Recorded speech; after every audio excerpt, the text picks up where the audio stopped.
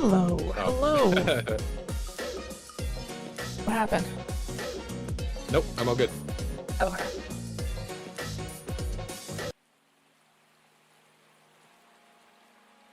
Alright, so this is the setup, at least for me. What do you got? What do you got cooking over there, Eris? Just you know, the tabletop simulator on the actual tabletop. Science has come so far. It could go further. I will make it go further. It'd be cool again. Like I said earlier, if you could sit across from me in the tabletop simulator, and there's probably a way to do it, but that would be very impressive. I have some ideas because in order to do my VTuber D&D idea, I'll need to figure that out. Oh, what's your VTuber D&D idea? Is it just that but with a D&D table? Yeah, it's basically all of the VTubers would have their like lore abilities, their canon lore abilities, and they'd go through a campaign as themselves.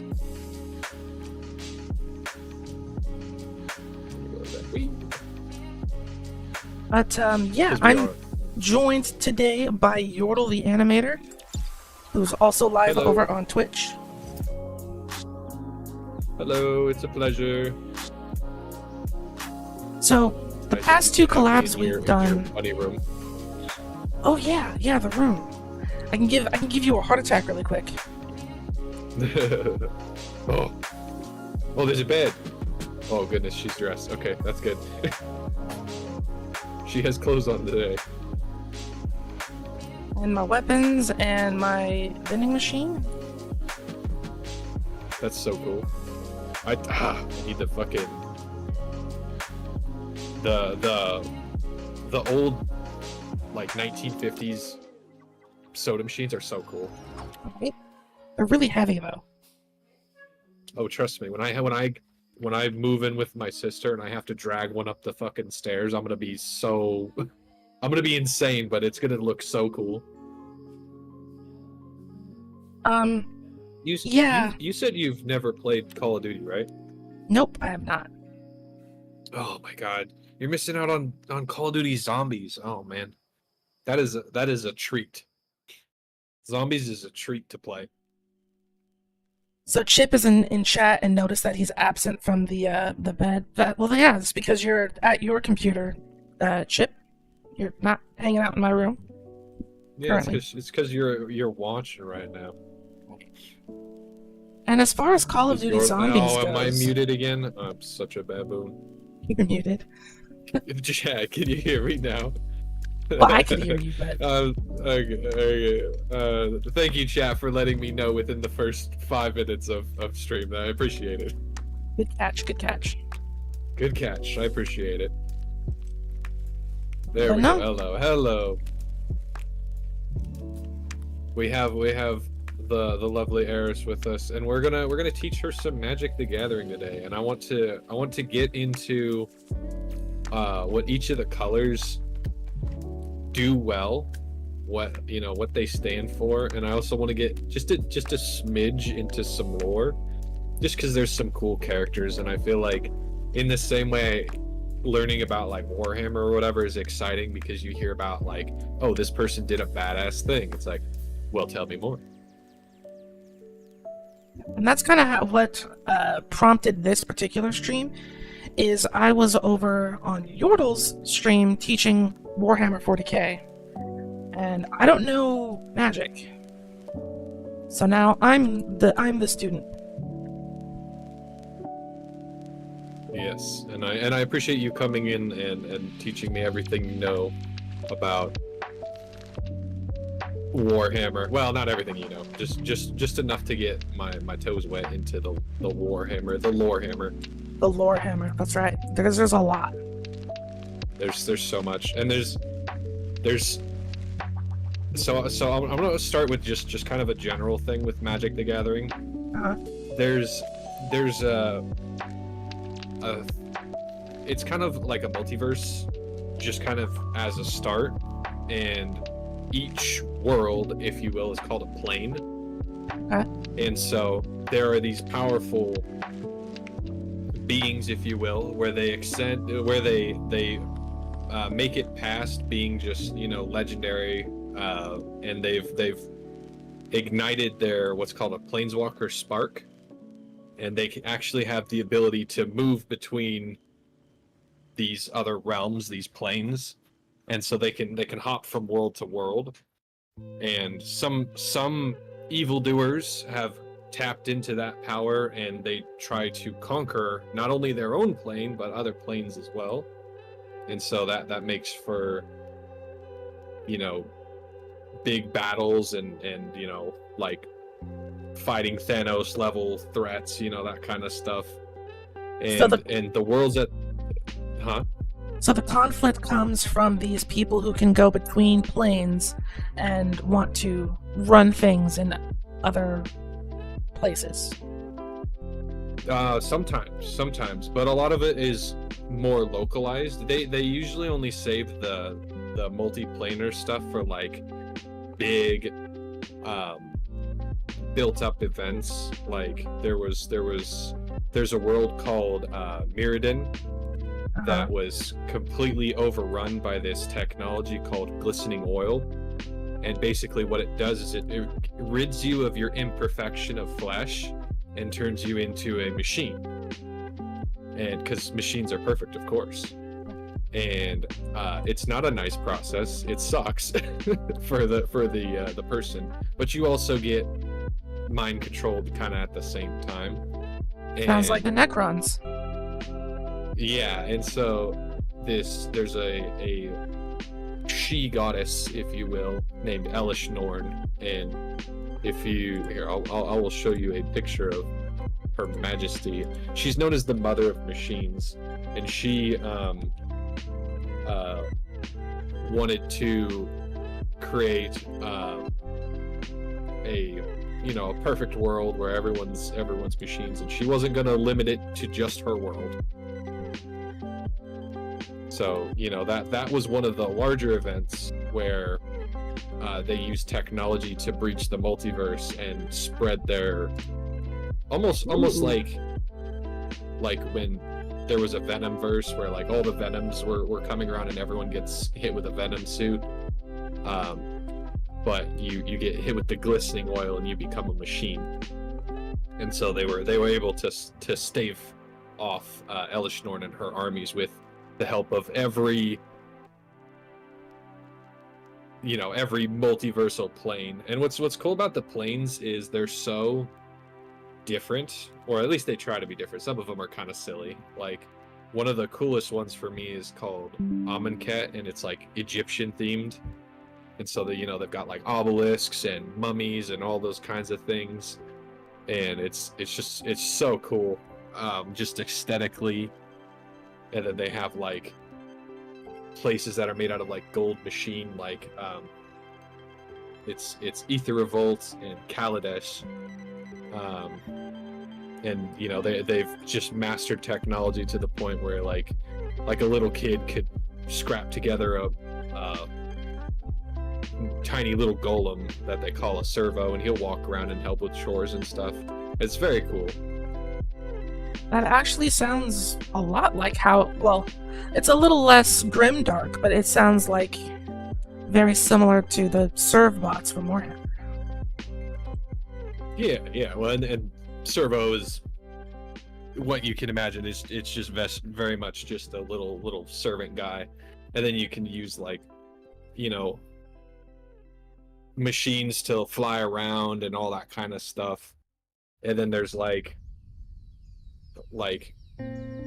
these pretty much revered as deities beings, like hey, there's Elish Norn. So this is the mother of robots. Mother of machines. That's right, Elish Norn, my absolute queen. And most people that have ever seen her add her to the Hear Me Out list. And absolutely would, 100%. And like there are people that are like revered as heroes, like Urza, and he was a master of, I don't think he was from Mirrodin, but he definitely was deeply connected to it, and he's revered as a hero, but he also completely wiped out a fucking plane. So So, is there a prevailing power that that allows the travel between the planes? So if you're a powerful enough being, you can do it on your own with your planeswalker spark. You can walk between worlds. But one of the main storylines was there's this evil deity who's a god. They call him the god pharaoh, actually, and he actually owned the Egyptian plane that I mentioned, and his name is Nicol Bolas, and Nicol Bolas is one of the coolest motherfuckers ever. And so he's a large dragon with horns, and I'll get you a picture of Nicol Bolas. And he wanted to rule the universe. Let's go with this one. And what's it called? But he needed what was called a planar bridge, and so his underling went through the multiverse, scrapping together technology, and eventually built a planar bridge. And also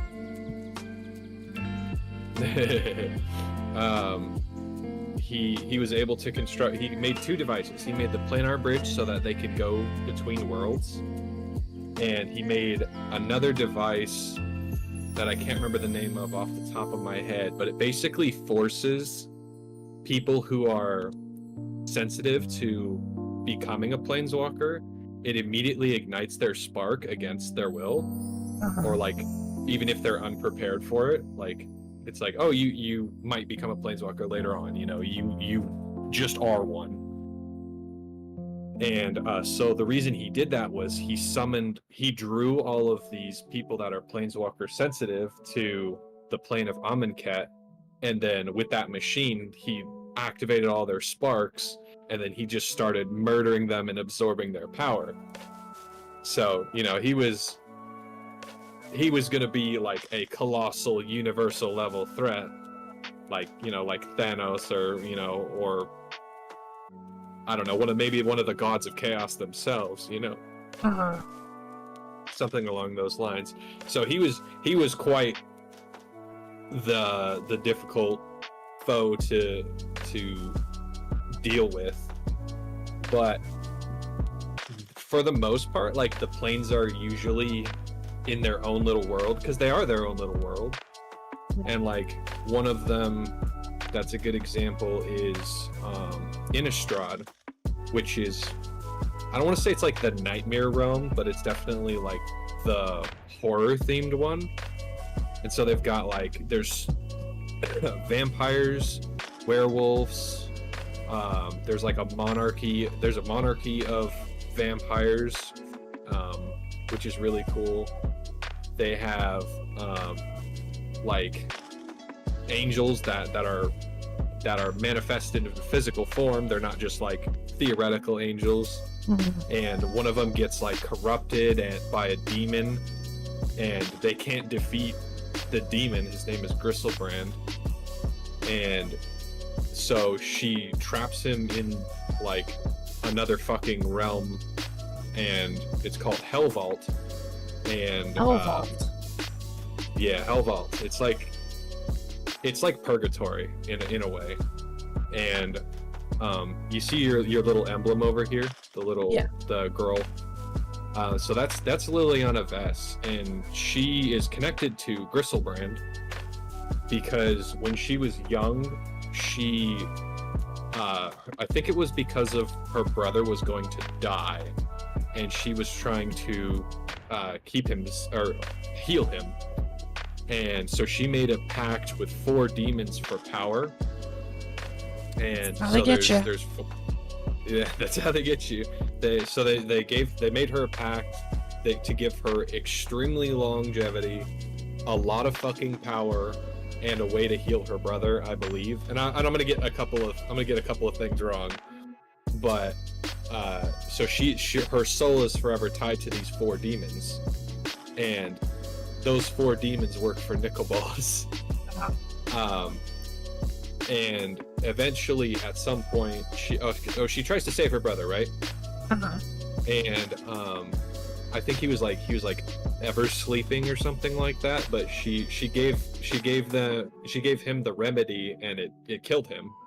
And so, but she had already made a deal with the demons, and so she was locked in forever, basically. And so she went from plane to plane and fucking killed all of them.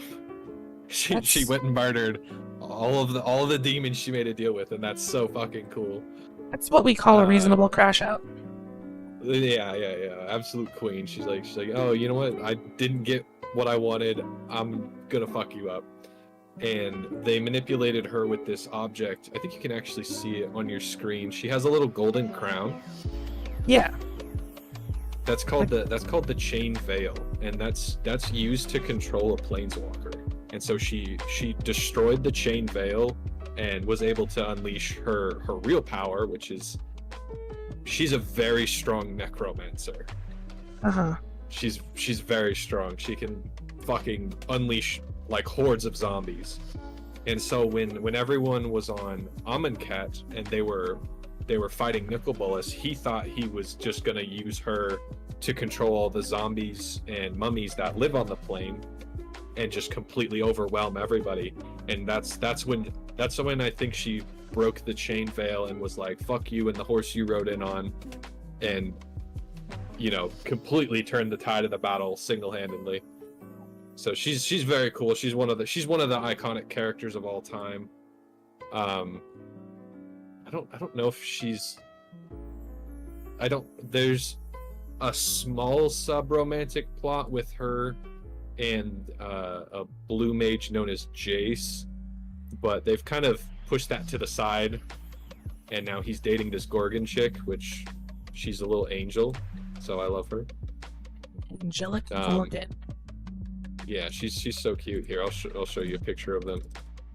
While you get that, I've turned down the music because my chat was saying that my background music was too loud. We should probably do an audio check. Like, everybody, check your levels. How's my audio? How's Eris's audio? And how is Yordle's EGM audio? So I've turned mine down.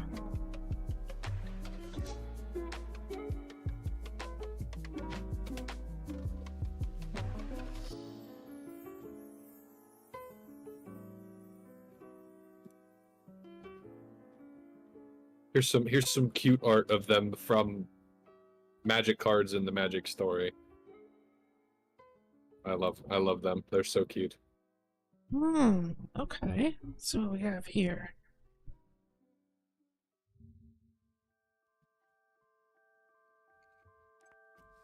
We're playing Tabletop Simulator. Yes, we are. We figured out that this was probably the best way for me to just quickly go over the basics of Magic and not have to worry about owning all the cards on a specific format, and then we can also just kind of do what we want with decks. And so I was able to put together some really basic like training wheels decks so that you can get a feel for like what each color is for. And I'll just kind of go into that now. Are you good with audio and everything? I don't see anyone in chat fussing.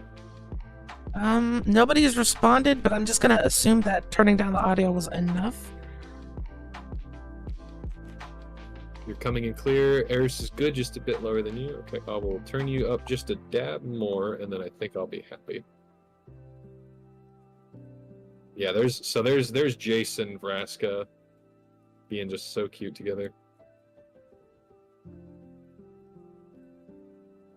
I'm going to assume that this pairing makes Liliana that her name? Yeah, Liliana. Relatively jealous. Not really. So the weird thing is and I don't know why it happened. I know, so Jace is what they call him, the mind sculptor on one of his cards. He can like change your memories or like fuck with your mind, but he's also just really powerful at magic in general. And I know at one point he either knocked unconscious or did something to mind control Liliana, and he did the bad thing to her. But oh no. I don't think she was magic. Like, I think she's magic, like, resistant. Like, I think in the story they put it in a way that's like he was gonna make that happen and she was kind of okay with it. And I'm like, okay, that's kind of fine, but I don't like that. so it's a little gross, and I don't care for that. And it's just like, you know, every once in a while you see like in the most recent story, there's like a little Pokemon thing that they have to carry around, and it's like, oh, look how cute him and Vraska, the Gorgon lady, is. It's like, oh, that's cute. Remember when he like sexually assaulted Liliana a while ago? It was only a little bit consensual. I don't know. It's just one of those things where it's like, yeah, I remember that one plot point, and then they just kind of didn't mention that again. It sounds like that trope where they don't like it at first, but then start to like it during the act. Yeah, I don't. I've watched that show before. I've seen those. I've seen that hentai. What do you mean? There's so many. Which one? Exactly. All of them. They do it every time. Flip that. Watched all of them. I watched all of them. All of them. Every single one. I've seen them all. I'm caught up on what's the fucking Hentai Haven? I'm caught up on Hentai Haven. I'm 100% caught up. It's not that hard to do, dude. actually. No, I don't. Well, they don't release anything. Anyway, they don't release enough. Anyway, so that's one of the, you know, there's a lot of planeswalkers. So those two are planeswalkers alongside Liliana. There's quite a few, and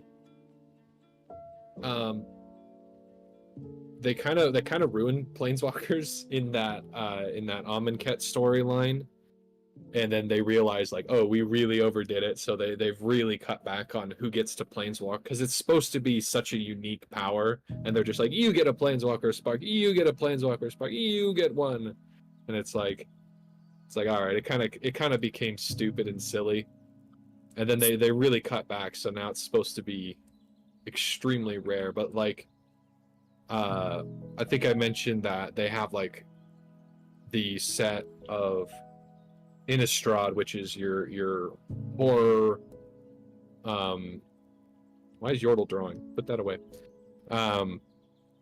With vampires and werewolves and those kinds of things. And then one of the big plots is that these beings from they call it, I don't know if it's through the breach. What was it called? Oh, from the Blind Eternities. So there's a realm called the Blind Eternities, which is like an area devoid of mana, but it's like got strange power of its own there. And these ancient, like, eldritch horrors, and the eldritch is the right word, come through, and they were once revered as gods, but they're like the kind of gods that would be like the old ones, where to worship them is to like kill everyone, you know, for them, those kinds of things. What type of deal? Yeah. So yeah, very, very Cthulhu-esque. And they have a very cool aesthetic, very alien, very tentacly, lots of little swarming little guys. And they had a very difficult time dealing with them, to the point where one of the planeswalkers, the grass girl, the elf that I have in front of my play zone, she put one of the Eldrazi gods in the moon. In the moon. Yeah, so she's forever locked in the moon, and I think she actually escapes at one point. And some people theorize that her locking the creature's name is Emrakul into the moon was intentional, so that she could escape again.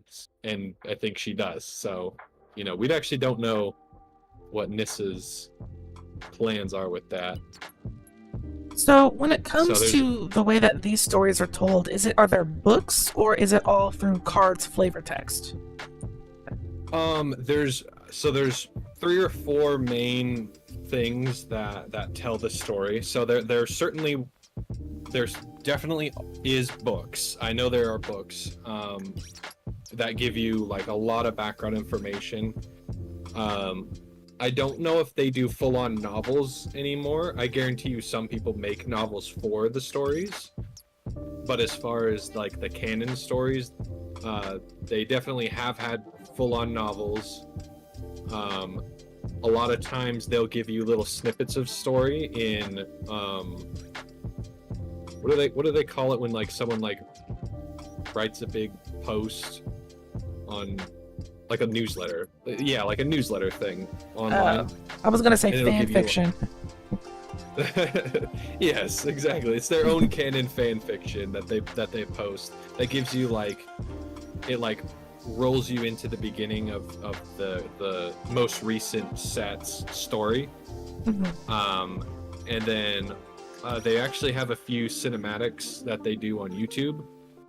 So like they'll get people excited, which it's really just a trailer for the set, but like they had a big cinematic thing for the Amonkhet story and the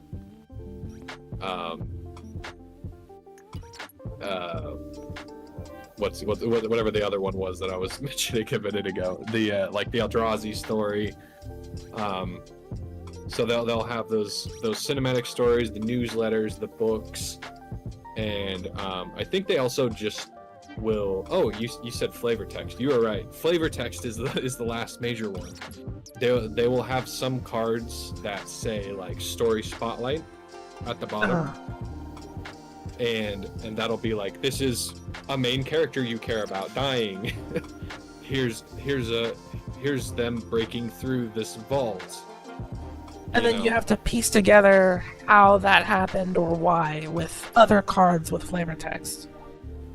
Yeah, but some cards with flavor text are just like for the vibe. Like, there are non-canon cards?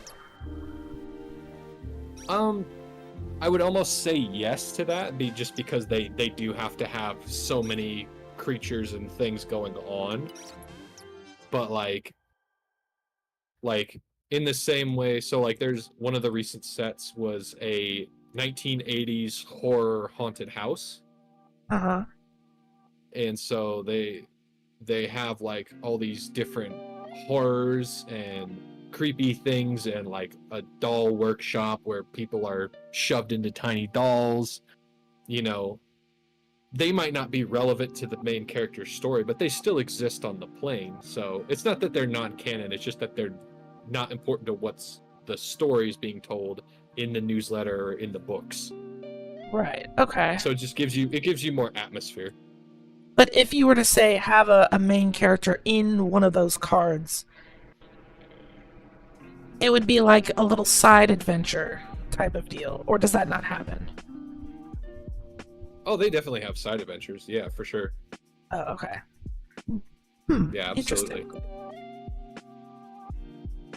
Because Yu-Gi-Oh has this sort of thing where, a knight will have a magic card and the magic card is a sword, and the effect is it'll give your monster or whatever more attack points.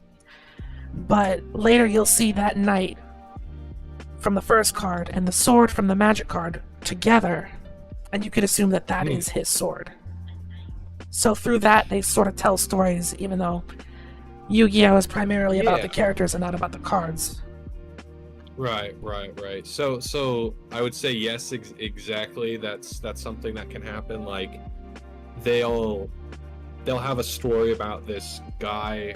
His name is Dakin Blackblade, and he I think he is a planeswalker technically, and he kills what's called an elder dragon, which is like, again, it's revered as like a god or like a deity. And the only way he could kill it is with his sword, and it's the black blade. And after he used it to defeat one, it was I think a Swamp King gets the sword, and then after that it's kind of broken and it needs to be reforged. And then, you know, that storyline was from early Magic, so that was like 20 years ago. And then just in the last couple of years, when they were fighting Nicol Bolas, one of the warriors, his name is Gideon, he's a planeswalker, he gets a reforged that sword. They reforged it for him to defeat Nicol Bolas, and I think he even I think he almost killed Nicol Bolas with it, and I think it broke actually, and then someone else was able to run Nicol Bolas through with a different weapon. But like, so that sword has its own flavor text, and it comes from a card in Magic that's 20 years old, you know, so they'll come back to really old stories, and it's really cool when they do. Or like, there'll be like, let's say you have a bunch of zombie cards, bunch of zombie creatures and zombie type effects.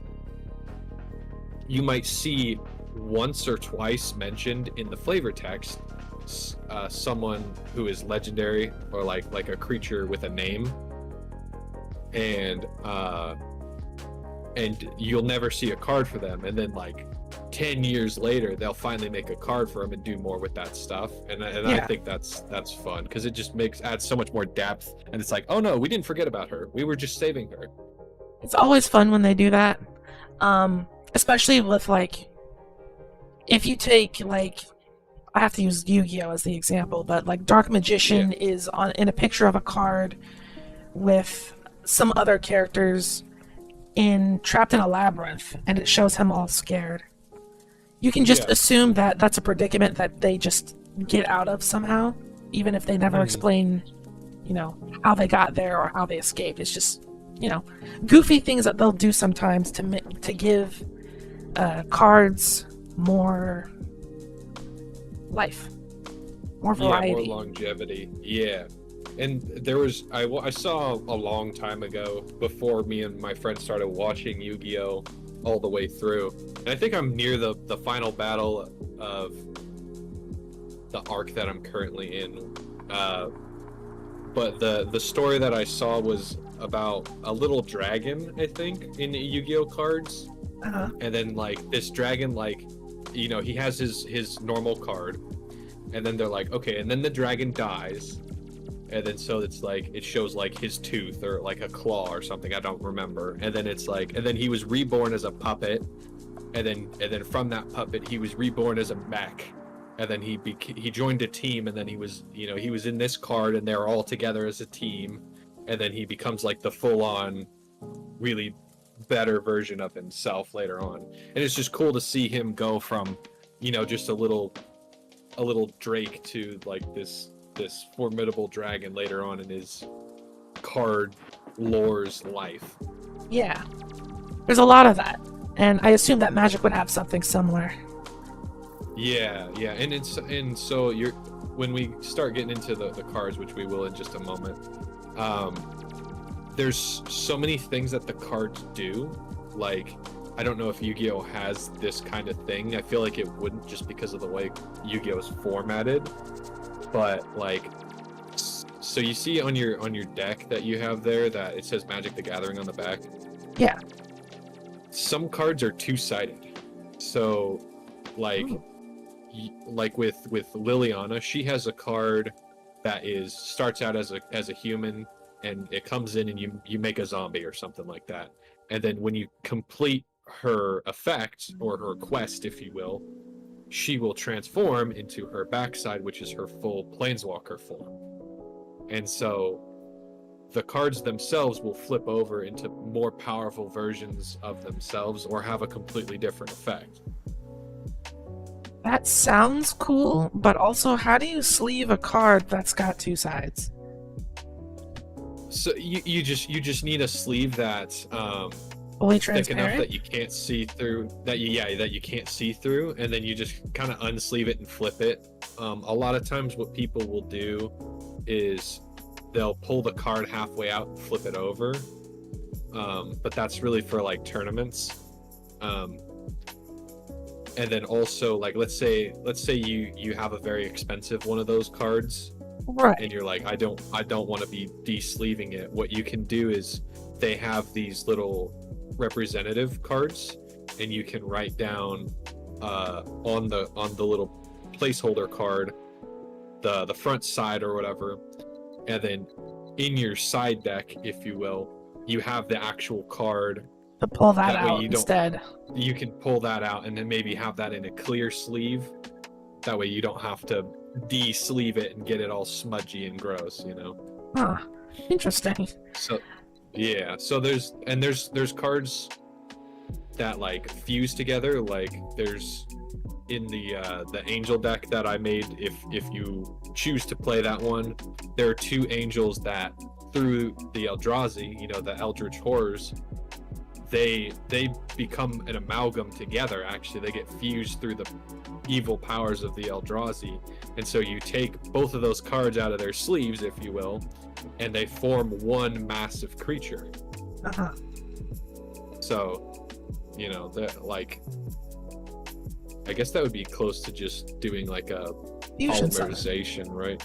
Yeah. Yeah, fusion summon, so something like that. But you have the actual cards, and you just flip them over, and they turn into the thing. Rather than having like, I think you would have 3 blue eyes, and then your blue eyes ultimate dragon in your side deck. You know, it'd be a Yeah. little bit different. So yeah, Yu-Gi-Oh has those, and they also have cards that will have 2 effect boxes. Hmm. But that I know of, there's no like double-sided card. That's the first I think I've ever heard of. What about cards that like flip over, like not like the back side of the card, but like you turn the card completely upside down and it has a different text? I want to say they do have those, and Because there are a few in Magic, and they're unanimously disliked. they are not fondly thought of. the ones that I'm thinking of would be like, they're incredibly niche and not particularly Yeah. good, so they would also not be very popular. Okay. Yeah, we don't like turning our cards upside down. That's weird. Yeah, it's, well, like one of the things is a couple of those cards are just straight up mean. There's one that's I'll try and explain it with Yu-Gi-Oh, because it's the best way to get you to understand it without getting into the cards quite yet. So you complete the effect on the first side, and then it turns over, and then essentially your opponent every time on any turn, their turn or your turn, the first thing they do, you just say no, and they put that thing in their graveyard. Oh. So like let's say you're like, I need to cast Swords of Revealing Light. That's the only, I know very few cards.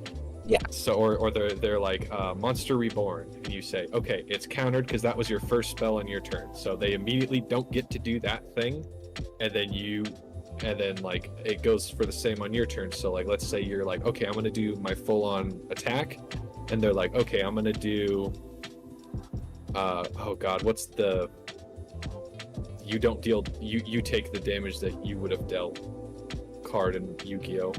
Something's magical cylinder. Sure, we'll go with that. And they're like, okay, in response to your combat, I'll prevent the damage you would deal and deal it back to you. It's like, okay, well that was the first spell you cast on my turn, so it's countered anyway. The fact that So it it's lasts just- for multiple turns is crazy. Like, that would be banned immediately. Yeah, so let's go ahead and get started with the cards so that we can have a visual for, oh, I grabbed one card. Oh my god. Give me the whole thing. Thank you. Let me grab my tokens. All right. So one of the biggest things, there are a few things that people in Yu-Gi-Oh complain about that they like that Magic has. Just in what I've seen. And one of the things is that Yu-Gi-Oh really only has one legitimate format. Like I think the fans have smaller formats or little fringe like rules that they like.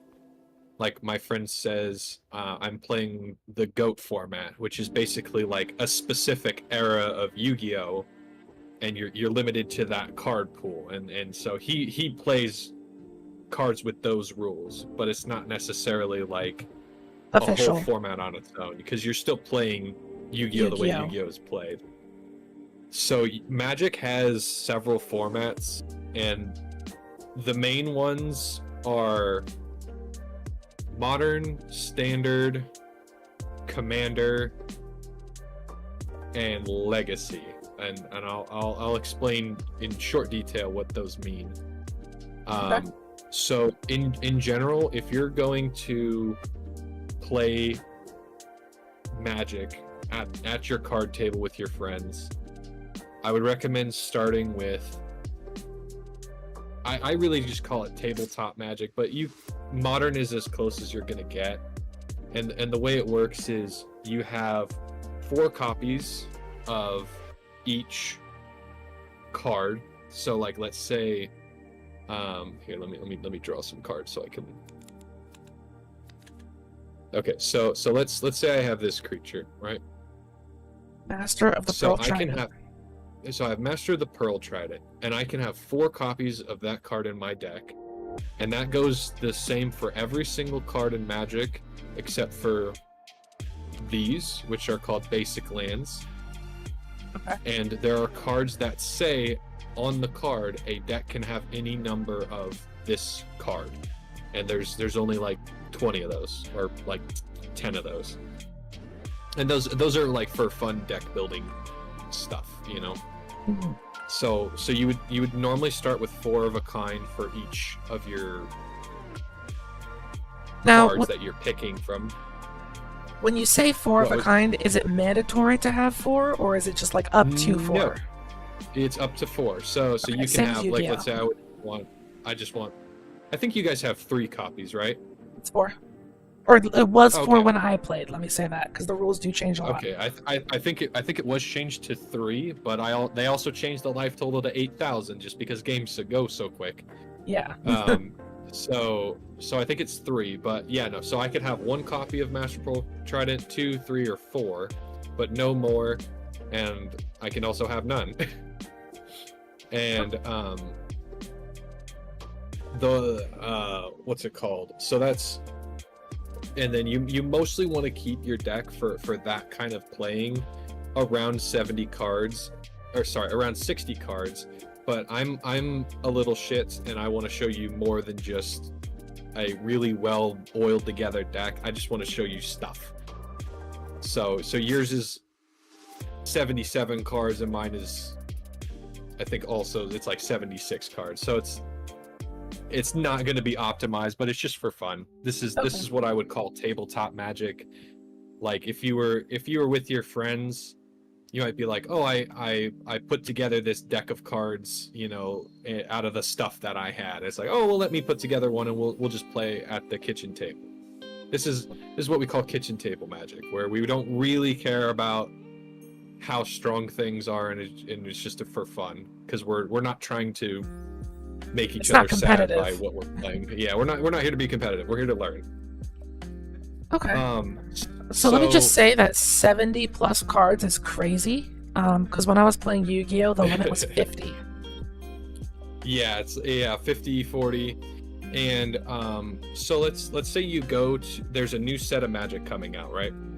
Or let's say you're excited about the new Final Fantasy Magic set, right? And you're like, I don't play Magic, but I like Final Fantasy. I want to go. There's what's called your local game store, which is a place where they sell Magic cards, Yu-Gi-Oh cards, whatever. They'll usually have events every time these card releases come out, and they usually have like a tournament where you can win packs if you win enough games. And just like in Yu-Gi-Oh, you know, the packs have a certain number of cards. There's always a rare, you know, and it's just good fun. But you're limited to the cards that came out in the set that you're there for. Right. So you would only have a 40 card deck. So that would that it keeps everyone's card pool similar, but it's also based on what you pull. So if you pull good stuff, you know, you get to play with the good stuff, and you get to see, you know, because like there might be a little kid there, and they might not be like, oh, I like all these zombies. And it's like, okay, well, you may not have enough to really make something out of that, but you know, that just comes with experience. And as you learn what goes with each other and those kinds of things. And the format that I like the most is what's called Commander, and we'll get into that later. But in its simplest form is, let's say I really like one legendary creature. So I would be like, I want to make a deck around this legendary creature, and that creature is your commander. So any legendary creature could be your commander, and some other cards can also be your commander if it says so. Like some of the planeswalkers, which you'll see are not creatures, they are their own thing, and it is just called a planeswalker. Some of them at the bottom of the card says this planeswalker can be your commander, and then so you can make your whole deck around them. Are any of the Final Fantasy cards commanders? So most of the cards that have a name, so like let's say, what did I tell you? Celeste. Yeah. So Celeste has a name.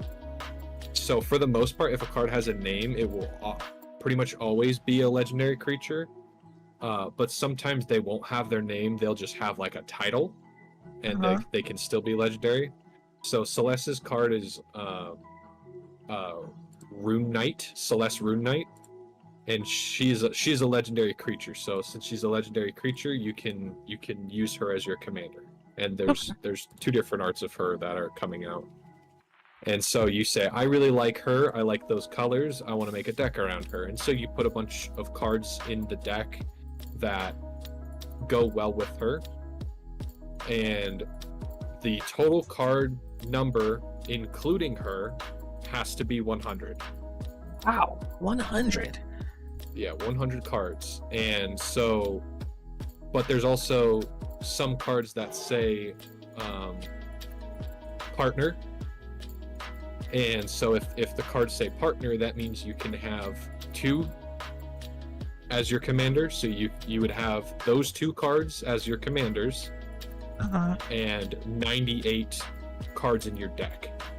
So it still comes out to 100. So no matter what, in Commander, you're playing with 100 cards total. Okay. And the most important thing is that in Commander, you always have access to your commander, which is important because you like the card, you want to play with it, you make your deck around her, them, whatever it is. So you always have access to it, and it's in a special zone called the command zone, and you can cast it from there as if it was in your hand. So when you're playing Commander, you when you start the game, you just pull them out of the deck immediately and put them first? Yeah, you usually have them like on top of the deck, and you just set it in like let's say this Merfolk token is my commander. I would have it set like right here. And then you know, my deck would be to my left or whatever, or to my right. Okay. So that's just where I would keep it.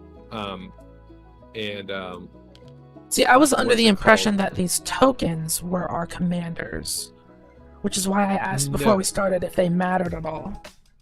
Yeah, no, this is just representative of, in Magic Arena, you can pick a little avatar as your just so you know, if you're playing online, people can recognize who you pick if you have someone fancy. I don't have anyone fancy. I think I just use Liliana. But you can buy like Elish Norn or Nicol Bolas or whatever with your points. They're not terribly relevant. The main thing is the life total.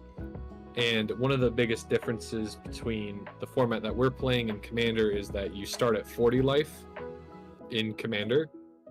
And we'll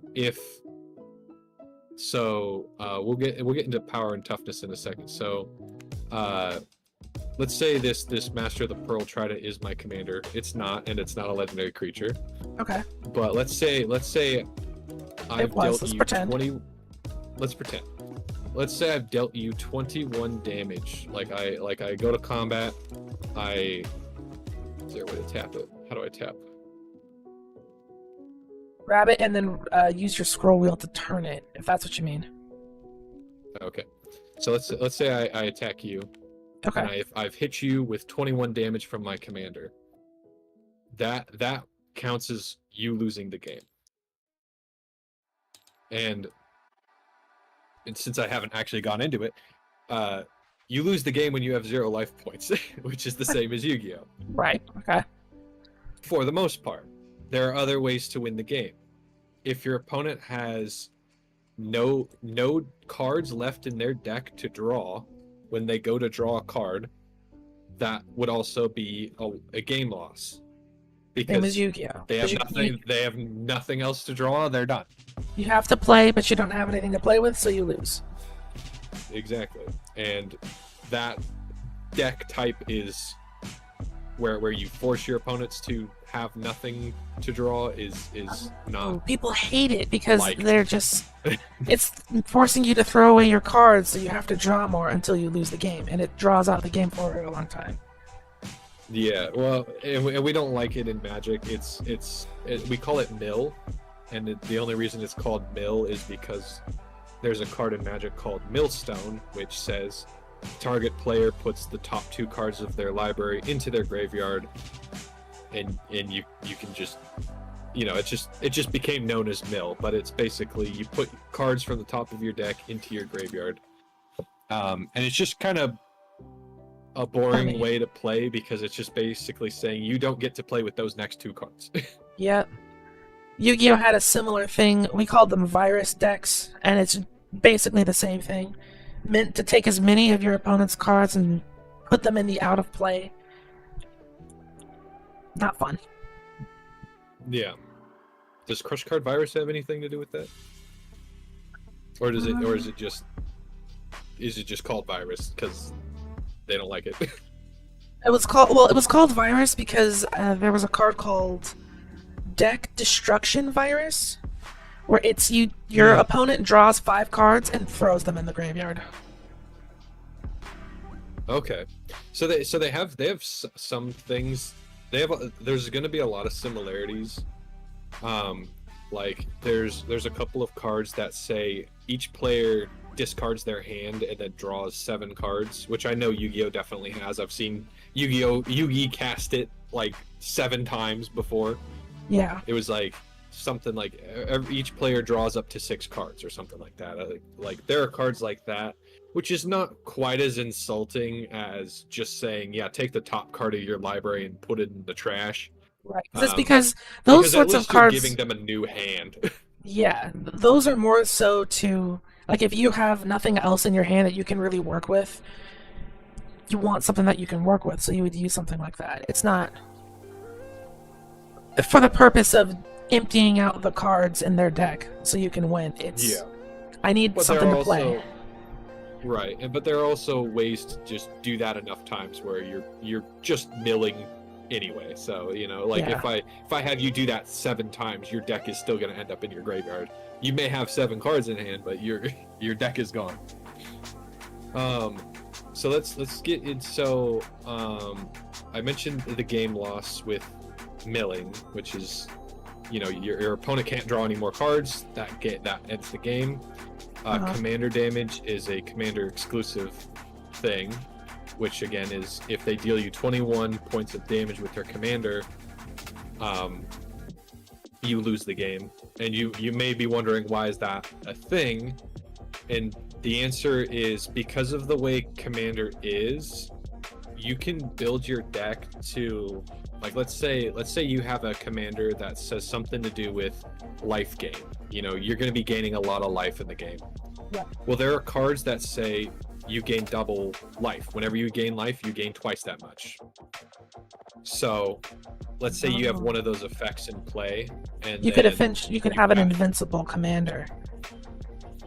Well, not your commander, but your life total. So instead of being at the 40 life that you start with, let me put it to 40 real quick.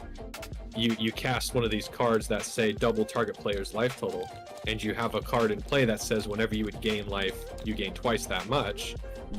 I'm gonna go from 40 to 80 to 160 in a single card. So for someone that only makes a couple of small creatures, that might be difficult to get through. But my commander, if I hit you enough times, it doesn't matter that you're at this obscene life total, you can still lose the game. So it just makes it so that you're not completely out of reach no matter what. That's smart. Yeah, and then the other main ways to win/lose the game is one called Infect, which people really don't like, and I also don't like it.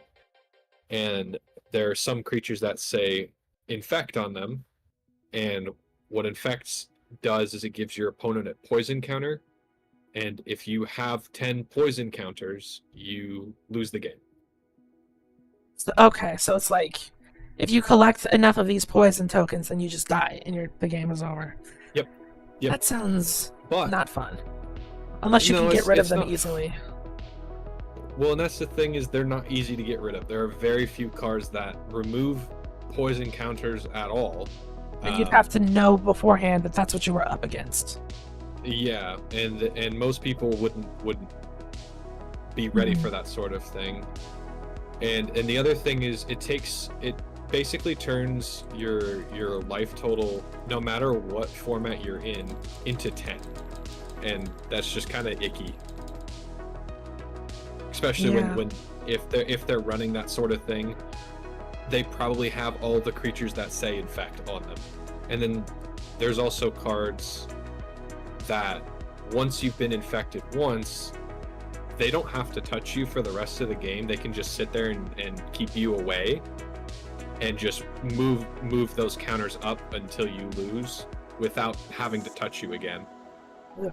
So it's just an annoying deck archetype. But you might run into it every once in a while, so you know you can just try to keep those things away from you. You can try and kill the creatures that have Infect, that kind of stuff. But the last way to win/lose the game is with an effect that says you win the game. Yep. Or your opponents lose the game. Exodia. So the Exodia effect. You're right there. And some of them are complicated and fun, and some of them are not terribly hard. There's one called Approach of the Second Sun, which is just you cast it from your hand, you gain 7, you put it 7 cards down in your library, so from the top 7, and then once you've cast it again, if you've cast a card from your hand called Approach to the Second Sun, you win the game. You cast it, put it down, and if you get to it a second time, you win. Yeah, so let's say you have a lot of draw power, you can get back to it really quickly. You can win the game very quickly, or there's a couple of ways for you to cast it, copy it, and then cast it again. And then because you've already cast the card, you win. That's one of the easiest ones.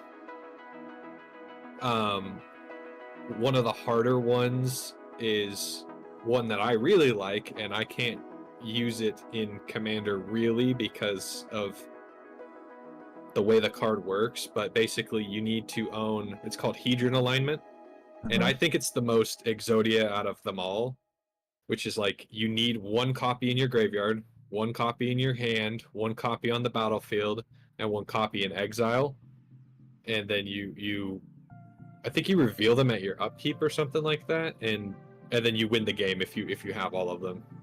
That sounds a lot more involved. Okay. Yeah, so you have to move them into zones. So let's get into the actual basics of how to play. So I want you to click the draw button until you have 7 cards in your hand. Okay.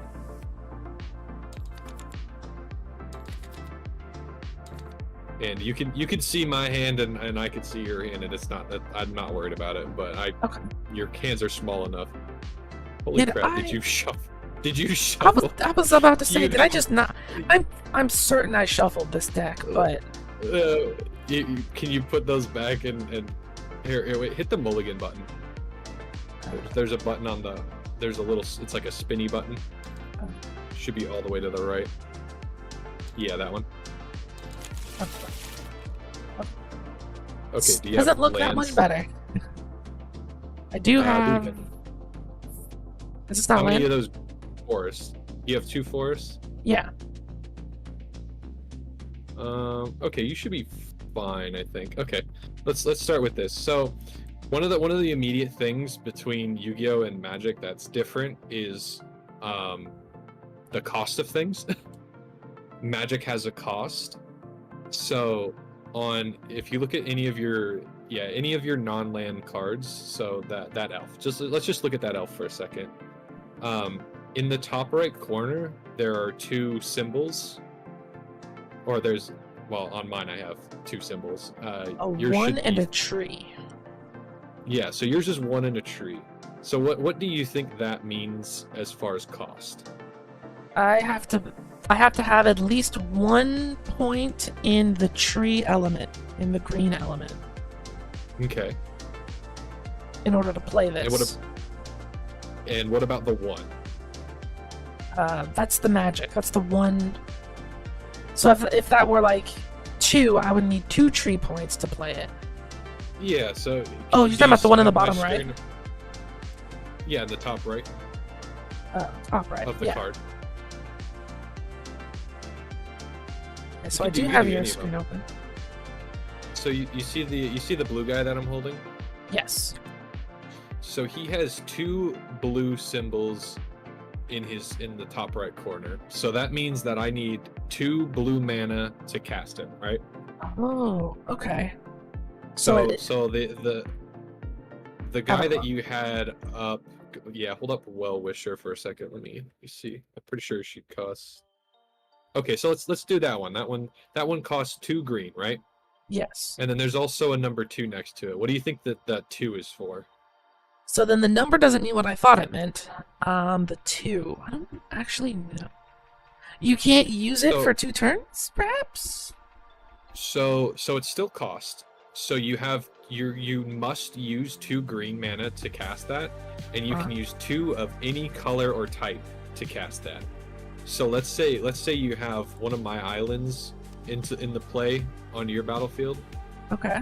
You can use that blue mana to pay for that 2, because we call it generic mana.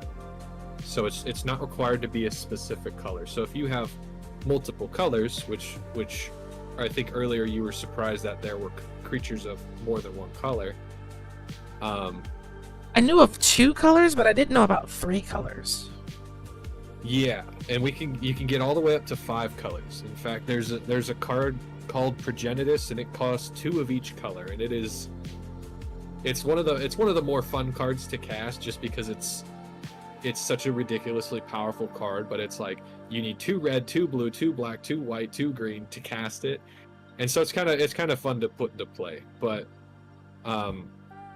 so you would, because you're running I gave you all green cards and all green lands.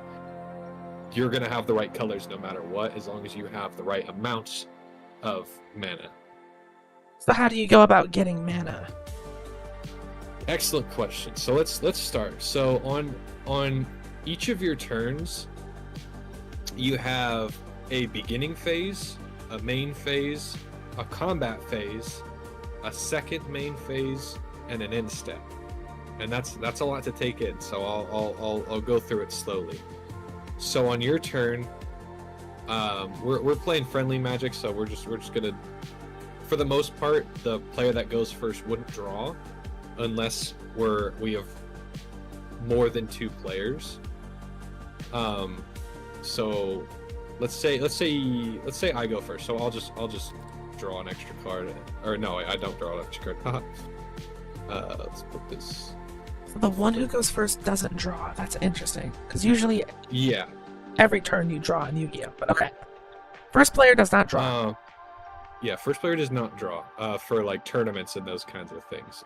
But so let's say I go. So in my beginning phase, I would untap, which means if I have any tapped permanents, they untap, and I'll explain what tapping is in a moment.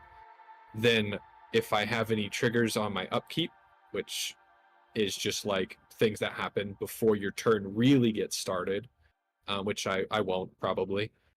And then you draw a card. That's the beginning phase. It's called untap, upkeep, and draw. And so that's when you would draw your card for turn. And then let's say, okay, so I don't get to draw because I'm going first.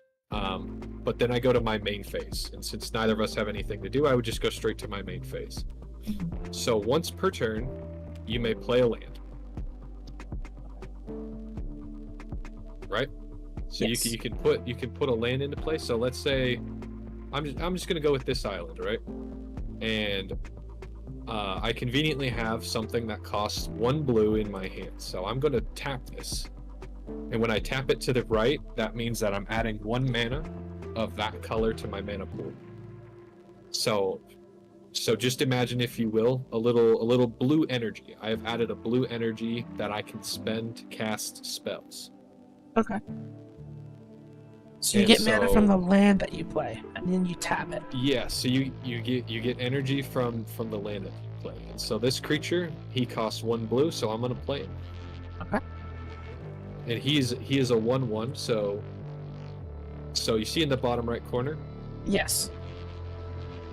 So that's his power and toughness. So what do you think that means? Yeah, what do you think that means? Let's start with that. So he's got 1, so he does 1 point of damage if attacks, and the toughness is 1 point of defense. So if he attacks something that I have, he would do 1 point to it. And if I attacked it, I would have to do at least 1 point to defeat it. Yes. So you're pretty close. One of the major differences I think that Yu-Gi-Oh has is you can attack monsters directly in Yu-Gi-Oh, and in Magic that's not the case. Oh. So in Magic, what I would do is I would attack you, the player, and your creatures can what's called block. So instead of having your creatures in defense mode, you would just not attack with them or not have them tapped, and they can usually block. And so, like, let's say I think let's put you had a green guy in your hand. Put that creature onto the battlefield for me real quick. Okay.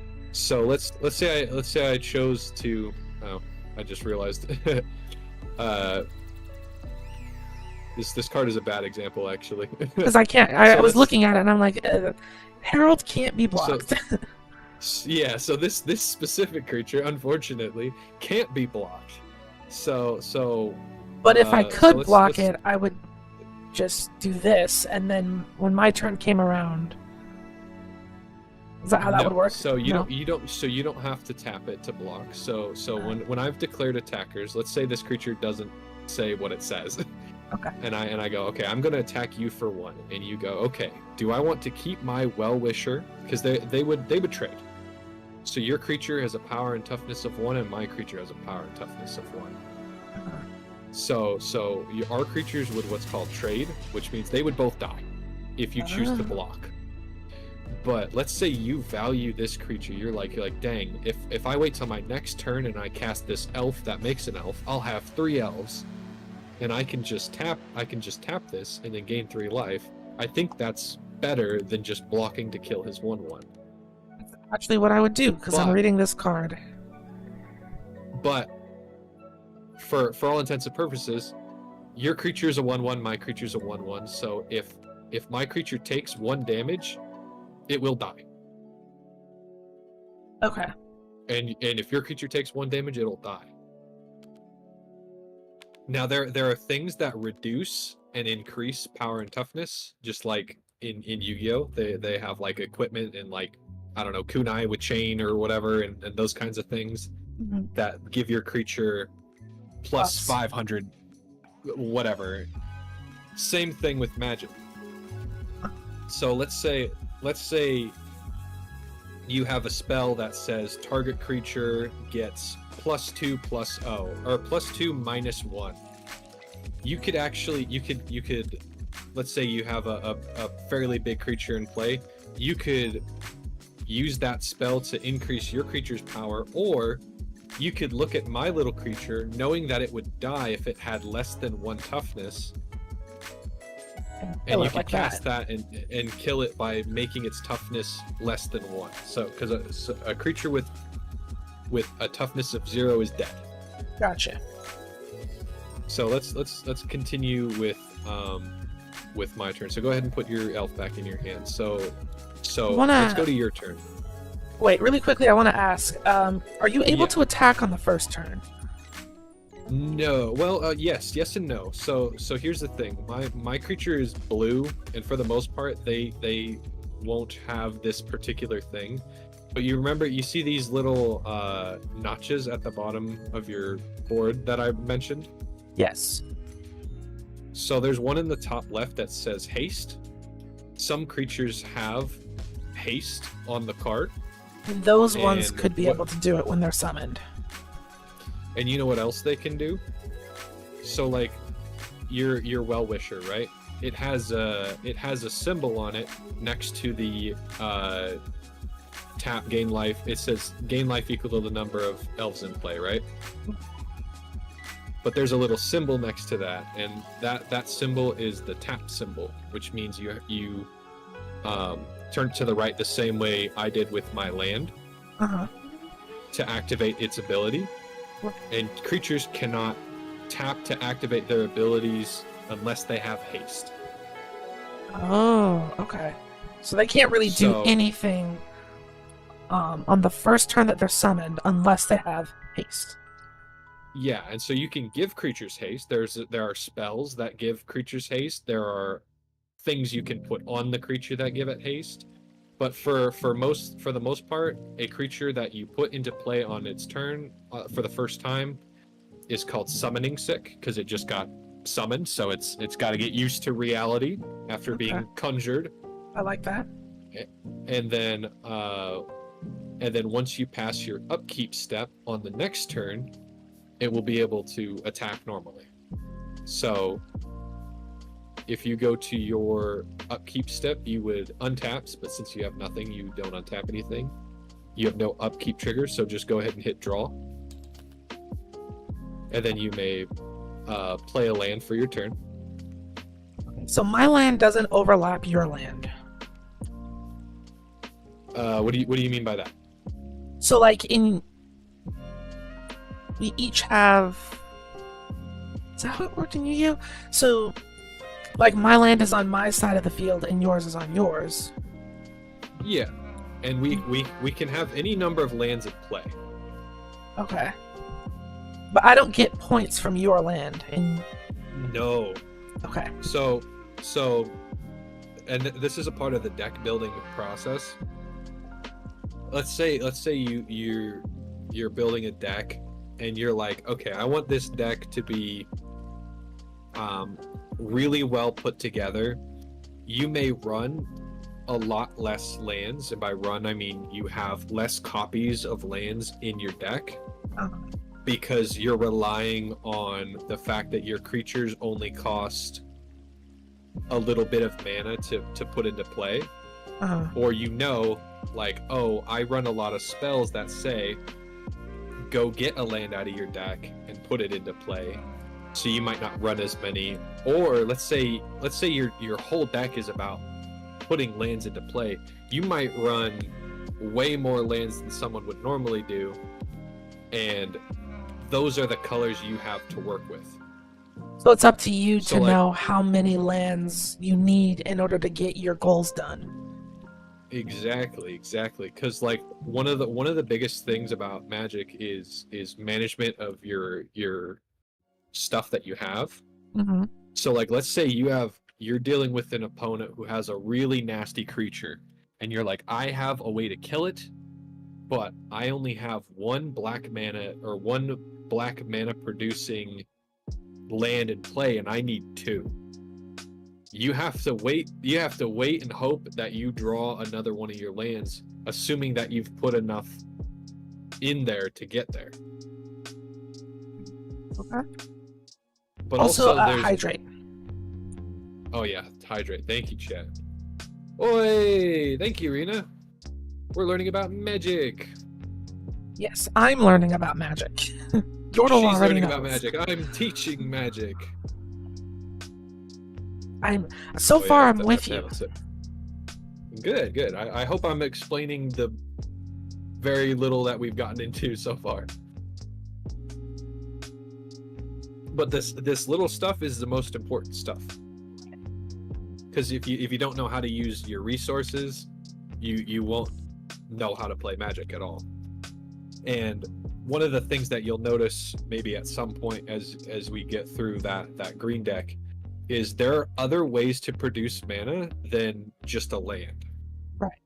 So like, since you're running green, and I want to get into what the decks are actually for. So green is usually like, I want to make a big fucking creature. Like, I want a Tyrannosaurus that will just, like, it doesn't even matter if you have blockers.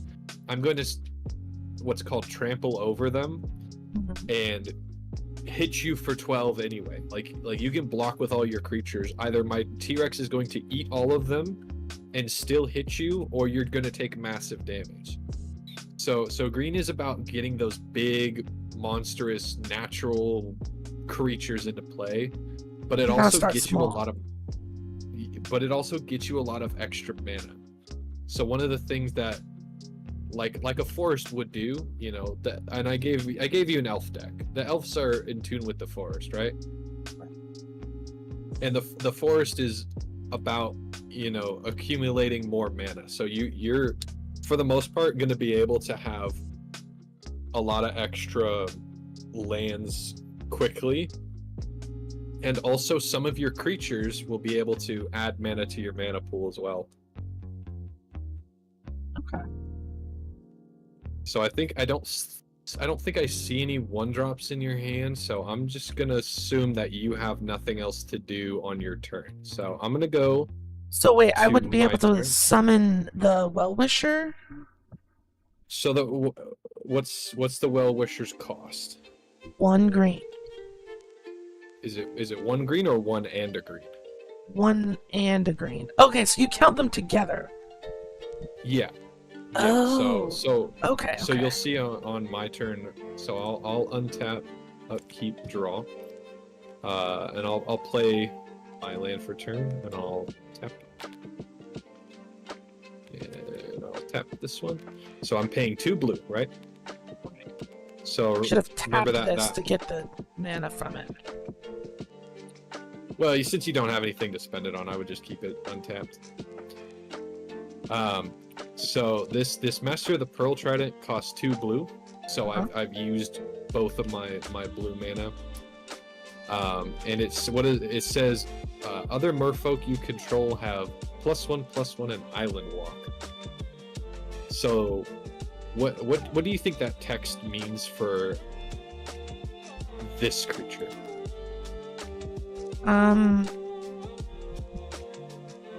Other creatures. So this creature doesn't really benefit from its own abilities. This creature is buffing your other creature to get +1/+1. So now it's a 2/2. Exactly. And whatever Exactly. Island Walk is, I don't know what Island Walk is, but I assume that it's like they can be off of their land, which is water. So what Island Walk is, which this is a bad example because it's redundant, but so if my Mist Cloaked Herald didn't have any text, it would say if the opponent I'm attacking controls an island, which I have islands, you do not, it cannot be blocked. Oh. So like, let's say you're also running blue. Let's say you have a blue. That means that I can go, I'm gonna attack you with this mist guy, and you won't be able to block it. But conveniently, this one already says you can't block it, so we wouldn't be able to block it. So that effect basically only gives you +1/+1. Yes, and so if I were to attack you with this creature, how much damage would you take? 2. Yes, because it gets +1/+1. Yeah, there you go. Okay. So that's something else I should ask is, do you keep mana after turns, or does it reset every turn? Excellent question. You're such a good student. I'm so proud of you. What an excellent question. So, remember when I said you have phases? Yes.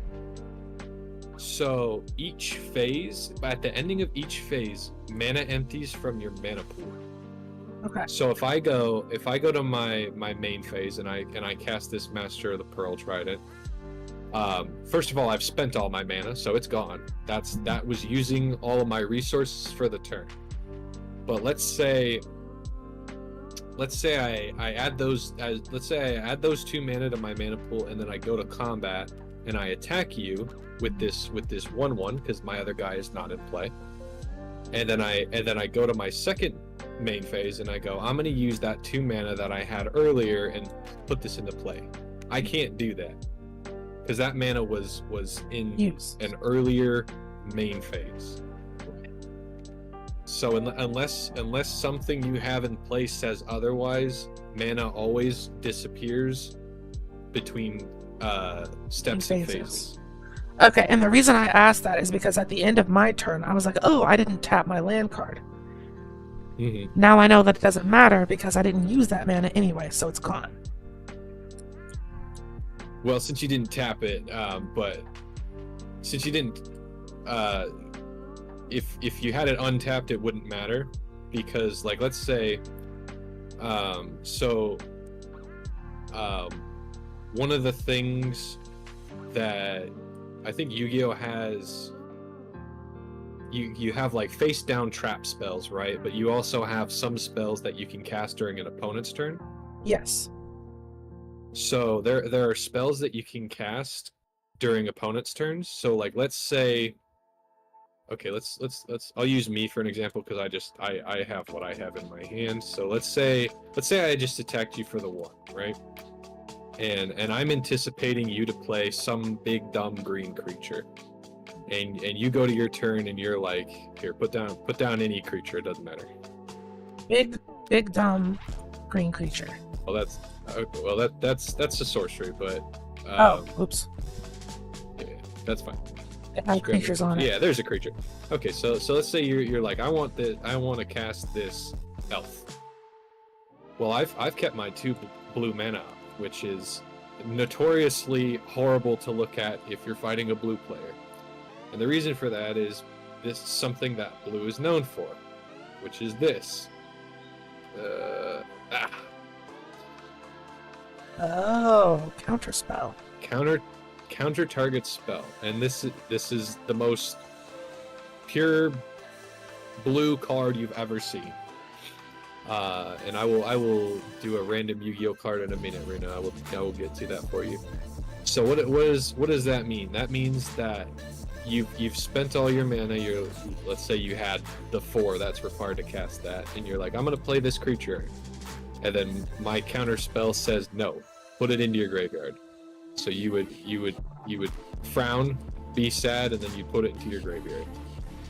So that's blue's way of dealing with a threat. Okay. Blue says, okay, you're gonna spend your resources, and I'm gonna spend my resources to tell you can't do that. But they're not always gonna have the ability to do that. So like in Yu-Gi-Oh, how this would have worked is like with the mana, you having the land card, you'd get a token, and the only way to get rid of that token is to either use it or have the card be destroyed. Which is why I was like, well, that's why I asked. That's what prompted me to ask what happens with mana between turns and phases and stuff. yeah, so you can imagine here. I think they have a little symbol over here. Where's the fucking stuff? Here, you have green. Oh, is it gonna freeze? Okay. Give me this dice. So, I'm gonna put this dice here. Mm-hmm.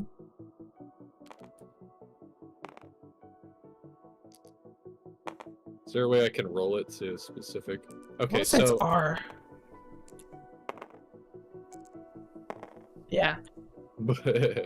so we're gonna use this dice for now so that you get the idea behind it, and you'll understand it very quickly. So go ahead and draw a card.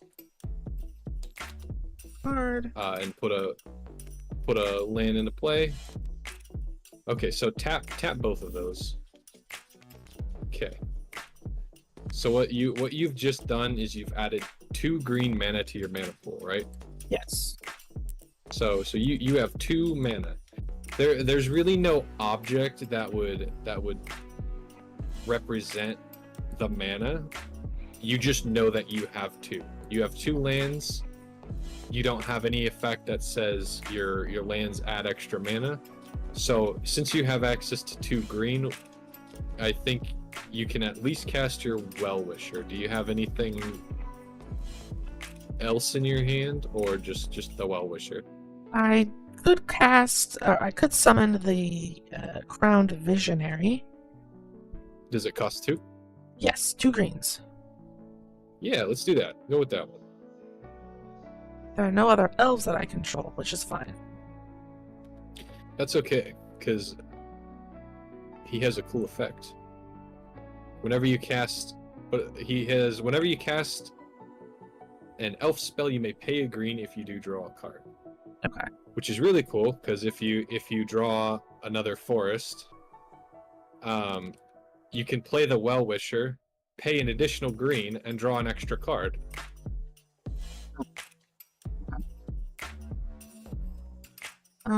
But that's all that I can do with my turn right now, so... Yeah, since he's summoning sick, so that's your turn. So I'll go to my turn. Okay, untap. Draw. Okay, awesome. I will go like this. So I'm gonna show you this card because this is a new thing from what Yu-Gi-Oh was used to. So this is an enchantment. Okay. So there are several different types of spells you can cast in Magic. Everything that's not a land is a spell. When it's in your hand, it's a spell. It's a card in your hand. And unless it's a land that's in your hand, obviously. And so like that card that I showed you earlier that says counter target spell. That means when you say, let's say you want to cast this, and you say, I want to cast Deep Root Pilgrimage. That's a spell. That overrun that you have in your hand, that's a spell. That all your creatures are spells. There are things called artifacts, which are, I like to think of them as like mechanical things. Enchantments are things that stay on the battlefield that continue to give you an effect every turn, or just in general. Then there are instants and sorceries, and then there are creatures. And so you all have, of it's a spell. Yeah, all of them are spells until they're on the battlefield. Okay. So when you say I want to cast this, and let's say I have the counter spell. So I say I'm going to counter target spell. Okay. What we are now looking at is called the stack. And that's basically whenever you cast a spell, you're asking your opponent a question. You say, I want to cast this Deep Root Pilgrimage. Do you have and you're anything to asking counter it? Do you have anything for it? Let's say I don't have a counter spell. Let's say I have let's say here's a good example. I tap this blue and I say, okay, I can't counter it, but I can activate this card in my hand's ability, which is for 1 blue, I may put it into my graveyard and I can draw a card. So I'll do that. So like let's say I cast this, okay, and you had your Well-Wisher in play, and it was not summoning sick. You could go, okay, well that resolves, but I'm gonna tap my Well-Wisher and gain 2 life because I have 2 elves. Okay. So basically, we call that passing priority, which is basically the active player asks the question, hey, I'm going to cast this spell. Do you have any responses? You it's say the order yes of or no. which effects get dealt with. Yeah, yeah. So, and then since you don't have anything, this would resolve, and it's no longer a spell. It just is an enchantment. Okay. Now, green is good at another thing besides big creature and big mana. It's good at getting rid of enchantments and artifacts. A lot of green creatures and green spells say destroy target enchantment, destroy target artifact. And that's because a lot of those effects are things that you need to get rid of so that you can big smash with big dinosaur, right? Right. So do you know Swords of Revealing Light, right? Yes. It stops your opponent for like 3 turns or something like that? Yes. Well, it blocks 3 attacks. Okay. So instead of that, there's a card in Magic that's called Ghostly Prison, which doesn't stop your opponents from attacking, but it says if your opponent wants to attack you, they must pay 2 mana for each creature that they want to attack you with. So let's say if I want to attack you with my Mist Man, if you have a Ghostly Prison in play, I have to pay 2 mana. Well, that might be irritating. And let's say you're big green deck and you have 40 elves in play and they're all 1/1s. It's like, well, I can kill him if I could attack with all my creatures. But I do have a card that says destroy target enchantment, so I'll get that out of my way so I can win the game. Gotcha. So that's what are enchantments. But this particular enchantment says that it would create a token with hexproof. That's something that's like specific on the card. Yes. So let's pull up the token. It's this one right here. So let's say I attack you with the Mistwalker. So you would take 1 damage. Okay. And then I tapped my right, is that this one? Yeah. So whenever 1 or more non-token merfolk become tapped, I make a blue merfolk. So what do you think a token is? Just like a nameless creature? So a token is a representation of an object in game. And so you see, I gave you a small stack of these things. So these things are all tokens. So see how it says token artifact food? Yes. Or on this elf, it says token creature elf warrior? Yes. So that's just a representation of an object in the game. That is not something that it's not a spell. So like this Mistwalker Herald was a spell,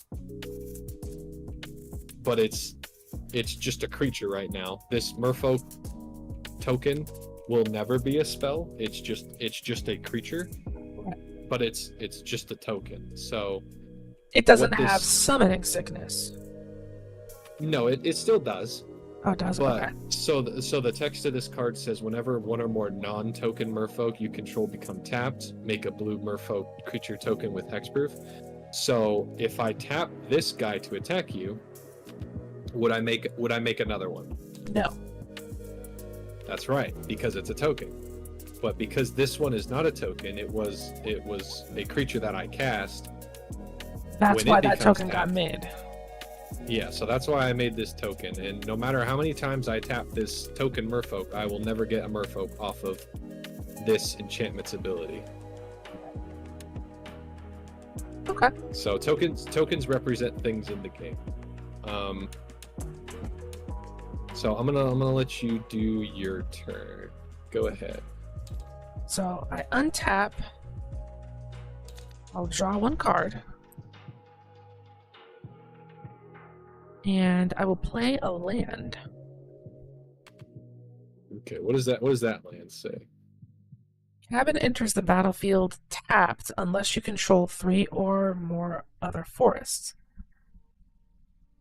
Okay, so When- so that one would come in tapped. Okay, which means I don't get a mana off of it? Yeah, no, so it'll untap with your other stuff on your next turn. But let's say you had another forest, it would have come in untapped so you could use it, and you would get this food token, Okay. which is it's an artifact. We've mentioned artifacts. And this you can pay, I think it's 2 mana. Yeah, 2 mana. Put it into your graveyard and gain 3 get life. 3 So life. yeah, so if you met the requirements, you would have gotten that, but since you're short of forest, you didn't get one. Okay.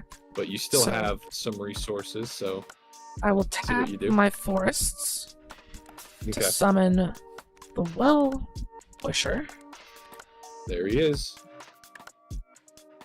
And now he's got +1/+1. So now you have an option. So this guy can attack, right? Would you try to attack me with him, knowing that he's also a 1/1 and my merfolk token is a 1/1? Or is he too important and you want to keep him up? He's too important. I would instead use the Well Wisher that's a 2/2 now because of this one's effect. Right, but he has summoning sickness, so he has to sit there. Oh, that's right. That's right. So I can't do that. I would not attack. Okay, so that's all of your stuff. Yes. So I'll go.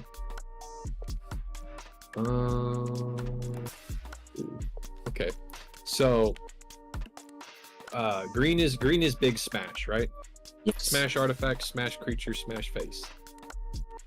Blue is really about counter magic. So if a spell is on the stack, you would say no if you have the right stuff with a counter spell. But it also has the best ability to draw in the game. I just want one more item, please. Thank you. So I'm gonna cast Divination, which is Pot of Greed. Draw 2 cards. Okay. Boop boop. Nice. You'll love to see it. And then I'm going to. Oh, that goes in my graveyard. Yordle's And kicking my then I'm buns, gonna- chat. I'm what? You're kicking my buns. I got 16 life I'm to your kick- 20, and you've got 3 I know. monsters on the field. I know. I'm gonna do it again too. Boop. So I'm gonna attack you for 1 that you cannot block. So take 1. Alright. And then I'll pass the turn. So I'll untap. And one of the things that you'll probably notice is that we're on turn 4, I would say, and the game hasn't ended, which is completely different than playing Yu-Gi-Oh. So the version of Yu-Gi-Oh that I played didn't actually have like really fast games. You're not at the part where I played like the peak of when I was playing Yu-Gi-Oh, but it was 8,000 life points, but there was actually a limit to how many actions you could take per turn. So it wasn't all of this play a card, use its effect to go through your deck, and then get another card that had an effect to play a card from your hand. None of that. Like games so would that take sounds at like a least more 5 or 6 reasonable version. turns. Yeah. It sounds like you were closer to the kind of format that my friend plays. I'm going to so this effect is when it enters the battlefield untapped, but it's already on the field, so I can't use this ability now. Yeah. So, but it still acts as a regular green mana I can get from still? Okay. So even though it's not a well, actually this one in particular is a forest, which is funny, but there are a lot of lands that are not forests, plains, islands, swamps, or mountains that produce one or a different color. Some of them make a colorless mana. Some of them you get to choose between two different colors, and sometimes it'll be like, oh, you can make a green mana or a blue mana, but you take 1 damage. And the only reason they have that is because having the correct colors of mana is strong. So a lot of them have drawbacks, because back when Magic was first made, they made a set of lands that were 2-colored lands with no drawbacks, and they are now the most expensive lands you could buy. So you understand why. That's incredibly useful. Yeah, they're incredibly useful. So in what that are you case, gonna do with your mana? I'm going to tap.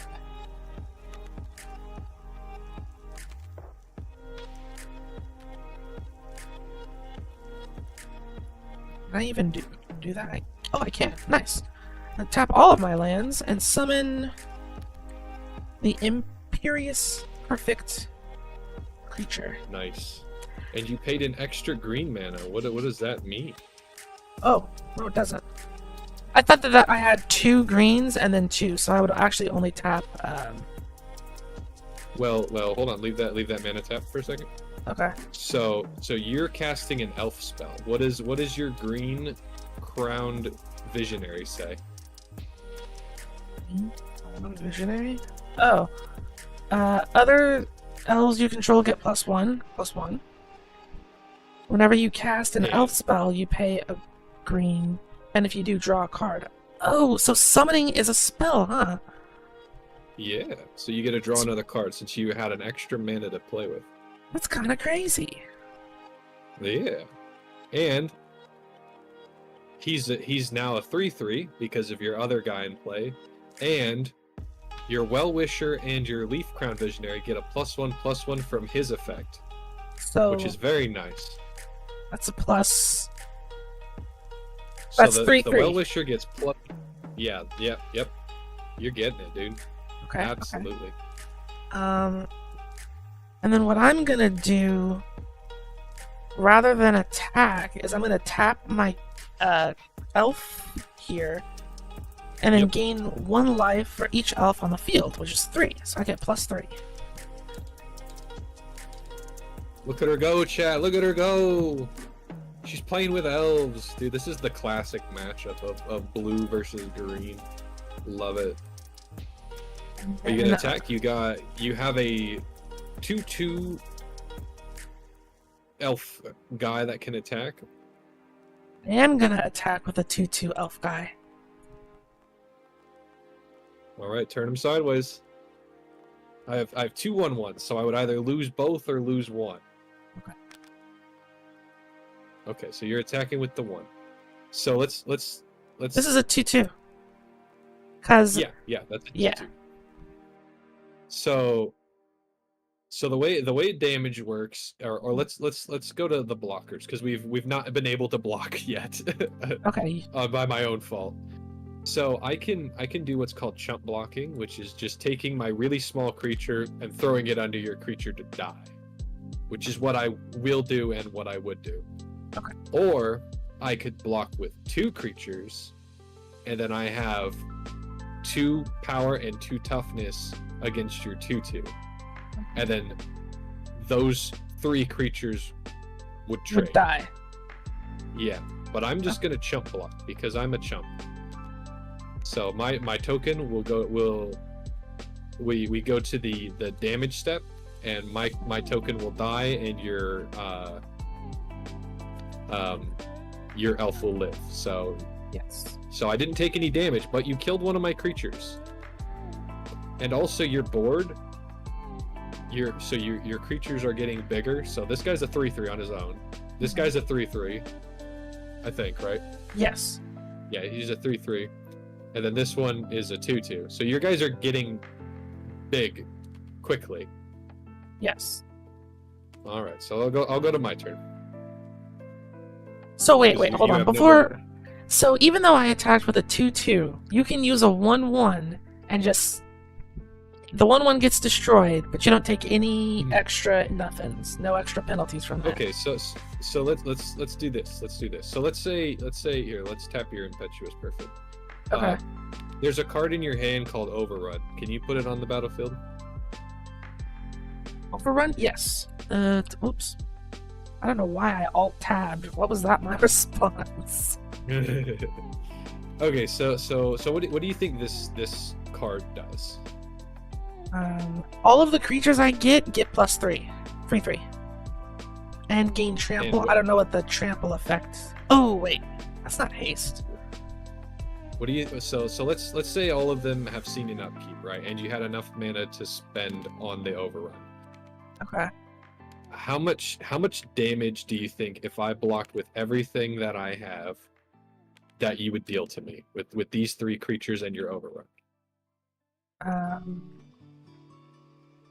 And I want you to think about what trample might be. That's a tough one. This is already a 3/3, so this would be a 6/6. This would be a 5/5, and this would be a 6/6. So 9.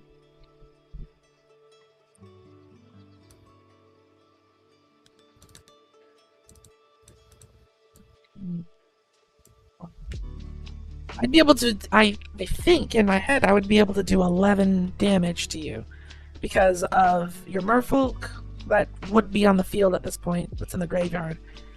So you have 3/1/1, so just 3 from 15.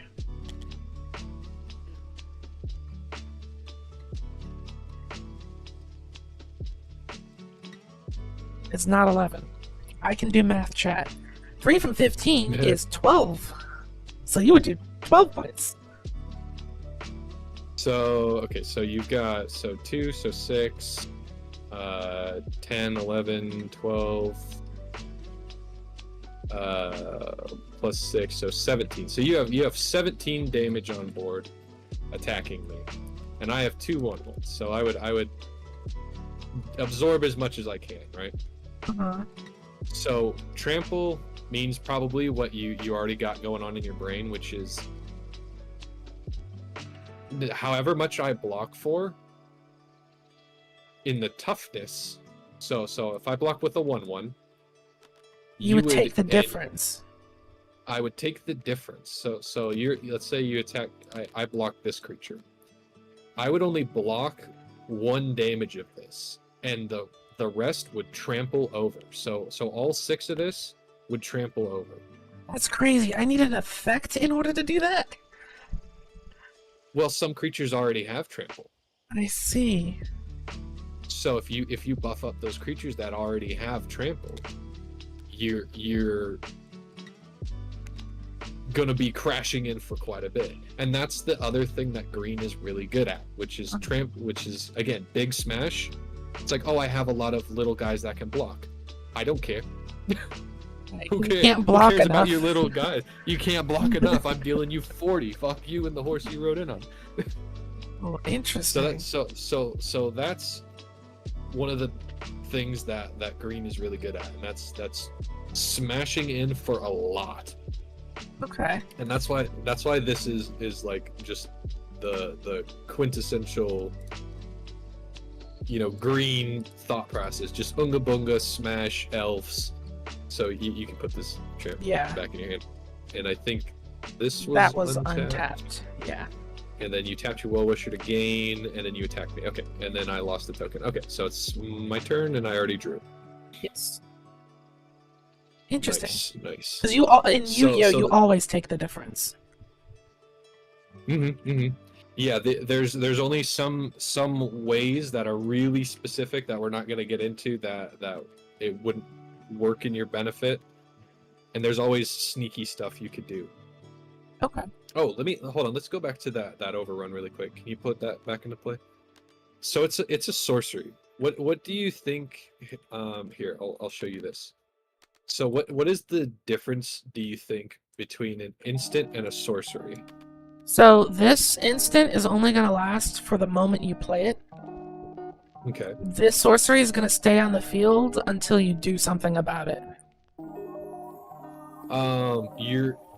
You're not terribly you're not terribly wrong. So these are both spells, and they will always stay spells. Yes. And what I mean by that is, you see how my enchantment is in play? Yes. It's on the battlefield. Well, enchantments stay. Yeah, so once you cast an instant or sorcery, you ask the question, opponent, do you have anything to respond to this with? And let's say they don't. So your spell resolves. So you cast Overrun. So your spell would go to the graveyard. And what does Overrun say? It says creatures you control get +3/+3 and gain trample until the end of turn. Oh, okay. Okay. So these specifies. 3 creatures have that effect until that card says otherwise. So it says end of turn. So until the end of your turn, that's when you have that effect. So you can put that back in your hand. Okay. And the difference between an instant and a sorcery is instants are something you can cast not at any time, but you can cast them on your opponent's turn. And sorcery, it has to be my turn. Or it does not have to be your turn. It doesn't? No. So sorceries have to be during either your main phase or your second main phase. So you can't say untap, upkeep, cast, overrun, then draw. But you can what's it called? Once you've drawn, you can go to your first main phase, cast overrun, move to combat, and then attack with all your creatures. But you can't, like, let's say you attack with all your creatures, right? No overrun. And you try to go, okay, before you block with your creatures, I'm gonna cast overrun. You can't do that. But there's an instant version that's a little bit different than overrun that has a similar effect. That's an instant that you could go, okay. Then you would be able to do that. Speed version, I'm gonna give all my creatures trample and plus whatever. Okay. So that's the main difference between instants and sorceries. Okay, I get that. So it's about when you can use them. So let's see what. Okay, I have a cool spell. I'm gonna cast this guy. He's kind of similar to one of your guys that you have. Okay. So what he says is, whenever Merfolk deals combat damage to a player, I can draw a card. So in the same way yours says whenever you cast an elf spell, you can pay a green if you do draw a card. Mine means that I have to deal combat damage to you. So I'm going to go to combat. I don't see any mana up, so I'm just going to assume I'm good. And I'm going to attack you for 1. I will get that Merfolk because he was tapped. Wait. I should be able to block, right? Well, this specific Merfolk can't be blocked. Oh, you attack with that one. Okay, right. Sorry. Gotcha. Yeah, just him. So I take 1. So you take 1, and then since a Merfolk dealt damage to you, I will draw a card. Very cool. That's a cool card to draw. And that's it. That's all I got. I'm just drawing an extra card. Okay. So now it's your turn. You untap. See if she gets another forest. Because if you get another forest, you can actually cast that overrun and beat my fucking head in. I cannot. Okay. I get another forest.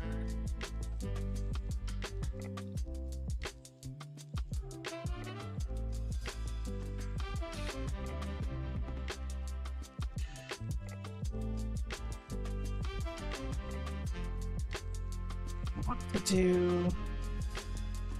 What the fuck? We'll tap. you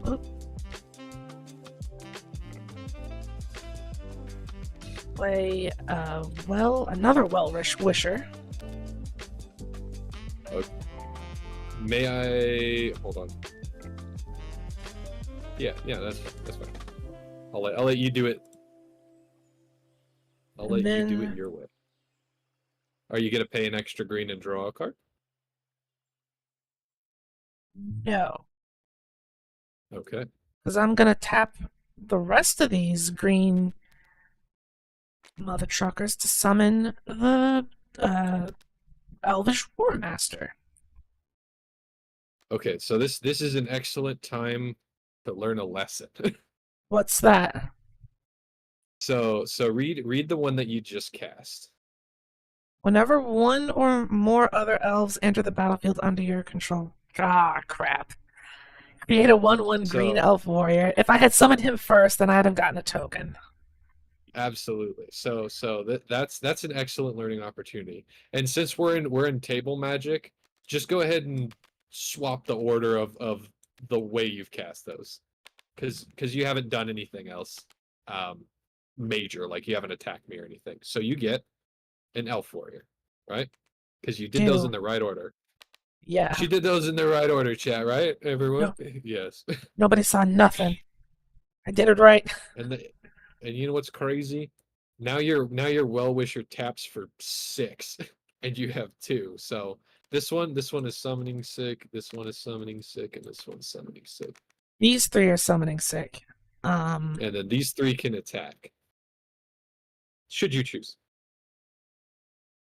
So very cool. So I'm gonna do a classic move. So you've cast those spells. So let's say this I'll teach you a little bit more about what the stack is. So you cast your Well-Wisher, right? After casting this guy. Yes. So this creation of the token is a triggered ability. So anytime a card says when, so this says whenever one or more elves enter the battlefield. That's a triggered ability. An activated ability is your Well-Wisher. So see that colon next to the tap symbol? Yes. Your impetuous perfect also has one. So you would pay a green, tap him, and then activate that ability. So that's an activated ability. So activated abilities and triggered abilities both use the stack the same way a spell does. So if you cast that and you say, okay, I'm gonna make an elf warrior, and I go, okay, well, before you make an elf warrior, I'm gonna tap this blue, which I did, and I'm gonna put this spell on the stack. Okay. So before you make that elf warrior, the stack has to be cleared. Yes. So what that card says is it's an instant, so I can play it on your turn or my turn. And it says draw 3 cards and put 2 cards from your hand and put them on top of my library. So I'm going to do that. 1, 2, 3. Okay. That's a mean card, so I'll put that back. And I'll put this one back. Okay. So now that my spell has resolved, it's an instant, not an enchantment. So it goes into my graveyard as part of its resolution. And then you get your elf. Okay. So even activating abilities or triggering abilities asks your opponent the question, do you have a response? And for the most part, as long as they're not like, they're not usually going to jump in front of that, and you can usually just keep going. But that was just I figured I'd talk about triggered abilities and activated abilities while we were there. Okay. So now that you have your 6 elves in play and 3 can attack, what are you going to do? Are you going to go to combat and attack? Well, first I'm actually going 6? to. Yeah, I'm gaining 6. Oh, you know what? Here's a good point. I'm gonna teach you another lesson. Okay. Let's leave that untapped for me. Okay. Because this is also something that you'll learn.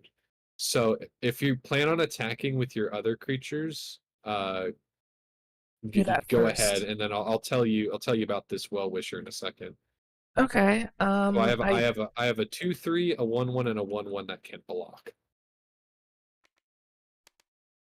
So if I were you, I would probably not attack, but that's up to you. Yeah, I'm gonna not attack. Okay, so let's go to my turn and keep your well-wisher untapped. Okay. You'll probably already see where this is going. So I'm gonna untap, upkeep, draw. I'm gonna play this. So this land comes in tap, so I can't do anything about that. So I'm gonna tap this and this and this, and I'm gonna play this guy. He is a, what is it? Rootwater Hunter. So he says, tap.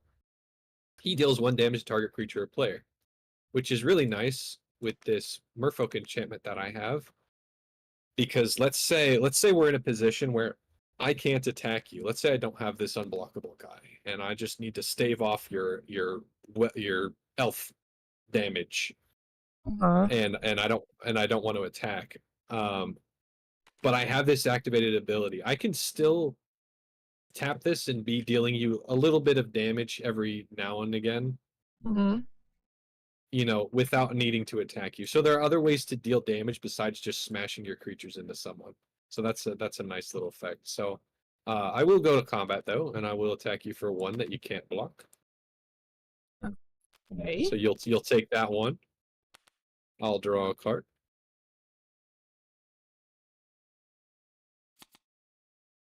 And I already know how this game's gonna win. You're gonna win quite easily.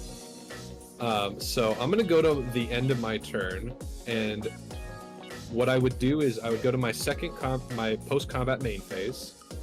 I have nothing to cast, and then I would go to my end step. And when I say, okay, I'm gonna go to my end of my turn, that's me asking you the question, do you have anything to do?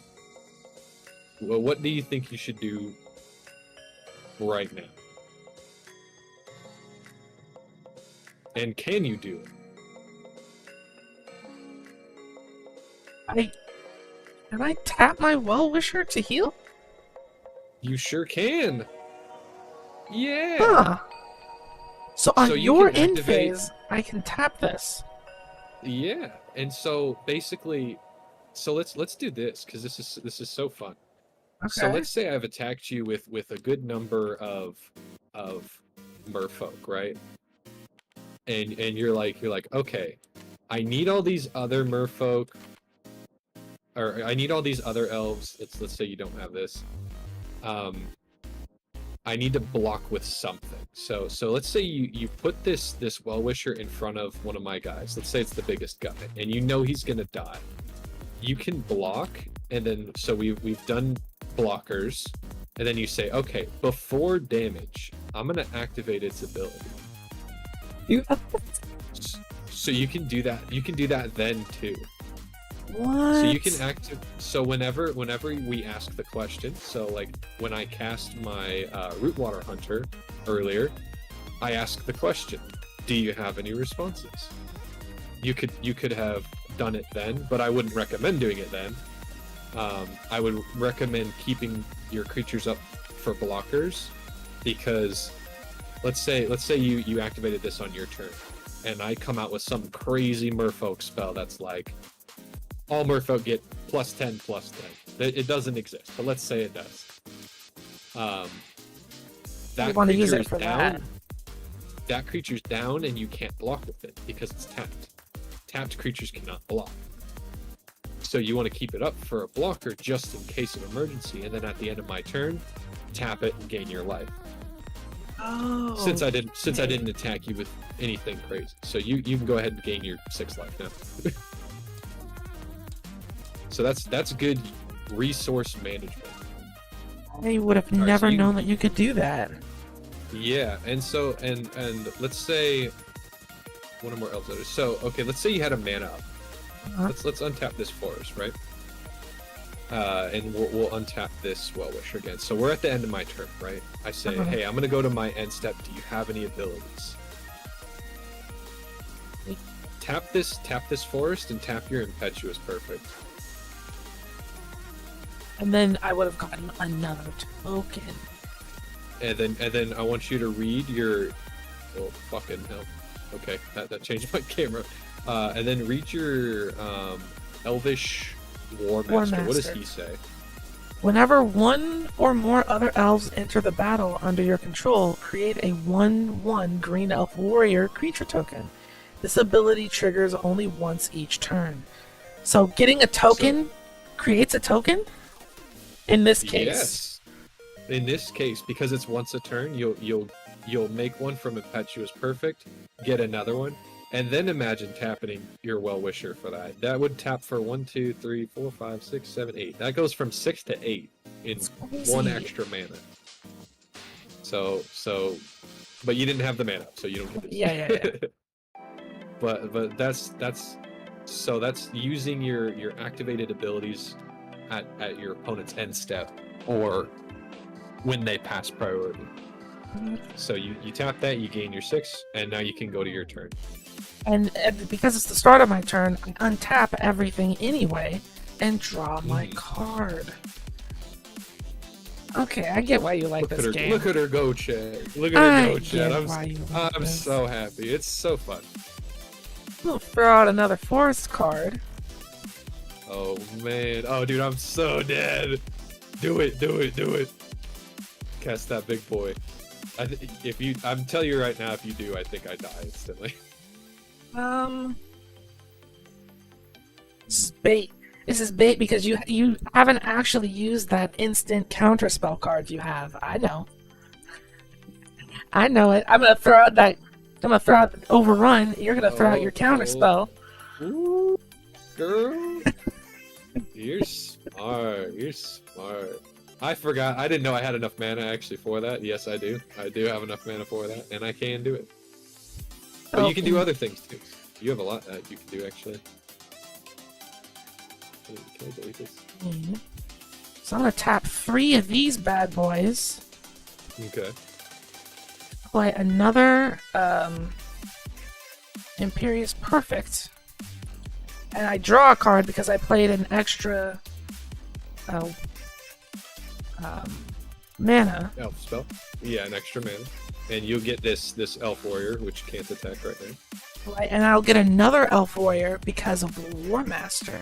Wait, no. Yeah, that's the one. That's the one. That's the one. Okay. Oop. Okay, so he's over here. I'm gonna keep your non-hasted creatures over here. How many creatures can you have out on the field at once? Yes. Really? Yeah. So you see all these your guy that says whenever you would make blah blah blah you get an elf token. Or even your Impetuous Perfect that says tap make an elf token. Yeah. There are enchantments. So let's say you had an enchantment in play. There's one called Parallel Lives, which says whenever you would create a token. Let me see if I can actually pull it up. I think I can. Joyful. How do you spell parallel? Parallel. Okay, wow, look at this. So let's say you had this into play. I want you to go ahead and read that card. If an effect would put 1 or more tokens onto the battlefield under your control, it puts twice that many of those tokens onto the battlefield instead. Wow, that is diabolic. Do you think this is a strong card? Yes. It is a very strong card. That card is pretty expensive because a lot of decks make a lot of tokens. Right. And especially with green. So button does that. Anytime you would make a token, you make twice that many. And there are more cards that are like this. So a lot of times there'll be people that just go out of their way to make as many tokens as possible. So they'll be like, okay, I'm going to do this and that, double all the tokens I control. And they'll get to thousands and thousands of tokens.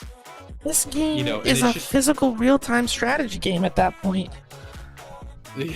Yeah, so you can have so many things that you can do. So like, let's say you have that, and then hold on, let me go like this. This game is crazy. Exactly. Because in Yu-Gi-Oh, you can have 5 monsters and 5 magic or trap cards. So let's say you had both of these cards in play. Okay. Read the second. What does that say? If you would gain life, gain twice as much life instead. So that 6 would have been a 12. Right, and you have 2 well-wishers. Oh my gosh. So you can see how you know these extra pieces, like you may not have an extra creature to block with by using a turn to spend mana on one of these. But you're asking a big question to your opponent. You're saying, are you gonna let me make double tokens whenever I make a token? And that's a big question. And if they don't have a response to that, they are Then the answer is doomed. yes. Then the answer is yes, and you're going to die soon. And because these are So- enchantments, they stay. Oh, jeez, that's... Right, and let me ask you a question. Do you think that blue is good at getting rid of enchantments? No.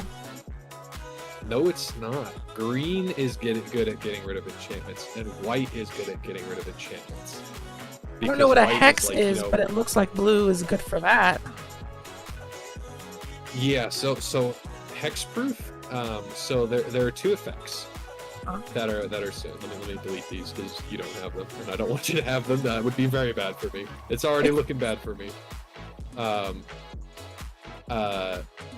So there are 2 effects that are actually, there's 3 now. I forgot about the third one because it's stupid.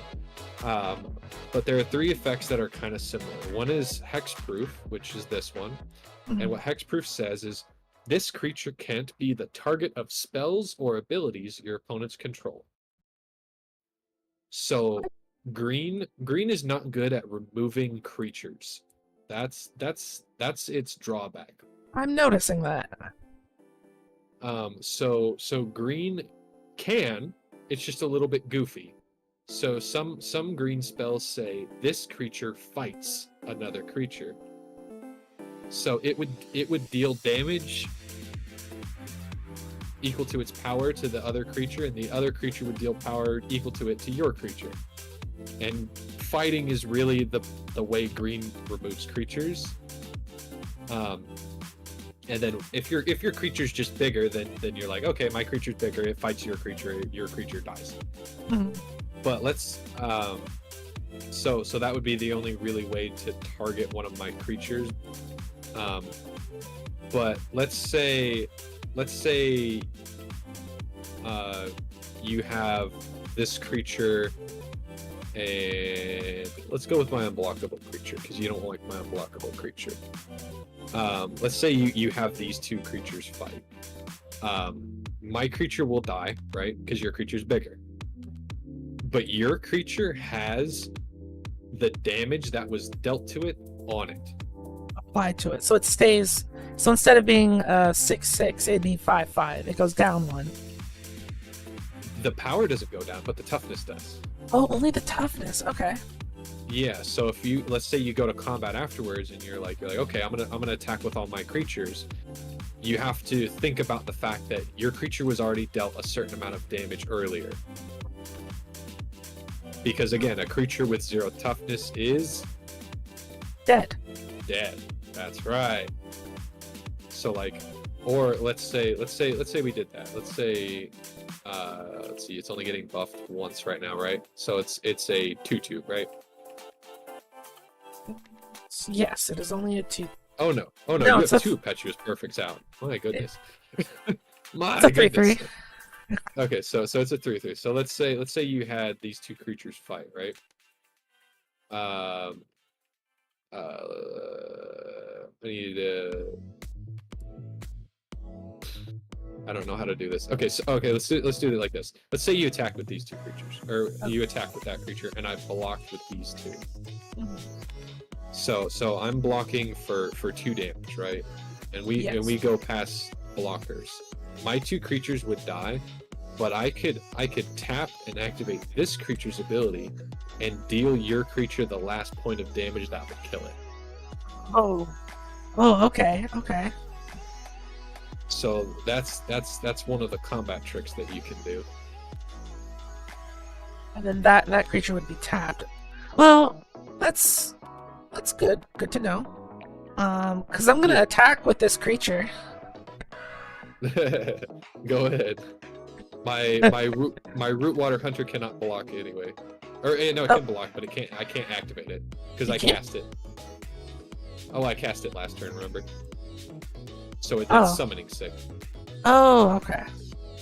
So I can block with it, but I can't activate its ability. Well, what will you block with? Are you attacking me? Yes. Okay. Let's see. What do I want to block with? I'm just gonna chump block. I'm gonna put a token in front of that. Do you have any effects?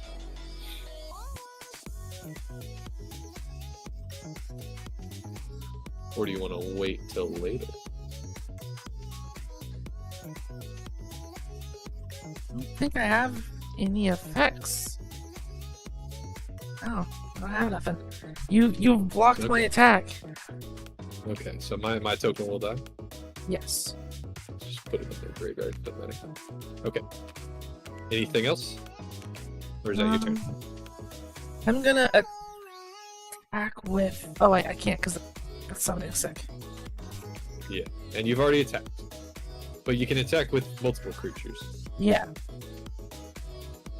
So you've already attacked. So that was your combat step.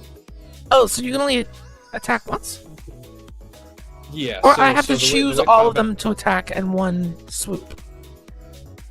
Yeah. So let's say we're back at that combat that we just did. I'd have to. So let's say you're like, okay, I think I can do big damage. So you're like, okay, I want to attack with 1, 2, leave your healer back, 3, and the token. Let's say you want to attack with these 4 creatures. Yeah. You say, I'm gonna declare I'm attacking you with these 4 creatures. And then that makes my blocks a lot harder. But how do you... So, do I get to choose the order? Because that's what I thought I was doing. Is like, okay, I'm going to do this attack first, and then this one, this one, this one.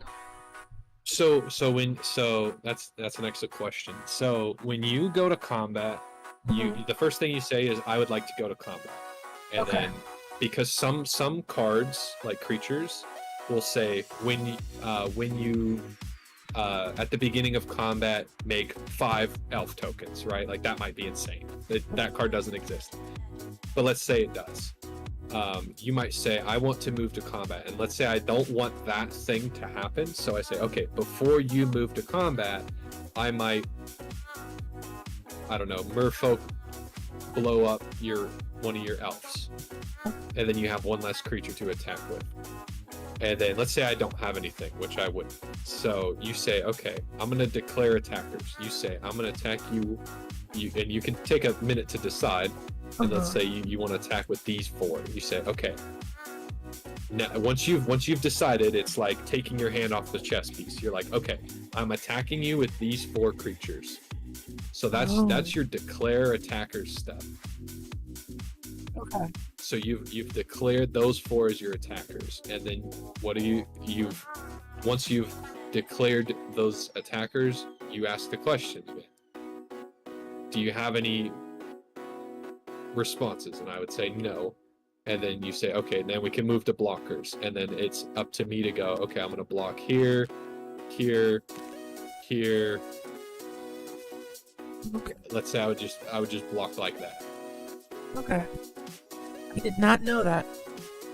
And then I would be asking the question, do you have any effects before damage? Would say, and then you might something like, or I could tap one of my well-wishers or something. Yeah, you could also make it your Impetuous Perfect, make 2 elf tokens, and then do the Well-Wisher. But you could also just wait till my turn to do that and be like, I'll wait till he's like, no, I'm good, no effects. Okay. So let's say we've done all this, right? So let's get rid of my token. Okay, so my 3 guys died, and I was dealt 3 damage by your elf warrior token, right? Because he's lorded. No, he's 4, right? 1, 2, 3. Yeah, he's a 4. So I take 4.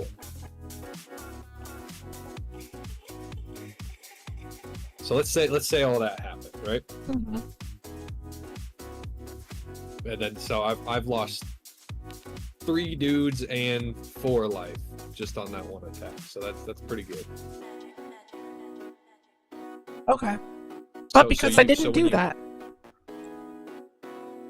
Well, you can. I mean, you could do your attack however you want, but I don't know how many creatures you wanted to attack with or what. I'm gonna play by the rules. Okay. I only did the I only did the one.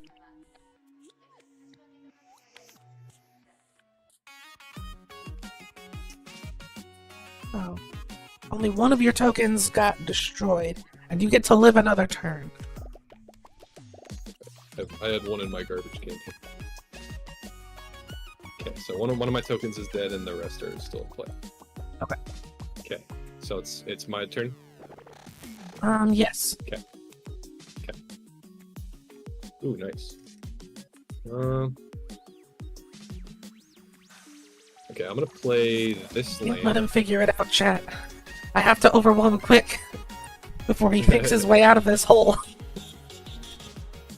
Well, I have unfortunately a really strong spell against you, so I'm just gonna not use it. That's why I'm not using my strong spell.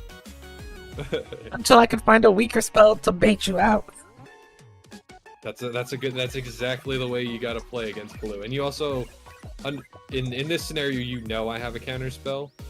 But if I didn't, then oh gosh. You have to try and find out if they don't. So this island says when it enters, if I control 3 or more islands, it comes in untapped, and it did. So since it does, I can put target instant or sorcery from my graveyard on top of my library. So I'm going to put I'll put this divination on top of my library. Okay. Which is just my draw 3. And then I'm gonna scare you a little bit, alright? I'm gonna cast Master the Pearl Trident, which gives all my merfolk +1/+1. And then I'm gonna cast a Master the Pearl Trident. Gives all my merfolk +1/+1. Okay. So now they're a little bit bigger. They're a little beefier. And then I'm gonna... Do you have any responses? No. Not yet. Not for this. I'm gonna go to combat. Oh god. Okay, here we go. I'm just gonna force your hand a little bit. So I'm gonna attack you with these 3 3/3s. 1 you cannot block. 1 I will get a token from. Only 1 I can't block? Yeah, only this one. The two tokens you can block.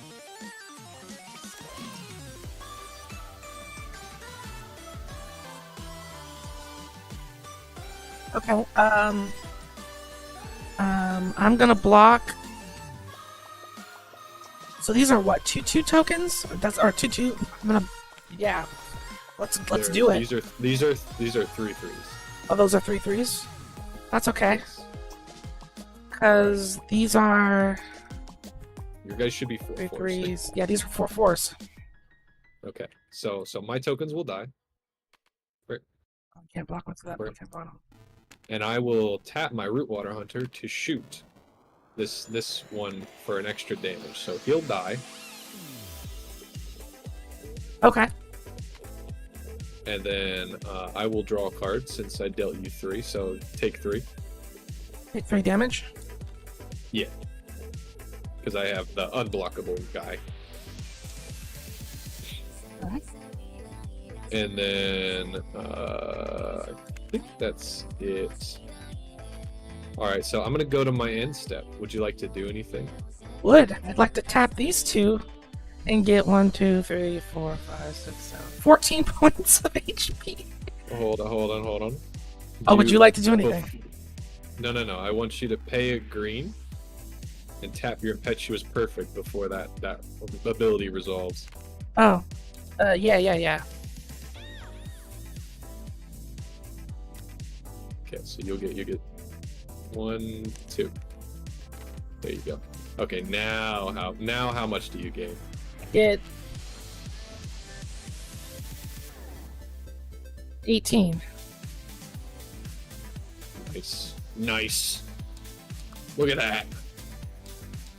Who would have known that most of Magic is just math? I'm okay with this. Because I'm not dying. Alright. Even though you're beating... You're doing a lot of attacks directly on me. I should have cast the divination. That's okay. Alright. Let's see what you got. I will untap. I will draw.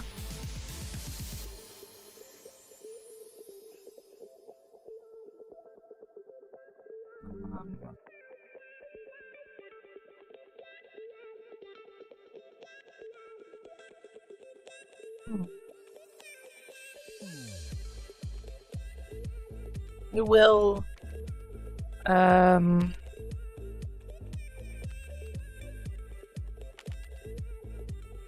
it will tap. I get a hydrate. Oh man. I'm out of my Pepsi. I just realized how long we've been doing this already. Oh gosh, started Are you, in 2.5 are, you, hours. are you still with me, Eris? Oh, I'm here. Okay, good. Thank you for the drink. Trigger! You get an elf. I'll give you an elf. Okay, so these two are...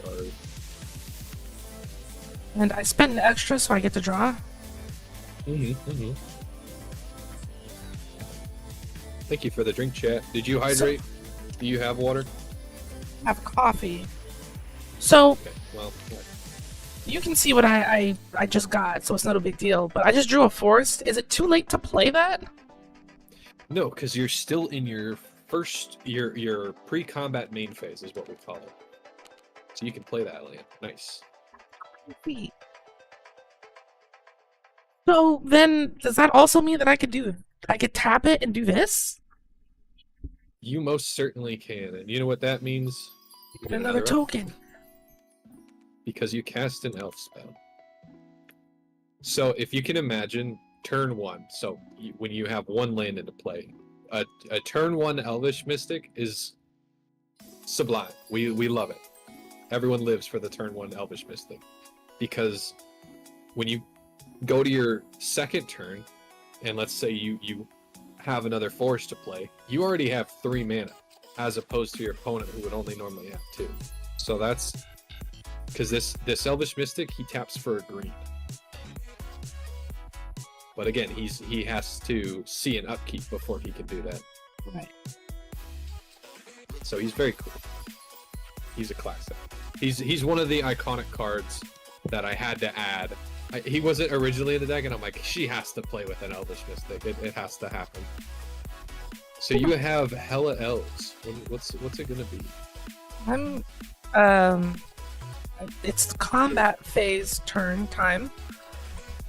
Okay. Who are you sending my way? I would like to 3. declare attack with these 4 cards.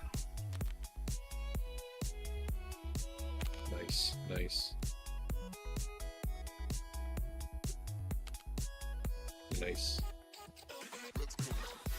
Okay, are those all your attacks? These are all of my attacks. Okay, nice. I will go like this. Let's see, what am I at? 16. Woo! I think that's where I want to be. Oh. Okay, those are my blocks. Do you have anything before damage? No. Okay, so my tokens will go boom, boop, boom, and I will take 4, 8. 1, 3. Yes, you'll take 8. Okay, I took 8. I am at 8. I took 8. Okay. Is that the end of your turn? That is the end of my turn. Awesome. Go like this. Here, I'm just gonna go draw that card. Need to get another sorcery. I'm keeping the counter spell in my hand, but the other card is just too it's too much. We're not gonna do that right now. That would completely reset the game. Reset the game? There are cards that would reset the game? What is it, the black hole? Here. So read this card. I'm not gonna cast it. Return all permanents of the color of your choice to their owner's hands. So anything that stays on the field is considered a permanent? Yes. Oh so my if gosh! Let's say I chose green. All of your creatures would be gone. Well, they would be back in your hand, but they would. It's just too much. But so we're not doing that. But land cards don't count. So the interesting thing is that land cards are actually considered colorless, but more than anything, that card also says, oh no, it says all permanents. So land cards, for even though they are produce a color, they are not colored. That's confusing. Yeah, so don't worry about that. That's not gonna come up for most of the time you would ever play or learn about Magic. I like how you have a card that would just undo my army. Yeah, I'm like, the idea was, the reason I had that in the deck was like, because blue really is not good at killing creatures, but it's like, put target creature back in its opponent's hand or whatever. So it's more to represent that blue will bounce creatures, but that one's just a little bit too strong. So I'm gonna cast Divination on their draw too. And then I'll play an island. Okay, so I have one untapped island, and I think I'm not gonna attack because I feel like I'm going to die soon, which I should. I should definitely die next turn. Okay, I'm gonna go to my end step. Do you have any effects? I mean, I could tap to heal. Do I really? Okay, I'll do it because that's probably what I would do if this was a real game. For posterity, yeah. Gotta play it like it was real. That's right. So you would gain however much that is twice. Yes. So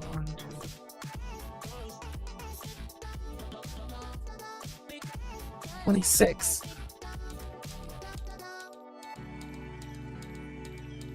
Oh yeah.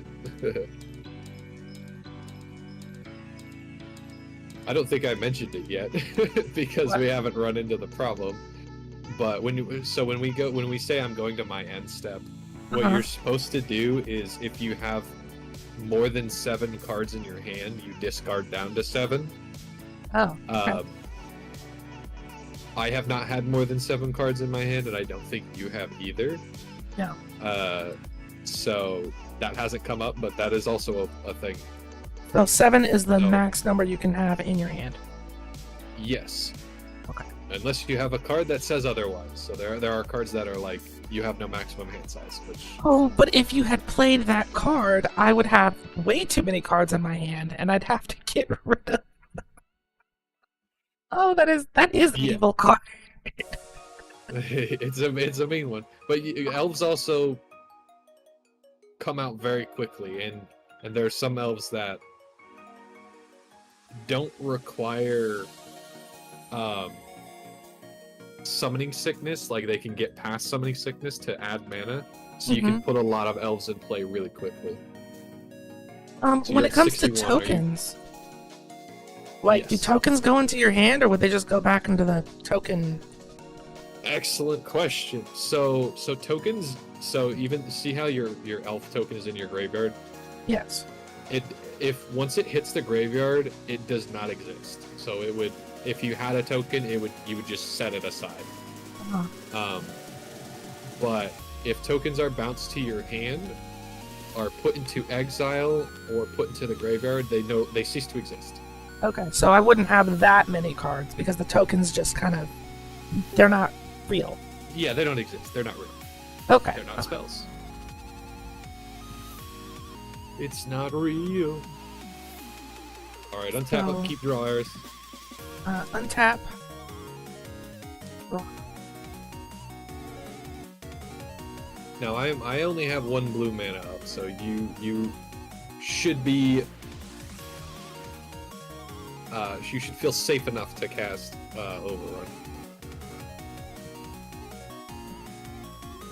Shouldn't I? Okay.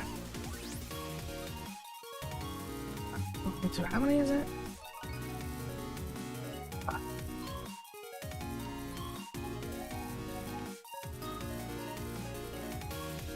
4, 5. There it is. Overrun. All right. Ask the question. Do you have an answer for Overrun? Let's see here. No, but I'm gonna deal you 1 damage to put you at a crisp 60. Huh? And I'm gonna get a fucking... I don't have another merfolk. I lost my merfolk token. I don't know where my merfolk token went. I exiled them all.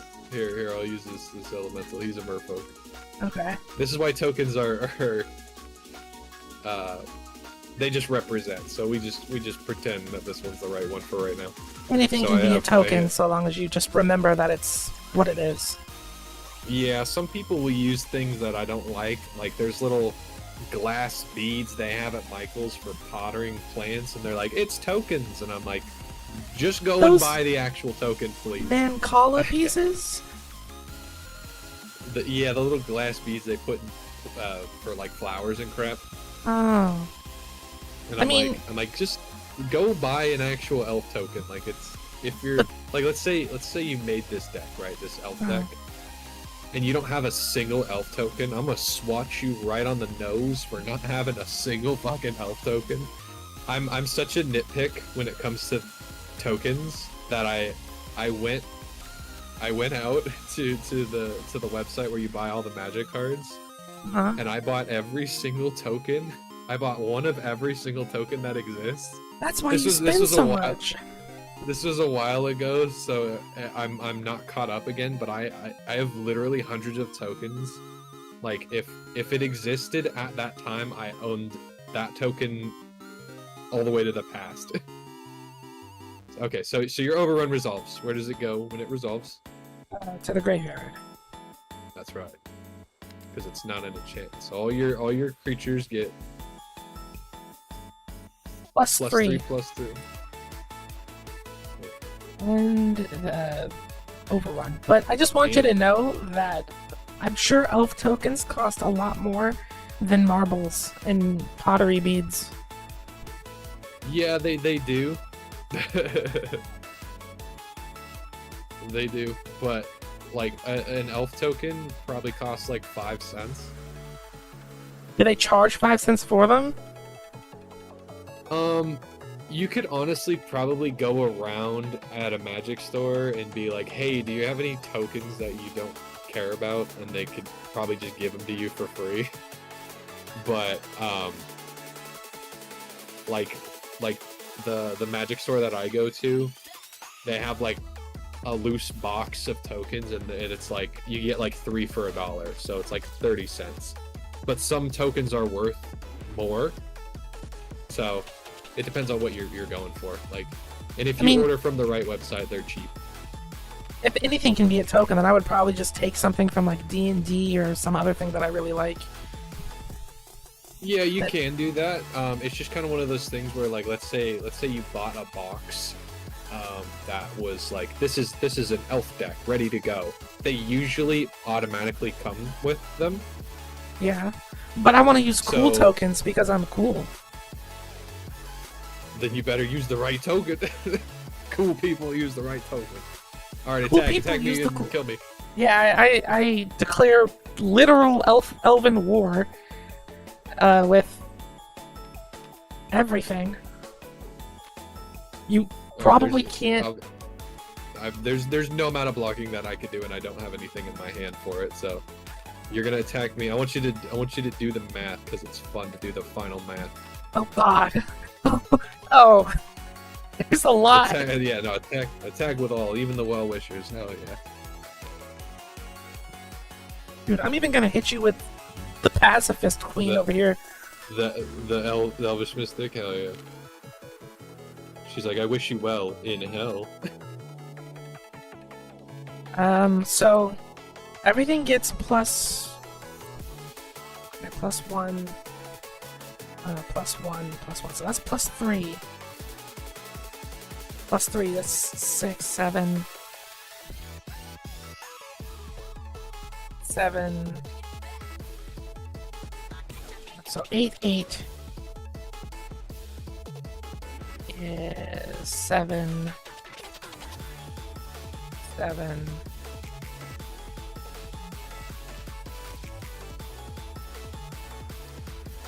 Oh gosh, this is a lot.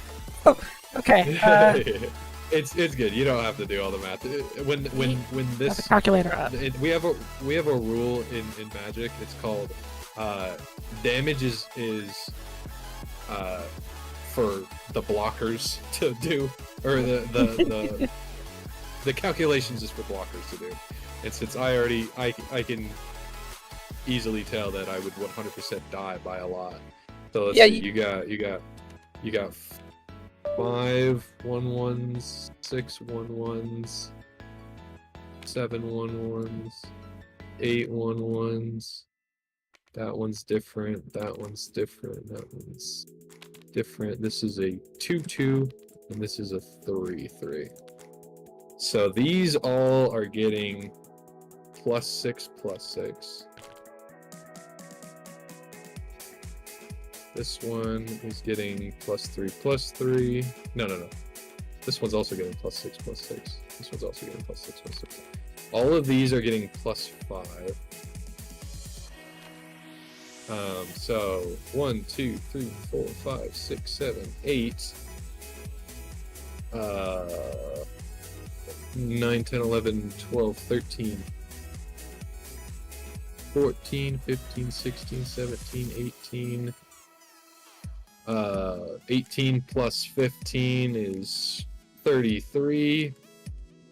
Plus another 6 is 39. Plus another 6 is 45. Plus another 6 is 51. No, 50. 50 what? What was it? 49? Was that 49? Yes. Okay, you're right. So 50, 55, 61, 67, 73, 80, no, 79,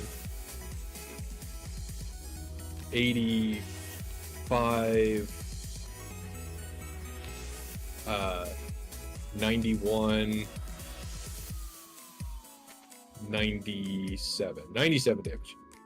Is this like the punishment for the loser, where it's like, okay, now you have to calculate all of the damage? No, you usually want to do it before in your own head just to make sure that they die. But in this scenario, we would have just literally said, yeah, no, I can't survive that. Yeah. But since it's your first big attack, we wanted to count it out for you just because it's fun. Like, okay, you're attacking for 90, whatever. I'm not even gonna. I'll throw everything but my unblockable because he don't be blocking. He's unblockable. He no block. In Yu-Gi-Oh, this is the part where you'd make a dramatic no, and then somebody on their phone would, the life point sound. What's that one video of the dude who's like does it like he's like you had 2? It's so funny. It's cute because he loves the game so much. That's so fun. And the sound is really satisfying. Yeah, the life total swing. There's a satisfying sound in Magic Arena, but we're just here playing with cards on tabletop. Victory! That you totally couldn't have completely undone. There was nothing I could have done. Fantastic. Okay, how do I move this whole fucking deck out of my way? Go.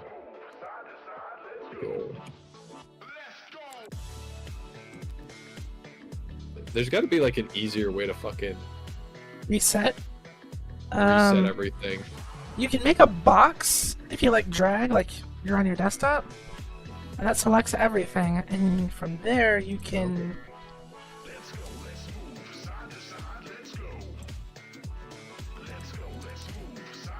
Oh, tremendous. Tremendous.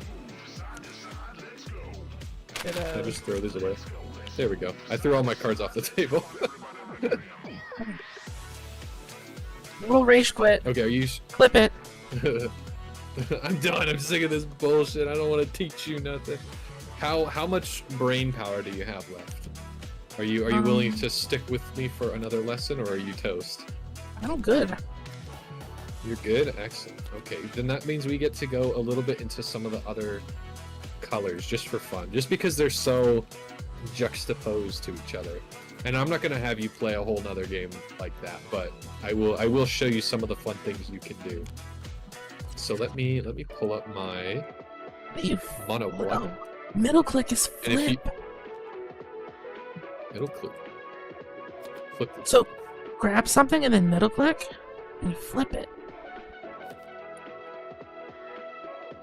Oh, I just hit F. Is there... Okay. I didn't know that. I did not know that F. Do you wanna... Are you good on drink and having to pee? I would like to use the restroom. Okay, we're gonna grab... I'm gonna grab another deck. I'm gonna grab a drink, and we'll be back in 5 minutes. I might also pee. Okay. To the BRB screen.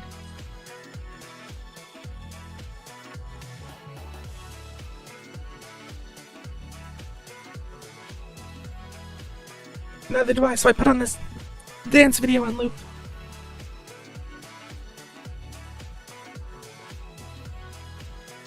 No, you shouldn't even be able to see it on your end. It should just be stationary.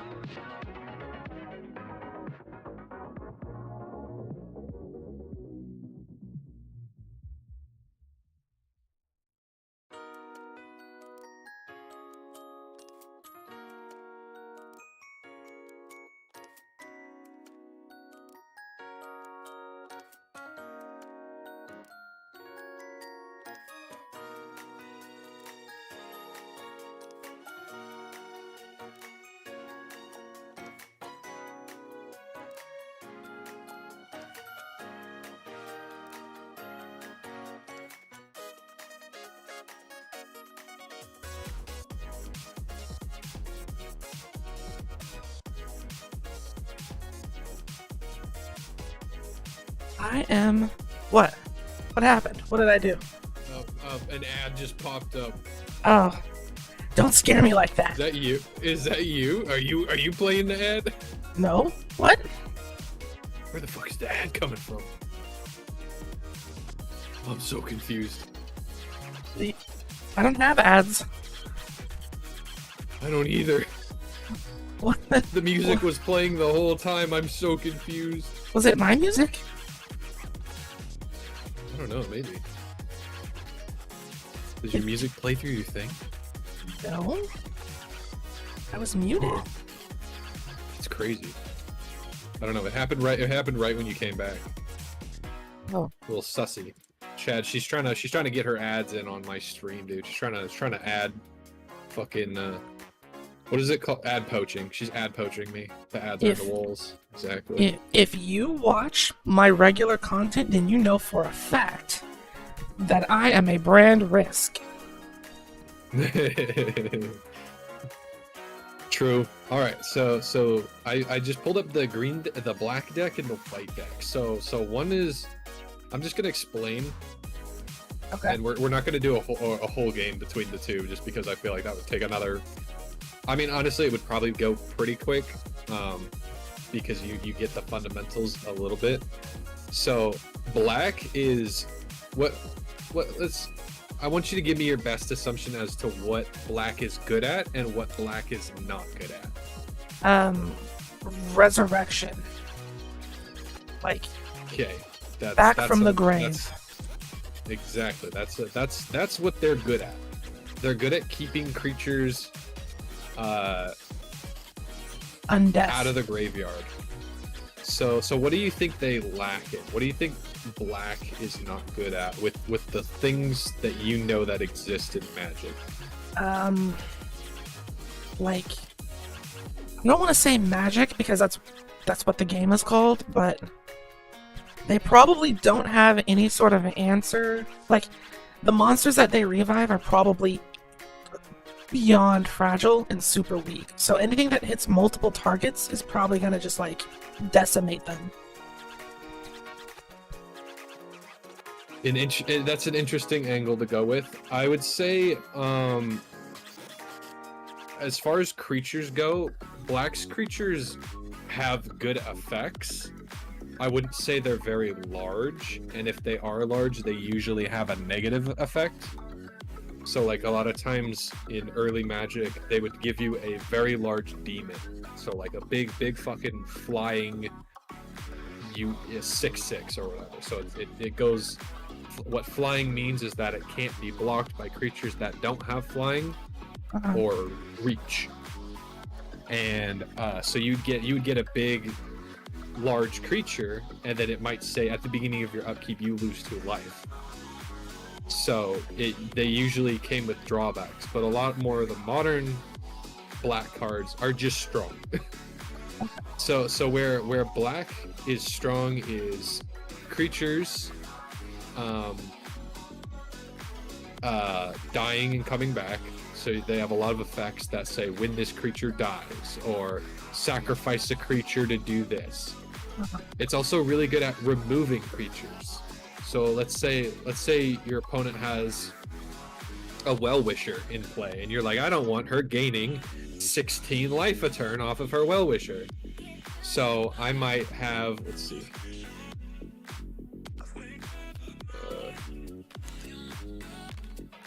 Did you shuffle it? Deck order. I did not. Yeah.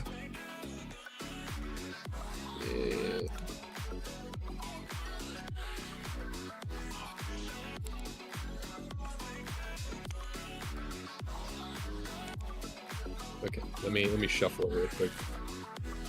Okay. 2, 3, 4, 5, 6, 7. Let's see what we get. Crypt Breaker. Wait. Oh. Ooh. Oh wow! What an awesome hand to get. Okay, so let's ignore the fact that we have 1 swamp. All right. So what do you see going on here, and what do you think is the plan with the deck? With a 1/1 counter on it, each zombie card in your graveyard. Oh.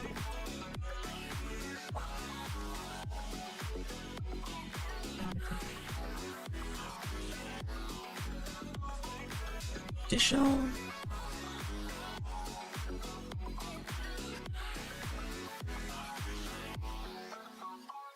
Choose 2 target creature cards in your graveyard. Sacrifice a creature. What? 1 card and you lose 1 life.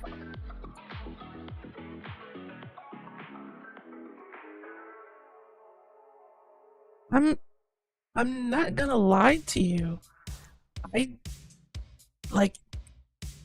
I'm getting mixed strategies. So let's lay these out. So we've got this, this, and this. So the most that you can take away from this is that creatures are dying, right? Yes. So let's say I have this in play, and I cast this. I get a 2/2 zombie, right? Yes. So every time you cast a zombie, you get a zombie from this guy. They'll come in tabs, so they can't block on their turn they come in. But that's a really strong to get an extra creature. It's the same thing as with that one elf that says whenever an elf is Eris on Twitch. Eris is on YouTube. It's Yes. Eris Thanewood on YouTube. So I think she's still live with me. Oops. I am indeed still alive. Sorry. So that token is good because we can use it to sacrifice to bone shards. So like let's say I have this cat in play. And you want it gone. So you would sacrifice this extra creature that you got to blow up my creature. And so I'm set back a whole creature, but you just got one for free with this effect. So even though that got played tapped, you can still sacrifice it to do that. Yep. And then let's say you had this in play. Oh no, you did have it in play. So you had the Undead Arger in play. So guess what? We get to draw a card and we lose a life. So you would draw an extra card and you would lose one, and that's pretty good. And then let's say what card I could possibly pull off the top. Assume it's a creature. Okay, so this is a cat. It gets you a cat.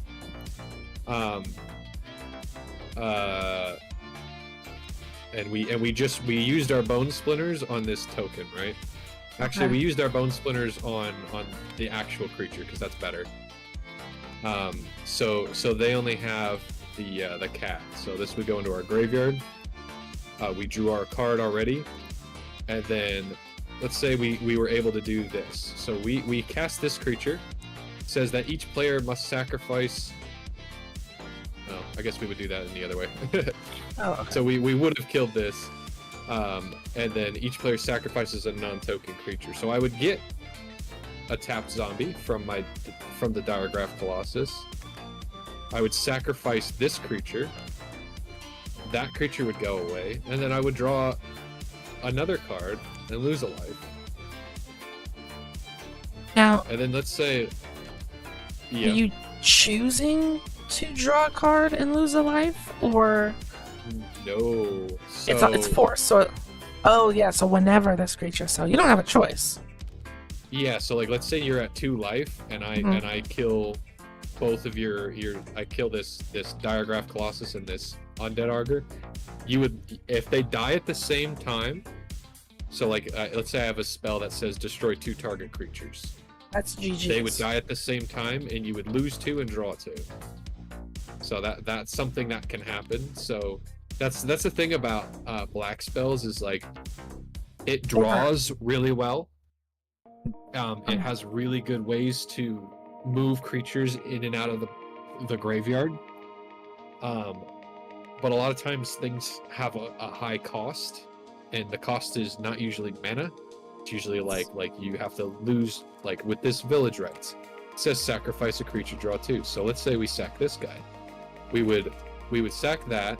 He says draw a card when he or another creature dies. So you draw that card. Then you draw 2. And then you draw 2 more. It's easy to just right click and draw. Oh wait, can't I hit 2 and draw off of it? Oh, it goes all the way over there. Okay, yeah, that's fine. So draw 2. So I drew those 2. And then the victimize is cool because let's say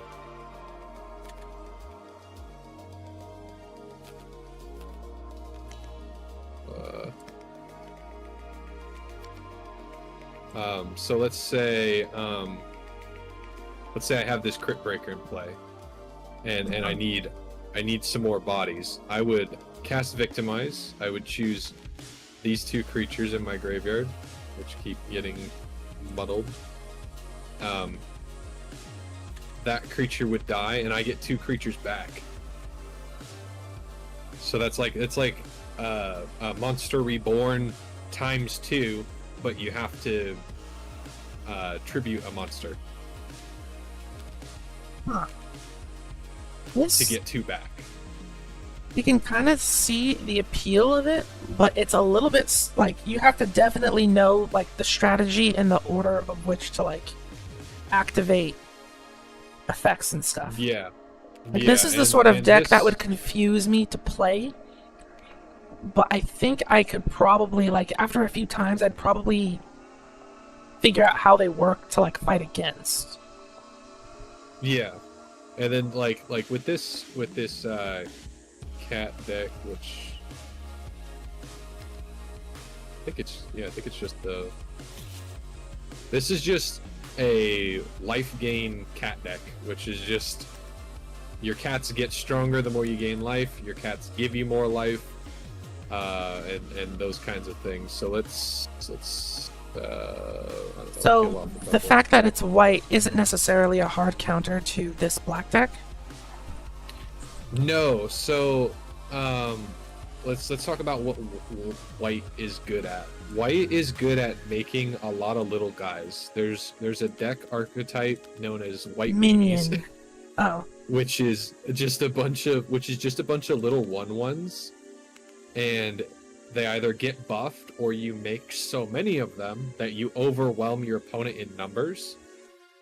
And it's like let's say they have a big creature, like let's say your Diagraph Colossus is a 10/10, but I'm making 2 cats with lifelink every turn. I can just keep one to block your guy and then just send the rest in to try and chip away at your life. So white weenies is or just small white creatures is a strong way to there's white excels at making a bunch of little guys.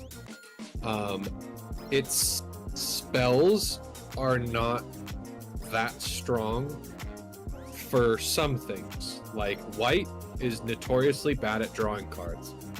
Black and blue are really good at drawing cards. Red is also really bad at drawing cards, but white is really good at mass removal. So one of the things that white is popular with is a card called here, let me Scryfall. Okay, so look at this card.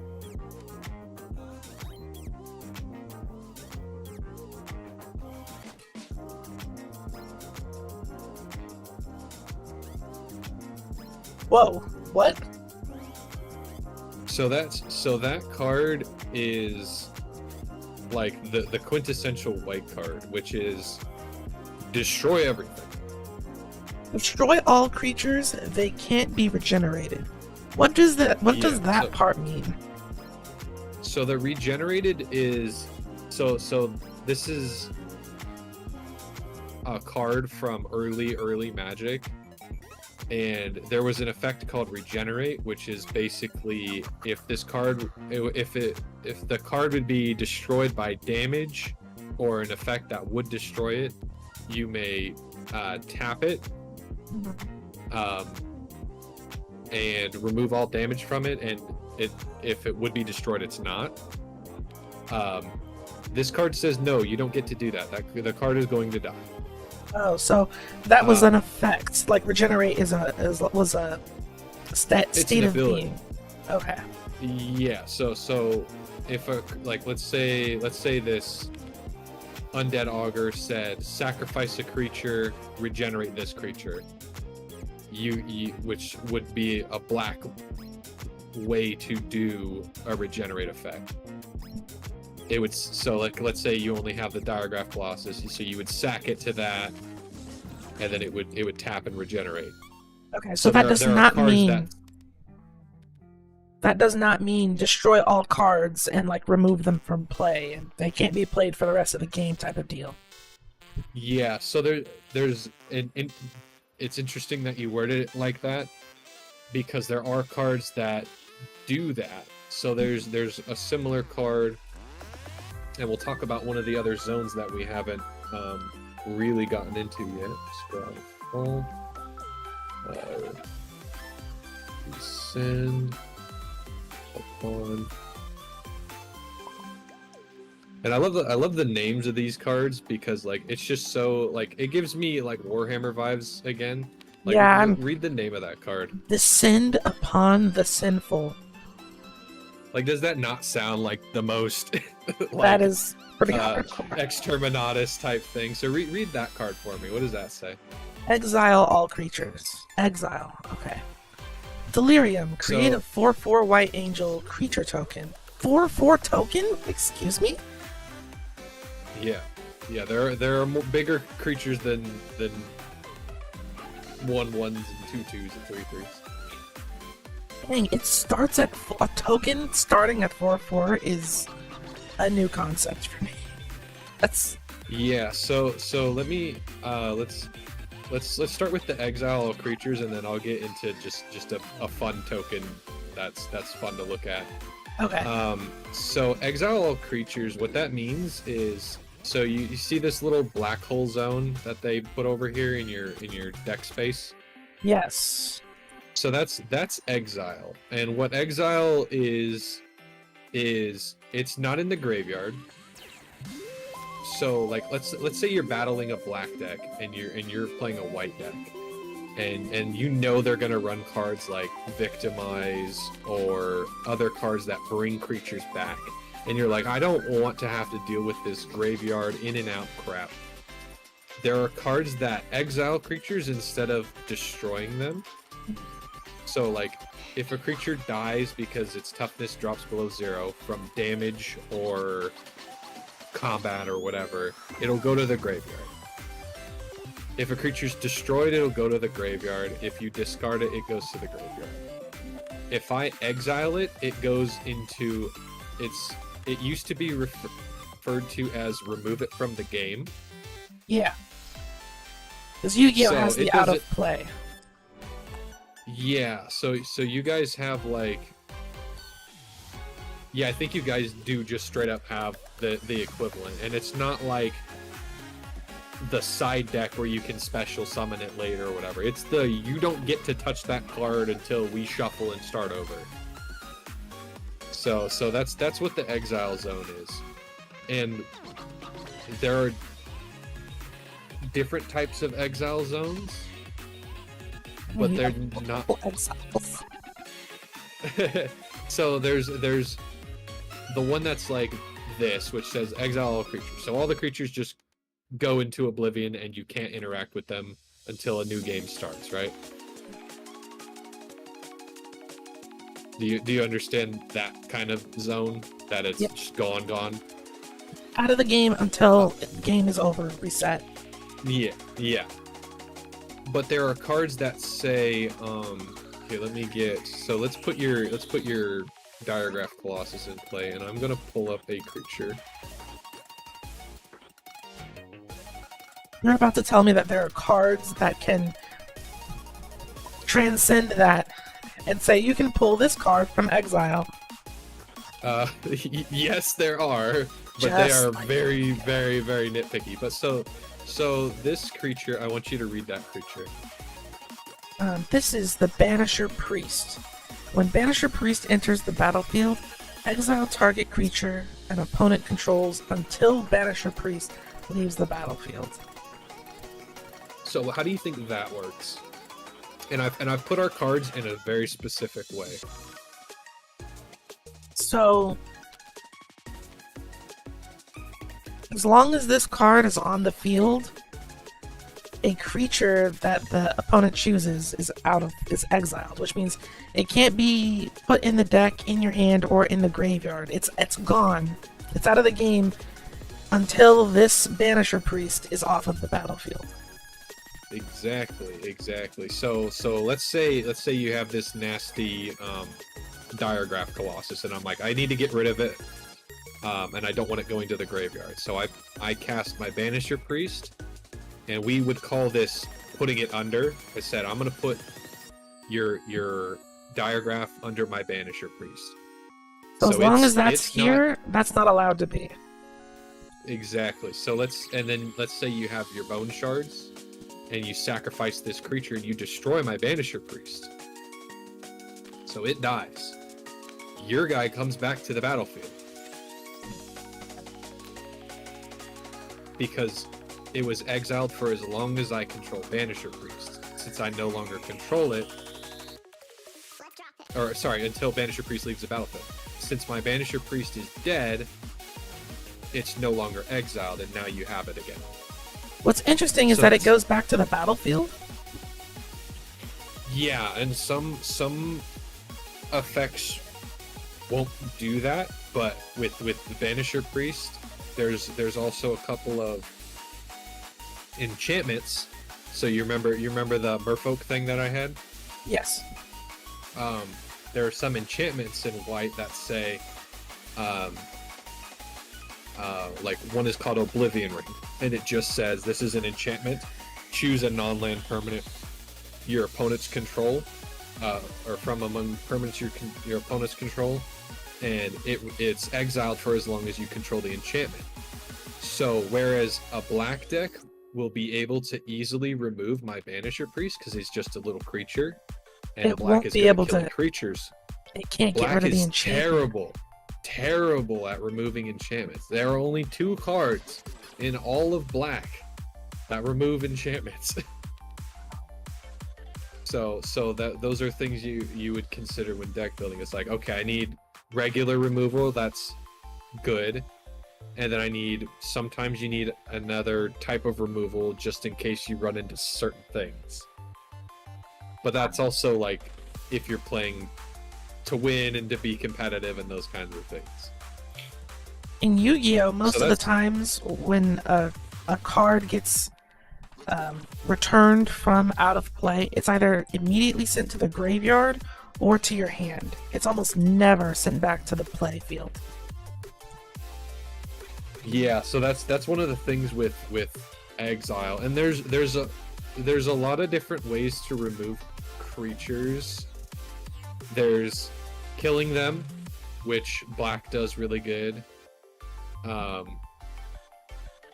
Green is really not good at removing creatures, oddly enough, even though it's the most creatures is going to be in green. White is fairly good at removing creatures, but just not as good.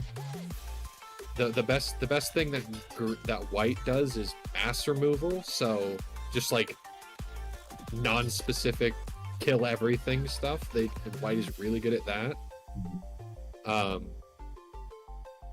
But like you can exile creatures, you can bounce them back to your opponent's hand. So like that card I had, it's called Washout, which says choose a color, return all permanents of the chosen color to their owner's hand. That puts all your stuff back into your hand. That's called bouncing something. And then there's also something called phasing, which I don't like. It says treat it as though it doesn't exist. So if I were to phase this creature out, I can't attack with it, I can't block with it, I can't sacrifice it, it doesn't exist. Sounds a lot like being exiled. Yeah, but even exile is less confusing than phasing something out, because you can on your stuff. Yeah, it's so weird and it's so specific. I wouldn't even worry about discussing phasing just because it's like there's really only one card that phases shit out. But yeah, no. So white is like life gain, really, mass removal, and like a bunch of little dudes. That's where white really excels. Now based on it sounds like white would make a good pair with blue, with like that deck that you were using before. White does make a good pair with blue. White does excellent with blue. So we're gonna talk about the last color, and I'm not going to pull up the. I mean, I could pull up individual cards, but what do you think based on what the strong suits and the weak suits are of the other one? What do you think red might be good at and bad at? I've already told you that red is bad at drawing, but what do you think red might be good at if we have two two that are good at creatures. One goes big, one goes wide. One brings creatures back and kills them well. Blue draws cards very well. What do you think red might be good at? Red's got to be good at destroying creatures. Red can destroy creatures, but it doesn't destroy creatures. So that's the interesting thing about red. So I'm gonna show you the red card of all time. Okay.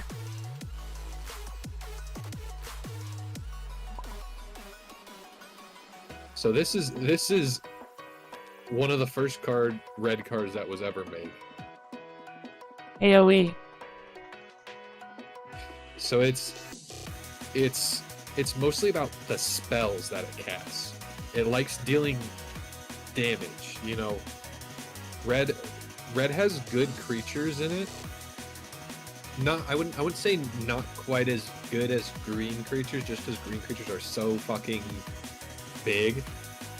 But red has a lot of dragons, and a lot of effects that say, like, if you would deal damage, you deal double that much damage. If a red source you control would deal damage, it deals that +2. So it would turn this lightning bolt from a 3 to a 5. And for one mana, think about That's this. crazy. 3 damage for one mana is already pretty good. And it is. This card was banned in several formats because it's just such a powerful exchange in not only is it 3 damage to anything, so one of your elves that I don't want to look at, I can deal 3 damage to it and kill it. Or let's say you're at 3 life, I just bolt you for 3 for 1 mana. That's pretty good. Wait, this also hits player? Yep. Any target.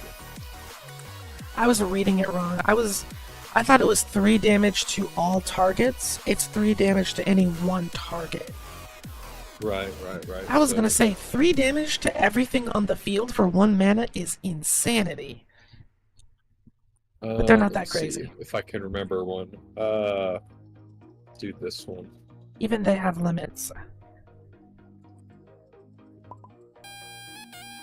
Okay, so read this one. Rolling Earthquake deals X damage to each creature without horsemanship and each player. What in the world is X? So how do you think X works? You either roll a dice. You gotta roll a dice. Nope, no dice. What? Do you remember how mana works for your that number that used to be up here? So imagine. Oh, there is an X in the corner. So instead of a number, there's an X. So how would you go about casting the spell, do you think? You get to put as much mana into it as you want. That's right, and a red. So 1 red and then 1 of whatever you want, or however much you want, and then that's how much damage you will do. That's right. So let's say your opponents have a really big board, and it's like, let's say they have 93 million zombies in play, and they're all 2/2s.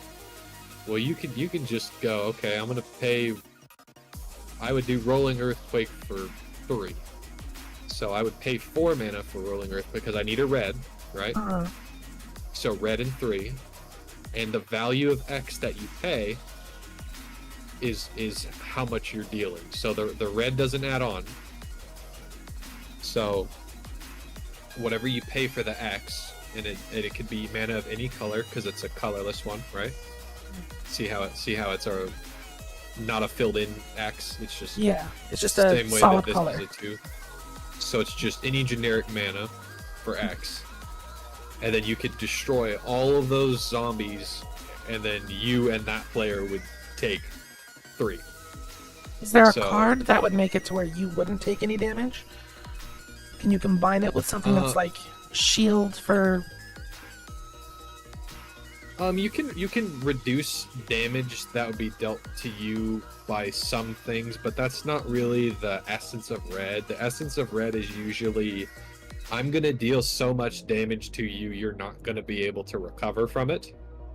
So it's usually like either if you're, let's say you are going the route of we're all gonna take damage, usually you would have an effect in play that says like your opponents would take extra damage from your sources. Yeah, like that one black card that was like every time a creature goes to the graveyard, you draw a card but lose 1 life point. Mm-hmm. Something like Rolling Earthquake would just, that's the end of the game for that, because all of their cards go to the graveyard. They take the X amount of damage directly to the life points on top of having to take a point of damage for all of the creatures that just got sent. So let's use that exact example. So let's say you had the where is he? Somewhere. There he is. So let's say you had this and 93 zombie tokens in play. If you did that, they would 100% die instantly. Yeah, that's over. That's one of the fun ways to kill your opponents, is if they have something that hurts them and you force them to die by it. That's funny. even the white deck with having a bunch of tokens. Well, no, because they wouldn't take extra damage. But you could clear out all of their tokens and creatures with Rolling Earthquake. That's a good card. Yeah, and this, well, it's just an example of like it's one of those things where it's like if you're gonna get a big effect out of red, it's not that it's gonna hurt you, but it's because it's fairly strong.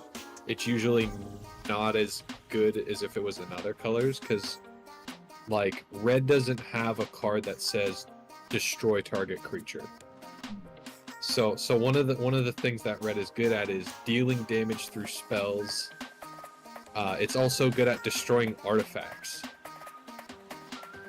So let me give you a decent artifact. Hold on. I want to say I don't think either of us played an artifact. Yeah, let me think of one that would be good. Let's just I'm gonna do one that's a creature. So wait, creatures can be artifacts? Yes, they can. Yes, oh boy. Can.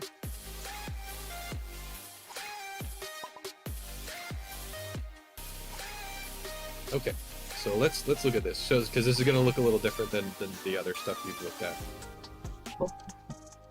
So what do you notice about this card? It's 7 of any mana. That's a lot. Yeah, it is a lot. It is a lot. But also, can you tell that there's the color is different? Like even white. You know, it's clearly not white. It's not black. It's not blue. So this blue? card is. I'm bad with colors. Okay, let me get a blue card real quick. I threw them all off the table. Hold on. Dang. You and your infinite rage, Yordle. I just couldn't stand losing to those fucking elves. Disgusting. Let me go. Never seen Lord of the Rings. Never seen Lord of the Rings, by the way. You've never seen Lord of the Rings? Every time I try to watch the first movie, all of the camera shaking gives me a headache, and I can't finish it. Aww. Why did the cameraman have the shakes? Get that man a candy bar or a sandwich or something. Okay, good. I didn't have to type the whole fucking thing in. Okay, so this is a blue card. Oh. So see how differently it's colored? Yeah. So this card is colorless. But it is also an artifact, which I like to think of artifacts as like pretty much either robots or just like metallic sculptures or idols or things that were constructed. I thought that these were magic. Like scuba diving creatures, because it looks kind of like they're massive creatures underwater, but I can definitely tell that they're metal in nature. So I was like, oh, these Well, are like. so they're not underwater. It might just be the way it looks right there, but they're just in like an action shot. So it's called a battle sphere, and they're kind of rolled up into a ball, and four of them come with him when he enters the battlefield. But for the most part, artifacts are there are many artifact creatures, so there are a lot of colorless creatures. There's also colorless creatures that are not artifacts,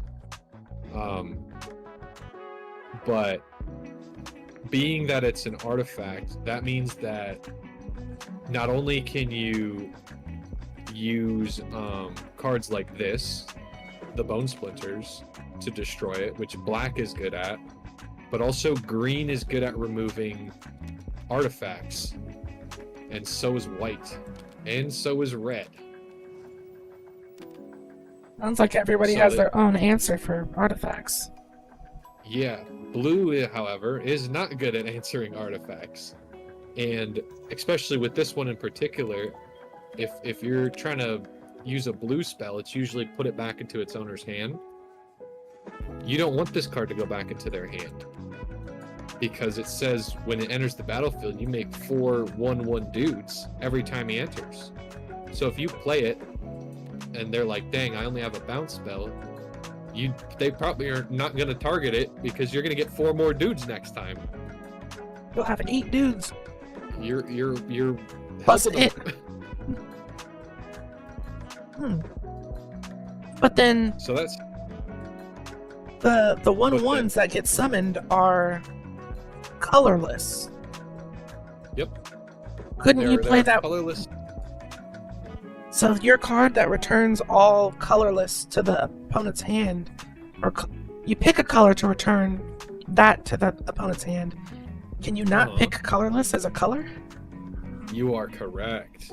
Look at her go, chat. Oh my god, what genius. You cannot pick colorless as a color. So there are a lot of things that say choose a color among permanents you control, do a thing. If you only have colorless stuff in play, you don't get to do the thing. So let's say I was in an unfortunate matchup of blue into your artifact deck, and you just have a bunch of colorless creatures. Oh boy. And I only have a washout. I can't do anything about that. So, can you make a fully colorless deck? Oh, absolutely. But there's also ways in blue to give color to something. What does that mean? No, that was you. I don't know what that. It's the pin-up button. So there's different ways to deal with different things, and they're all interesting, and they all have benefits and things that they're missing from what's called the color pie, which is basically like a Venn diagram of white is good at mass removal and its creatures are numerous, but it sucks at making big creatures, or the big creatures that it makes are kind of poopy, those kinds of things. There has to be one, like, I know that they're not masters of balance, so there has to be one color that is very clearly lacking when compared to all of the other colors. So let's go the opposite direction. Let's go the opposite direction. What color do you think is the strongest? Probably red. No. No? I would imagine red to be like the poster child. Actually, I guess it really depends. So and that's the thing, is that's why when I started this, I started with the formats. The standard or commander. A lot of the things to consider is where things are good. So in general, green is pretty much always the color that comes on top. Its creatures are strong. It's very simple to understand. You don't have to do a lot of thinking. I gave you elves that do several things, and I could have made it way more complicated with more complicated elves.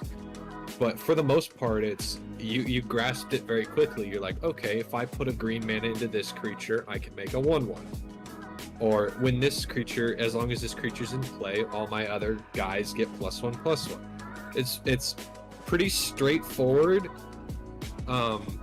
So it's simple, and even though it lacks creature removal, a lot of decks run artifacts and enchantments to make up for their shortcomings, and green is good at getting rid of those things, and then it just beats the shit out of everyone.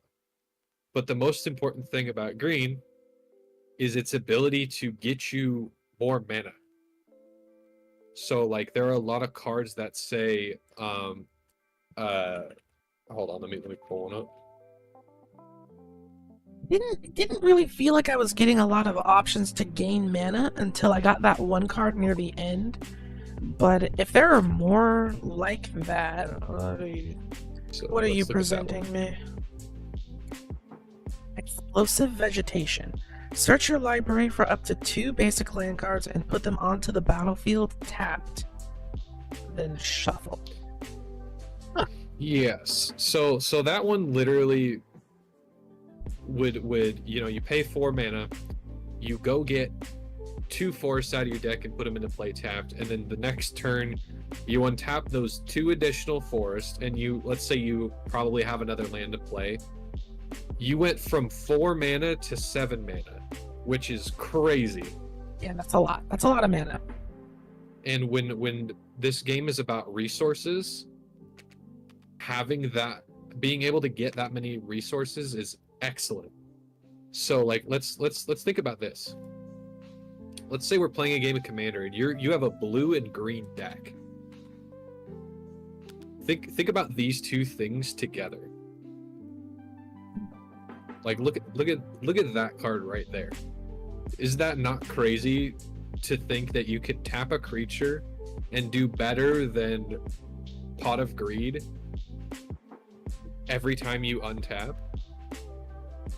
That's pretty good, but you know what would make it better? If you have the resources to use all of the things that you just drew. That would do it too. So if you Explosive Vegetation and then you on one turn, and then on the next turn you activate your Arcanist the Omnipotent, and you're drawing all these extra cards, and let's say they don't have a way to kill your Arcanist quickly, you can generate a lot of additional cards, and you've already we call it ramping. Mm-hmm. Which is just putting a lot of extra lands into play or a lot of extra mana into play. Which actually helps me explain what an artifact is besides this one creature. So let me go like this. You're speeding along the progress of the game by a lot by going from 4 mana to 6, potentially 7. So this card is... What the hell is that icon? Is in Commander. So this is a Commander pretty much exclusive card. I think it's also allowed in Legacy, I think.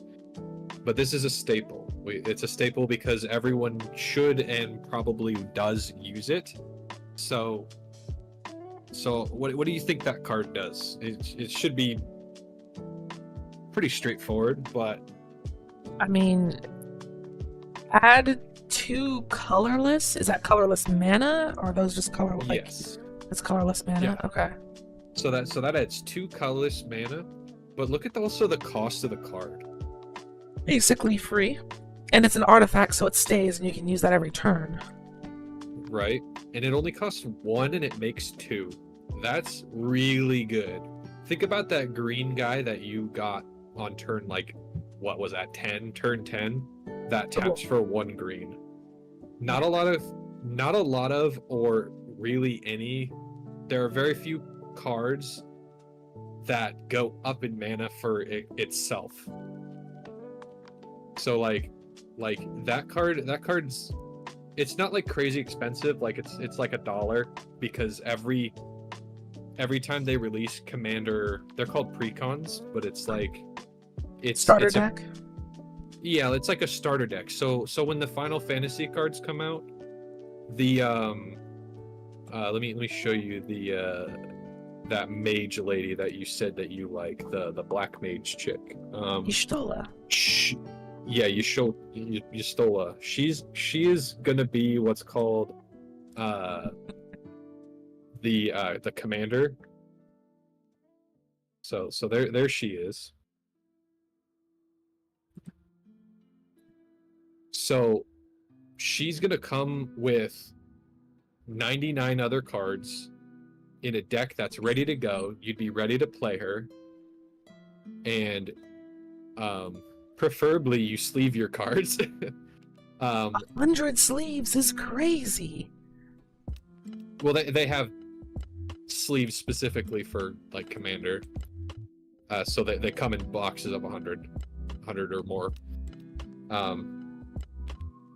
and the Soul Ring is going to be in pretty much every single pre-constructed deck that they're going to release, because it's a staple. That means that it's a dirt cheap card. It's dirt cheap, kinda, but also so many people, like let's say you like this card, right? Let's say you like Arcanus the Omnipotent. He's a legendary that are being shown. Sorry, go ahead. Yeah, she's so cool. So let's say you like Arcanus the Omnipotent. You're like, I want to make a mono blue deck, and he's my commander. This is not a precon, so you're gonna have to buy each individual card that you want for it, right? So you would probably buy a Soul Ring. A lot of people like to just make their own fun commander deck, so a lot of the Soul Rings get bought up, and because they're so ubiquitous in commander, there's still like $1 or $2, but they do get reprinted every single time just because they're so popular in that game mode. High demand, but also a decent enough supply to keep them cheap. Yeah, and they do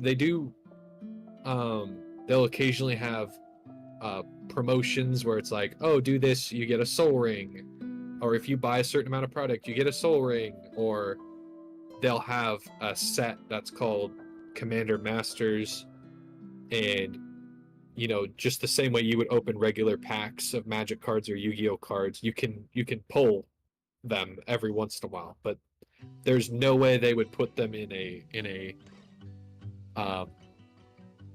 what's called standard set, which is like, it's like the 5 most recent sets.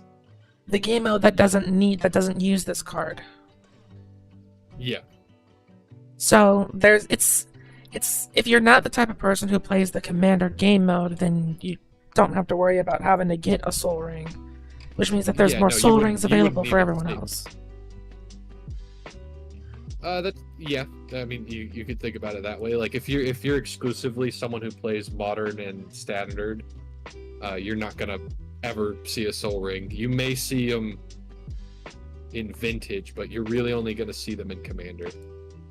Really quick, before I remove this card from my face, does this card mean that in order to summon the Yordle, you would need a black, blue, white, and a colorless mana? You need 1 white, 1 blue, 1 black, and 1 of any. So you could use another blue, you could use another white, you could use another black, or you could, if you have like a colorless mana, you could use that too. That's a lot. I mean, it's not. Yeah, it's a lot. Because not only do you need the mana, you also need of every type, or those types. Yeah, you need the correct type, and that's one of those things like we went over a little bit ago, was having the correct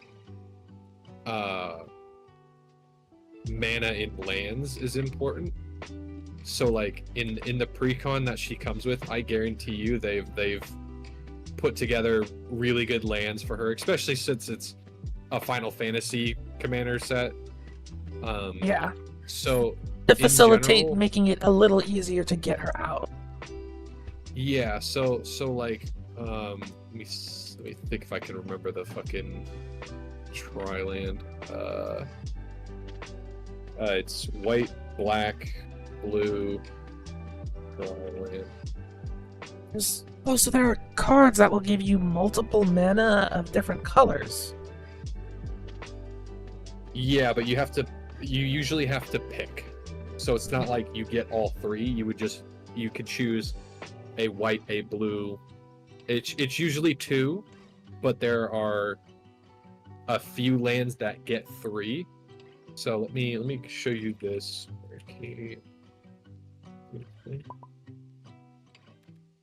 So for her, I guarantee you there's a copy of this in that deck. Okay.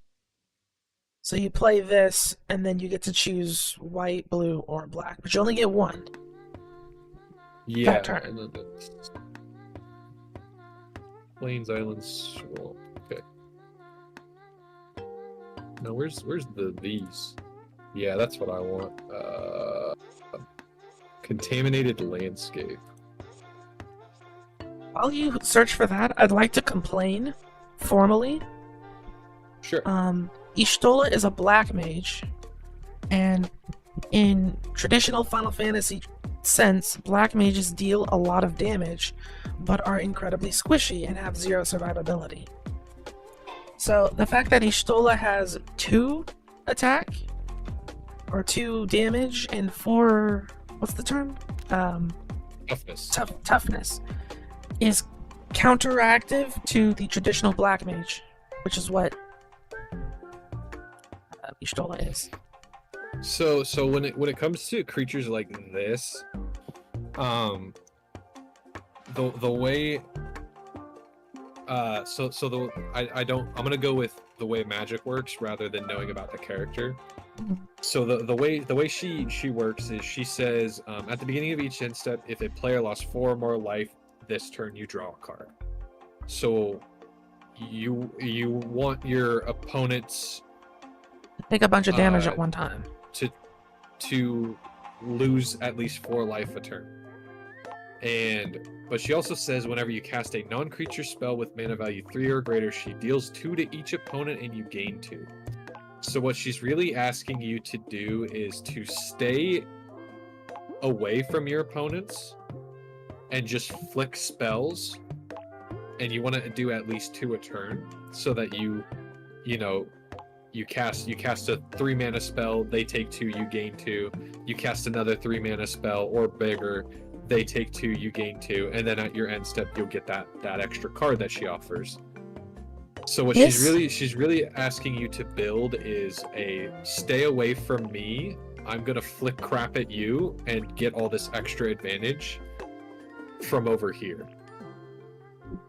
So as far as her power and toughness, she really doesn't want to go into combat, like, because she's got such a small front end with her 2 damage, with her 2 power. Uh-huh. And then her 4 toughness, the reason she's a 4 toughness is because 3 is really easy to kill. Like, as you can see, the lightning bolt would have killed her if she was a 3. That's the delete button. If they made her a 3, then they would have had to given her hexproof, and she would have been really fucking strong if she was hexproof, or like they have to pay extra to target her or whatever. So that it's just so that when you play her as a commander, your what's it called? Your commander doesn't die immediately. It's not so much about her ability to be in combat, because she really doesn't want to. She wants you to throw crap at your opponents and just stay away and gain your little life and deal their, poke them for 2, gain 2, poke them for 2, gain 2, and then at your end of turn you draw an extra card. This card thematically would make more sense if it was before she became a black mage. She was a job called Arcanist. And Arcanists do something very similar to this, where they're not so much for combat. They're more of like a... They're kind of like a summoner type. They're a pre-summoner job. And they stay at range, and they do a combination of support and distance attacking. So they're not... But for her to have this ability as a black mage is like, huh? Well, so here's what's interesting that they've discussed with the Final Fantasy set is transformation is a large part of Final Fantasy because it takes place over all of Final Fantasy. So even though she may have a black mana symbol on her, and I don't know if her attire is a dead giveaway for her position, to me that looks like a black mage outfit. Yeah, it's definitely a black mage. So like one of the characters, what's his name? I'm so glad that you know, like, what they're thinking as far as like the design for the cards and stuff. But go ahead. I'm excited. Yeah. So do you know this guy Garland?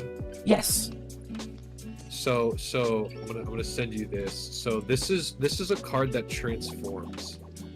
So I assume, because I know nothing about the character, that something goes on, and let's say he's a failed knight, or he failed to resist something, or he is evil but he transitions into a greater evil. He starts out as a human, and then when he either fails his quest or you achieve his thing, he evolves into a demon. And they also have many versions of some of the creatures, so you'll find probably an early game version of very important characters like Cloud, which I know that I've already seen 2 different versions of Cloud. They do different things, so that they may do something similar along those lines, and it may just be an homage. So what's frustrating about this in particular is,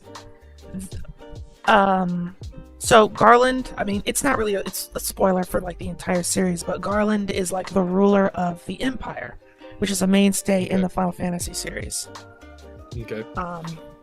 But he's obsessed with power and control, and always ends up going from a human ruler in charge type into some form of chaos or primordial evil, which is why Garland the Knight becomes chaos. Right. That's kind of just like you're fighting the final boss, and then he goes into phase 2 type of deal. Yeah. Let me see. I'm trying to zoom in close enough to see what it says. What he does. Let me see what he does. Chaos dies, put it at the bottom of its owner's library, which makes sense because every time you defeat Chaos, he'll be back later. He'll be back later. Return this creature to battlefield transforms when he dies. Goes to the bottom. That's cool. And then Garland will knock you down. Garland is always like the might makes right, and I'm always right type of person. But even when you beat him, it's like you didn't win because I'm actually Chaos. And even when you win, you're like, you didn't win because I'm Chaos, and I'll be back when I get the power back. Here's another good example of transformation with the Final Fantasy cards. Because I don't know anything about Cecil, but he starts out as the Dark Knight. So he starts out as the Dark Knight, if you will, and then he does something, I'm not sure what, and then he becomes redeemed. So again, that refers to, I assume, his character arc in the story. So his story, Cecil is he's working for the Empire, and he doesn't know that the Empire is evil until he gets sent on a mission and accidentally kills an entire village of just people. And he's stricken with grief. He feels bad about it, and he abandons his position. Cecil.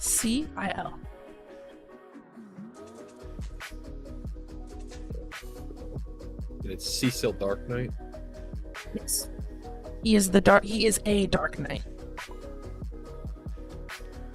Okay, here you can use the one I have on yours on tabletop. Oh, you got one on tabletop? Okay. Should be easier to look at. It's right here. So yeah, And then if you flip him, oh no, they don't have the backside. oh, that sucks. There's a backside to this one. He basically, you kill one of the characters who would eventually join your party. You kill their mom,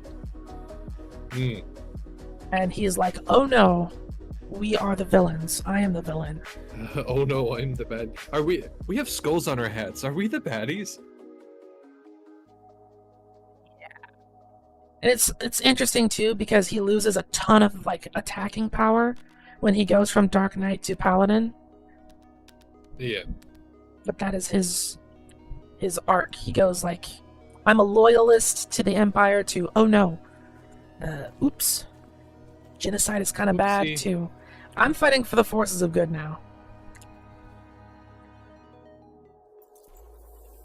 I don't know. I like the art they did for the second one. I don't know if I like saying that the theme is transformation. Is changing your clothes really a transformation? For Cecil, yes. For others, maybe not. But that's a job change. Like, Yordle goes from a Arcanist to a Black Knight. Cecil goes from a Arcanist to a Black Mage. And Cecil goes from a Dark Knight to a Paladin. It might not be Yordle's story that is specific to transformation, but the theme overall with the Final Fantasy characters, there's a lot of, character progression or change in motives or whatever through the cards that they've made for the set. It may not be for her specifically.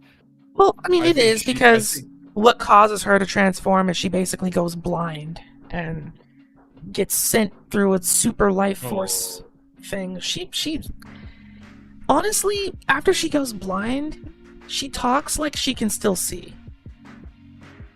So like you forget. She has magic bullshit sight. Kind of. I'm not really sure, Like actually. Daredevil. Pretty much. But like she walks around like she can see fine. She probably has some sense, but she's magical, so she might just have like light, like where she gets like people's outlines or whatever. In fact, no, she must not be totally blind because she does still read. Like you find her asleep on a stack of books. She's a fraud. I don't want to replay Final Fantasy XIV, but now that I think about it, I don't actually know what her condition is. But her eyes definitely go from like a emerald color to like a cloudy gray. Did she at least say something that suggests that her vision has been impaired? Oh yeah. In fact, her teacher is like, she hasn't seen her teacher for a long time, and her teacher sees her and she's like, wait a second. What on earth did you do that made your eyes lose all of their color? You've been using that forbidden magic again, haven't you? And she kind of just goes, tee. Darn dark mages. Well, she wasn't a dark mage before then. So the fact that she shows up again and she's all blinded and stuff, it's like, you've been on that forbidden magic stuff. And she kind of just laughs it off and is like, well, you kind of did teach it to me, so. Yeah. So as a black mage, what is her role post level up, I guess? Black mages are in Final Fantasy. They just deal damage, right? Yeah, they're referred to as greedy DPS because they don't do anything to help anyone else in the party. Their focus is fireball, lightning, ice. Just blast it with spells, burn it, freeze it, blow it up. strike it Hey, with lightning. thank you for the follow. We're teaching our friend Eris about magic, Yeah, and it's a lot she's of fun. teaching me about Final Fantasy. I've pretty much Final Fantasy. covered the so I actually really do like the Yasholta card. But my friend who's a fan of the animal people is gonna take her before I get to her, so that's fine. And they're my two friends that I play with. They're big on Final Fantasy, so I'm like, if there's any creatures that I'm interested in that you guys haven't immediately dibsed, that's fine. But you guys get first pick for sure, because it's special to them. Yordle is very cool, but I don't know if I would pick her over.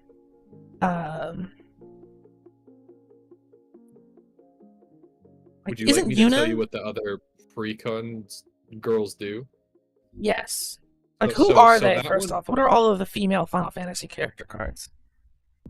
well, so for the pre-con, so if we were to sit down and play Commander, which is the 100 card format, Mhm. she's one of the leaders, but there will also be probably another one or two in the deck that have all three of her colors. So I don't know if I explained this well enough, but in Commander, the colors that are on the card, so Yasholta, the colors that are printed on her card are all of the colors you have access to in that Commander deck. So she has no green and no red. Okay. So you would only use white spells, black spells, and blue spells, and any mix of those three, and colorless, of course. You could colorless go into any Right. deck. And then so here is Terra. I'm gonna show them to you on here because that seems to be easier. Yeah. Rifle. It's Terra what? Herald of Hope. Oh. Terra. Herald. It's shameful of me that I can't remember Tara's last name, or if she even has one, but... Okay, so what Terra says is at the beginning of combat on your turn, mill 2 cards. She gains flying until the end of turn. Oh, not Mill. Well, so she mills herself. So there's a difference between milling yourself and milling your opponents. So in this instance, she mills 2, and then she gains evasion by flying, and that makes it so that she can attack more safely. And she also says when she deals combat damage to a player, you may pay 2. If you do, return target creature with power 3 or less from your graveyard to the battlefield tapped. So what you really want to do is play a bunch of creatures with power 3 or less, so usually small creatures or creatures that have big effects that their power just happens to be low, and creatures that you want to bring back over and over again. So she really gives the same vibe as the black deck that I showed you. She instead of sacrificing your creatures, she just puts them directly into your graveyard from the top of her library. So that's what she's about. She's about getting little creatures with big effects. So like let's say this was in your graveyard. You could return this to the battlefield tapped with her effect, and then your opponents would have to sacrifice a creature. And so you could do that pretty much every turn that they connect. So if they're not making extra creatures, you could keep their board really slimmed out with effects like that. So she's what we call grave recursion. So a lot of the where's my victimize? So similar to the victimize, but just in a different way. Okay. So she's cool with grave stuff. So grave stuff is a really fun deck archetype. I like. I've have many decks that move things in and out of the grave. Let me see. Okay, Them- who else? Thematically Oh, you, speaking, Terra makes a lot of sense. It's a shame that it's with Black, with like this undead stuff, because she's such a pure of heart type of maiden. Um, but her abilities reflect that pretty well in her card, better than I think oh, Ishtola's does. oh well. Okay, now we got Cloud. Let's see. I don't like Cloud, but I know him. Scryfall, Cloud, X, Soldier. Okay, so this is Cloud, and let me show it for chat. So what Cloud says is when he enters, you can attach one target equipment you control to it. When he attacks, you draw a card for each equipped attacking creature you control, and if his power is 7 or greater, you make 2 treasure tokens. So all of that probably makes no fucking sense to you because we haven't gone into those kinds of things. The equipment So part makes sense for his theme. I don't know. Wait, what is a treasure token? I mean, it's a token, but yeah. So do you remember that food token that you could have put into play if you had enough forests? yes. So that is similar to the I treasure mean, token, but instead of giving you 3 life, you can tap it and sacrifice it and add a mana of any color to your mana pool. that So makes it's another way to sense. get additional mana resources. That makes so much sense because Cloud at the start of 7 is like, just give me the money. Pay me. Well, and this he says ex-soldier, so it looks like he's post dealing with people's crap. Well, he's Or quit. post trying to. He's quit being a soldier for Shinra, which is the company, and it says human soldier mercenary.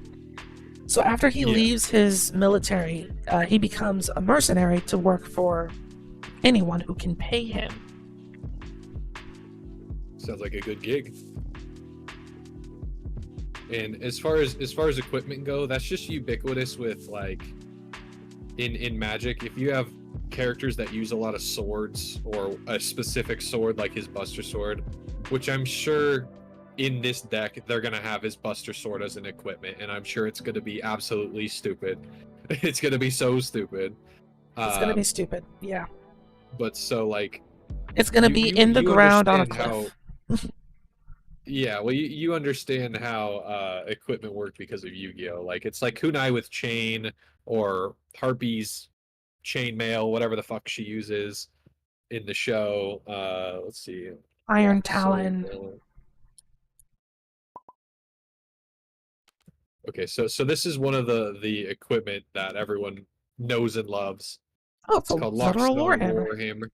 Yep, Cool. sure is. It is the Warhammer. We found him. We found it. Took 40,000 years to find him. So it gives him +3/+0, trample, and lifelink. So remember the trampling over bit Yeah, that's a that you did pretty with good your greens? card. It's pretty good, and all of the damage he would deal with that is lifelink is the damage that creature deals, you gain that much life. Oh, So imagine beating my ass for that whole he would get 7, he would be a 7/4. You trample over, so if I don't have anything to block, I would take 7. You gain 7. You would draw a card for each attacking creature you control that's equipped, so himself. So you would draw a card, and then you would make 2 treasures. That's really good. that's really good. And that's Yeah. and that's just by having 1 equipment on him. Oof. And he says when he enters, attach an equipment to him.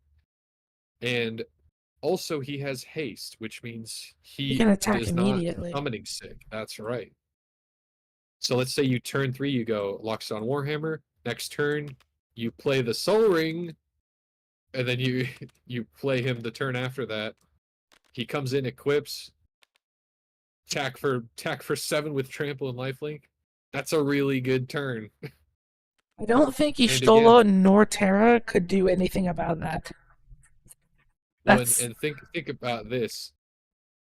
At the beginning of stream, I mentioned commander damage. uh, Uh, you only take 21 commander damage and you lose. And if he's swinging for 7 every time, that's 3. No, 7, 14, 21. 7, 14, 21. No, that's right, 3. I'm like, I definitely didn't do that math wrong. So Oh, you got he it only has right. to connect. He only has to connect 3 times, and you lose. That's So anyway, that's Cloud. Let's see what the last one is. Because there's 4 precons. I'm upset because I mean, Cloud is obviously the poster child of the Final Fantasy collab. The fact Uh, that he so far is the one that like okay, Ishtola can't do anything, Terra can't do anything. Let me see. Let me pull Cecil back up. Based off of like these cards, none of the other Final Fantasy cards would be able to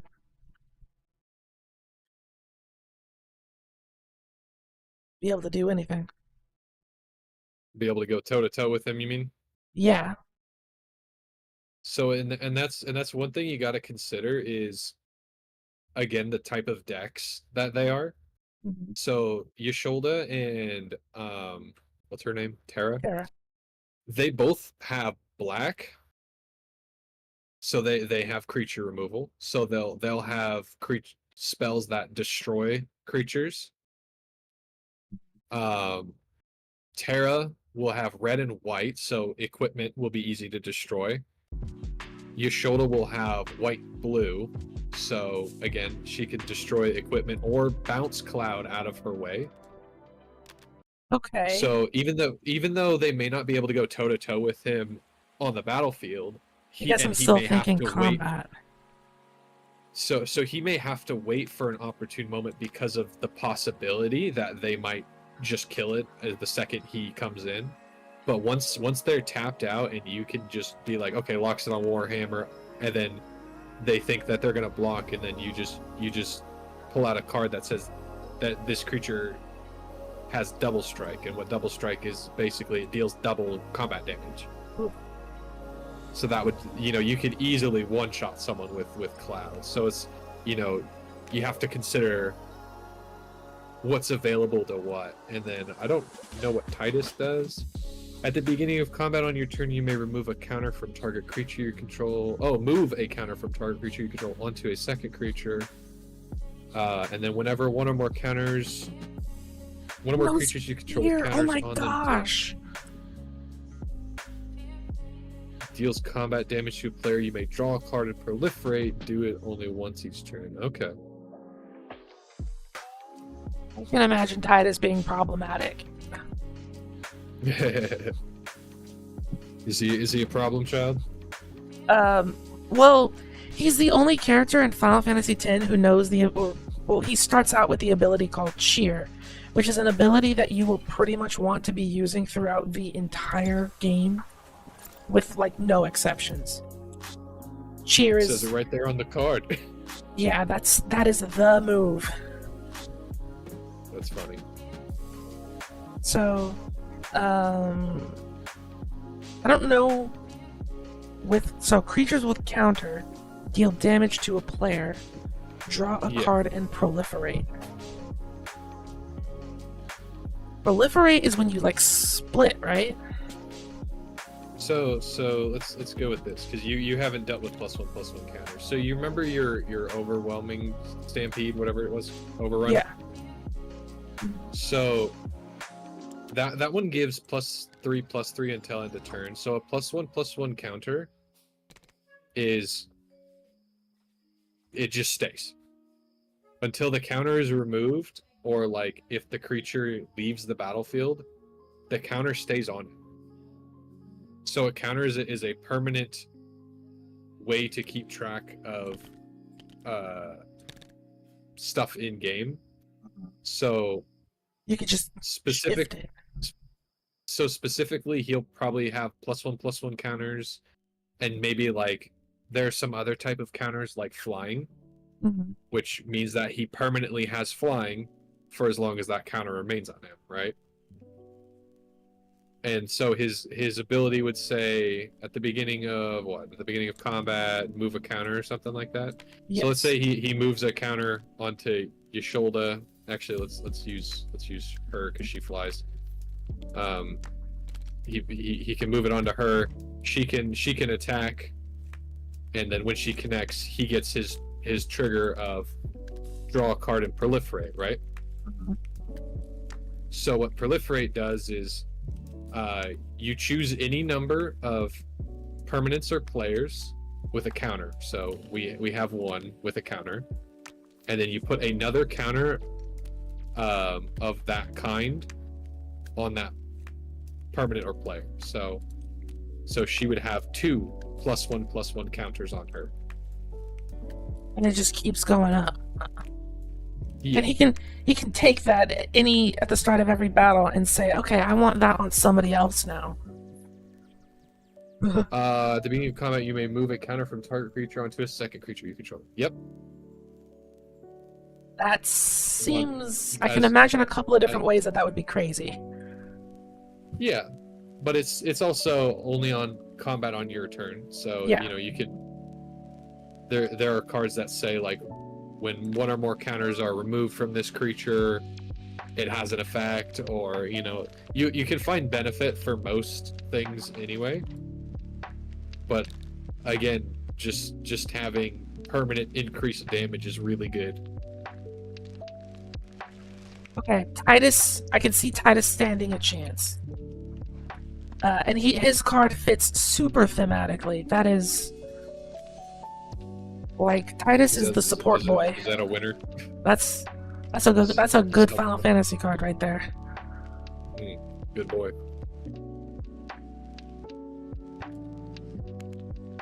But so like obviously people are gonna want Y'shtola because she's a cute cat girl, and Oh yeah, what are I guarantee you that one's gonna be one of the most expensive. I think these two are gonna be the most expensive. Yep, which works for me because I like Terra and Titus more. Yeah, I think my friend was like popping off at Titus. I think he's like, oh Titus. So I think he's gonna get that one. I'm not sure though. Are there any other Final Fantasy girls other than Celis? That have been announced? Yes. Yes. So they've also reskinned some cards into that have already existed into Final Fantasy characters, which they do sometimes. So there's this character Yuffie Kisaragi, the ninja, and she has a ninja-themed creature. I'm gonna read them off, and then if you want, I can show you the ones that I see. I actually don't think there's too many left. Just probably not. There's probably a lot of males. They wanted to blend of males and females. So they've announced another cloud that's different. Sephiroth.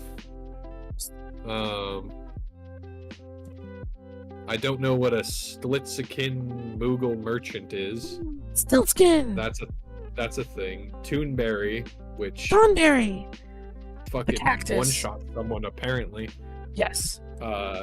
There is a cactus called Jumbo Cactar, which gets plus 9,999 plus 0 when it attacks, which everyone loses their mind about.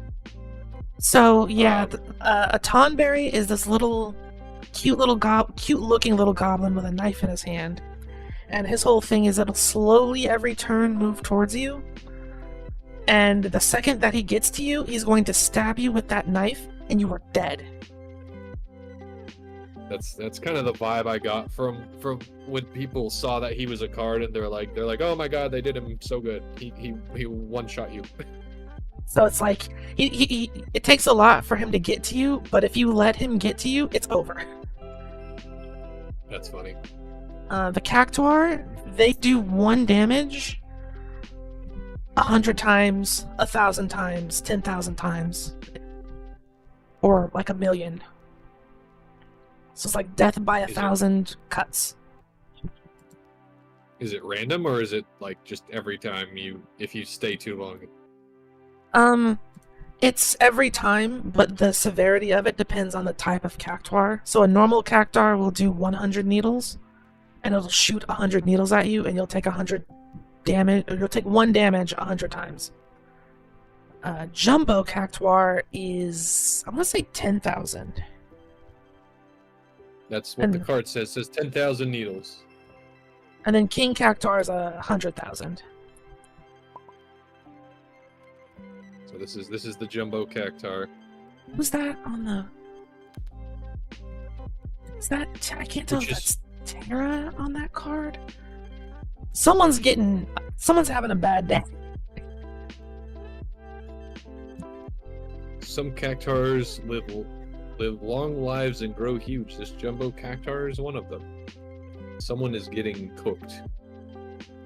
They have a cowboy hat on. Does anyone have a cowboy hat? Irvin Knies from Final Fantasy. That is Irvin! Oh my god, Irvin, what are you doing? So yeah, that's the Zoom even more. I'm maxed out on Zoom. But yeah, so that is the sniper party member you get in Final Fantasy VIII, who's really cocky and likes to flirt with the ladies. Oh yeah. You ought to know better. That wouldn't be me. I'm calm. Nah, Irvin's a fun character. I'd be okay. For 10,000 hits of 1?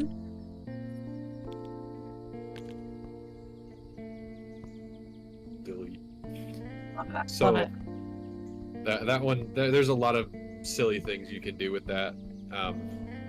Like there's like draw cards equal to target creature's power. Add a mana for the greatest power among creatures you control. Fling, which is sacrifice a creature, you deal damage equal to its power to target anything, so you can just one-shot your opponent. You could just give it trample, like that card, fucking overrun. You could just give it trample and one-shot someone for sure. I actually don't think that that's how this card works. I think this card is actually way crappier than people think. Well, it is until end of turn. So, but if you read it, it says whenever this creature attacks, it gets plus 999. So what happens is you summon it, and it's got to have 1/7. It's gotta survive for a turn, yeah. You attack with it, you do 1. After that, that's when you get the 9999. No, so, and you bring up a good point, because there are a lot of when things trigger, there's some of them ask a question. It's like when at the beginning of your upkeep, if you control a creature, do this. Some creature and a lot of them, a lot of different effects check certain things, like do you have 4 or more cards in your hand? Yes or no. Does your opponent have more cards than you? Yes or no. So what this creature is saying is, so when I had you go to your combat step and you say, okay, I'm going to declare attackers, and you tap this sideways and you go, okay, my attackers have been declared. That is this creature attacking. Right. So it gets the ability. So it gets plus 9999. However, there are some abilities that they'll say like Kali of the Vast, which is the angel chick that I made a deck for you for. So let's look at her real quick. Scryfall, Kali the Vast. She has an extra A in her name. Oh my god. I spelt it right.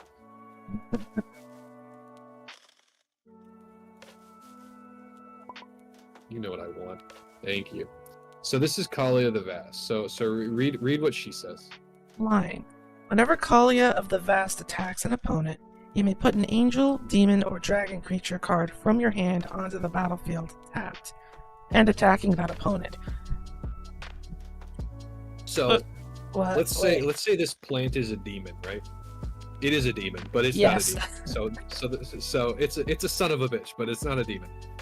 So let's say you go to combat and you have this Cactar demon in your hand, and you go to combat and you say, I'm gonna attack with Kali of the Fast. And I'm gonna put this into play tapped and attacking. Does it get the +9999? So it is attacking. Does it get the +999? Whenever this creature attacks, if this is the creature that's attacking, I guess it would get the 999. So and obviously I'm trying to trick you a little bit. So this creature says when this creature attacks, you put a creature into play tapped and attack. Okay. This happens at your declare attacker step. So when you declare your attackers, let's say you're attacking with these two because they match, they're the right colors here. These three. These are your declared attackers. This ability goes on this stack after you've declared your attackers. So you say, okay, trigger. Your opponent says I don't have any effects. Then you put this into play. And then you choose an opponent that it's attacking. So let's say we have 3-player mode. You go, Yordle, I'm going to attack you with this one. The declare attacker step is where the trigger would go. And since you're already past that, it does not get the +999. That is quite confusing. Yeah. So, but on the next turn, if it survives, when you go to combat, let's say these aren't in play.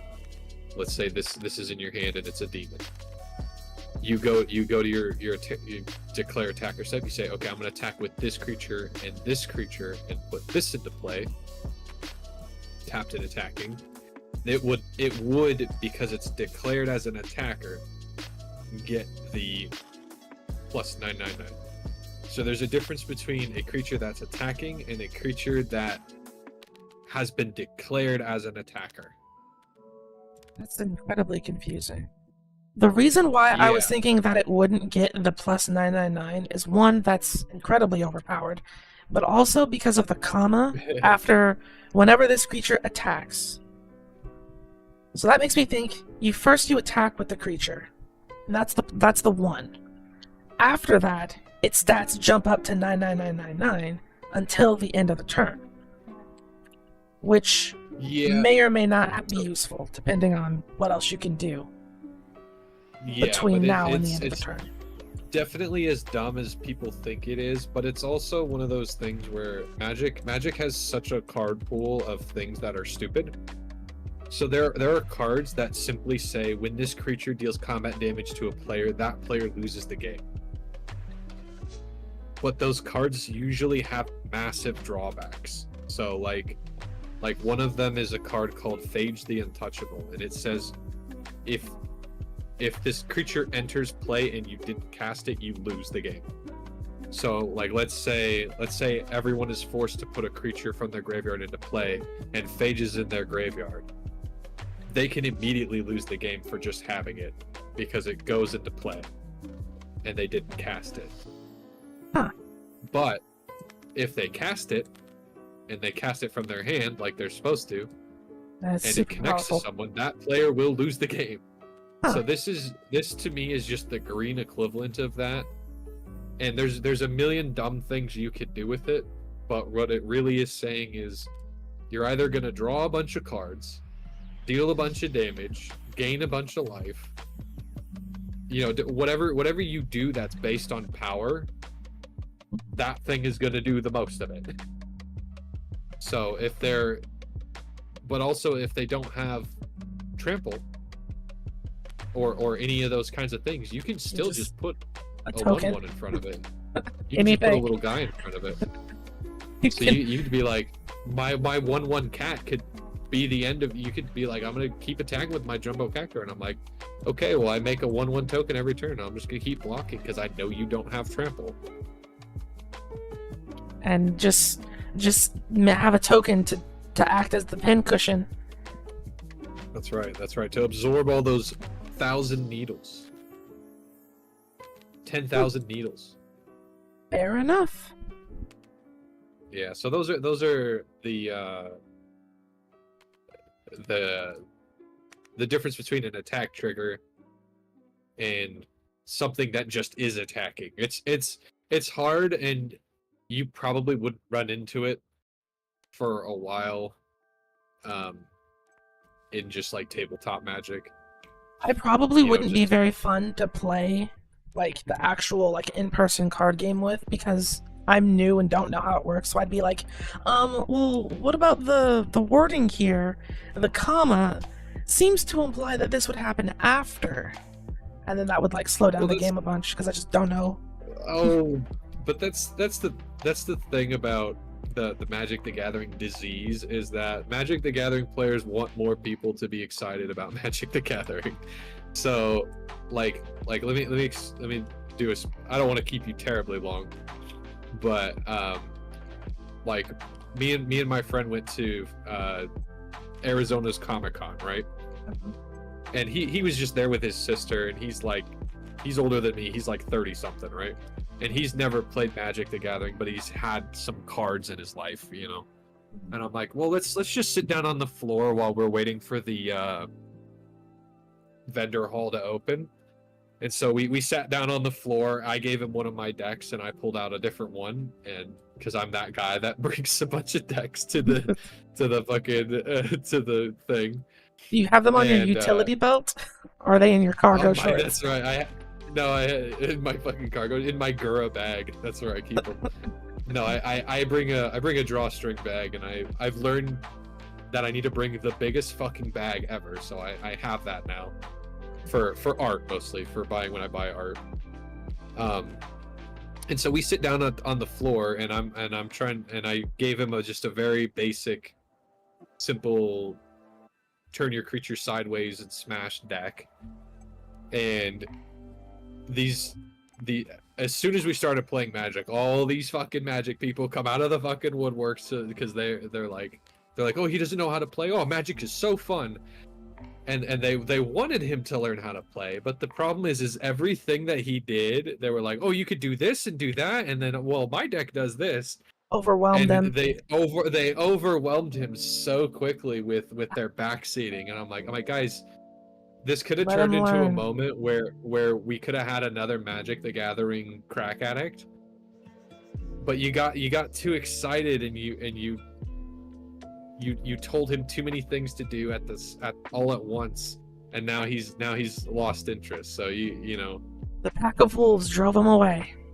Well, I know they just couldn't help themselves. They just couldn't. So it happens. But as far as sitting down and learning about rules, me and my friends, we've played thousands of games of Magic, right? Mm-hmm. And someone will play a card and we'll go, what does that do? It's like, oh, I think it works like this. It's like, well, I have this in play. Doesn't that change that? And it's like, okay, well, let's look it up. And so we might have to take a minute and be like, oh, no, it says that if this happens and this happens, fuck you, you know? So taking an extra minute to read something or to learn about something, that's part of that, no matter what stage of Magic you are at. And one of my friends is a Magic judge, which means that he took a very difficult test to learn all of the rules of Magic, even the really tiny rules, and you have to be certified to do that. So that is the dumbest and coolest thing I've ever heard. Yeah. So we still got to learn rules, you know. As a Final Fantasy fan, the term judge is like only the coolest people get to be a judge. So the fact that this nerd game has a official judge certification is lame and awesome. I love it. It's a level of nerd of all time, you know. But also it's because there is sanctioned events, you know, tournament play, people that make their living off of playing Magic. So they got to have people that are there to officiate and be like, no, you misused the stack. Or let's say you have all those elves in play and it's like, oh, you're supposed to make an elf token back 2 turns ago. It's like, that's too far ago. You missed the trigger and you get a penalty. You know, they take those things very seriously, but that's for tournaments and stuff. That's so cool. And it's you know, we know what we're about. That is my brand of nerd. I love it. So that's what we're here for. We're here to play the Magic game correctly. It's like, excuse me, you didn't move your cardboard to the left correctly, and like there's a lot of times small things that are a big deal. Like I'm sure you're incredibly washed out by now, but I'm just gonna show you. I'm having one fun. Thing. What's that? You forgot you didn't tap your card properly? Well, this is for you. Here's your L token. Okay, so I want you to look at this card. This one right over here. Spinning it. So read that and just have your mind absolutely blown. Holy shit, it's L. Dryad Arbor isn't a spell. It's affected by summoning sickness. And it has a tap. Add green mana. Touch no tree, break no branch, and speak only the question you wish answered. Anyan, Elder Druid, to her initiates. What? So what's interesting about this creature is it's a forest. And it's the only one of its kind that's set up specifically this way. There are creatures that are lands. This one is such a pain in the ass, and Wizards is so mad that they made this card because they have a printing of it that just looks like a generic forest, and it has power and toughness at the bottom. And so one of the in a major tournament, like a really, people win tens of thousands of dollars in this tournament, and someone did their declare attacker step. They attacked with all this stuff because they thought they were clear to go, and they had this card in their lands, and they just pull it up and go, I'm gonna block. And because it looked like every other forest, they like had to stop. They had to like stop the tournament, and I think they did in favor of the guy that had the Dryad Arbor. But they made the rule that you can't use that version of it because it looks it's a different version. Like the land. Yeah, so there's a different printing of it that is indistinguishable from a regular forest. And what's it called? But also they made a rule where if you have a creature on the battlefield, you cannot have it in your lands. So even though you would use it like a land, you have to keep it up where your creatures are. But it says land creature on it. So exactly. It's just because it was such like a sneaky like haha gotcha moment that they had to change the rules for that one art of that one card, just because it was such a huge pain in the ass. And Yu-Gi-Oh, they'd just be like, nope, it's banned. They would not play around with it. They do not have time for that. They're like, oh, what's this? God, look at this shit. Okay, I'm gonna send you. Where are you at? Okay, so I'm gonna send you.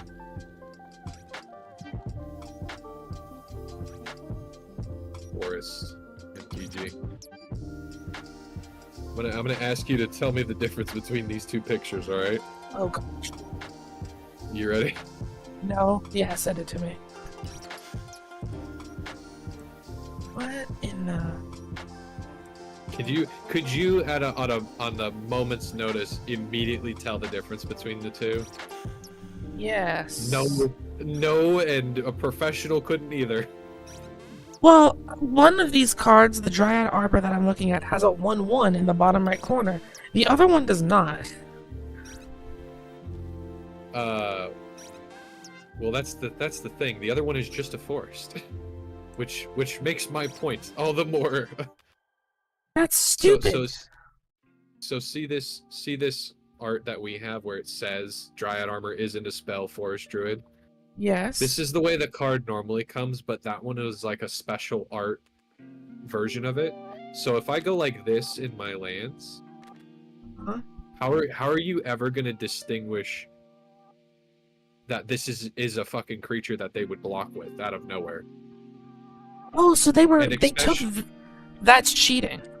You can't so, and especially with that art that I showed you, where it doesn't say anything, it just says the only way would be to look at the fact that it says Dryad Arbor at the top, which you could just say, you know, play a forest, pass.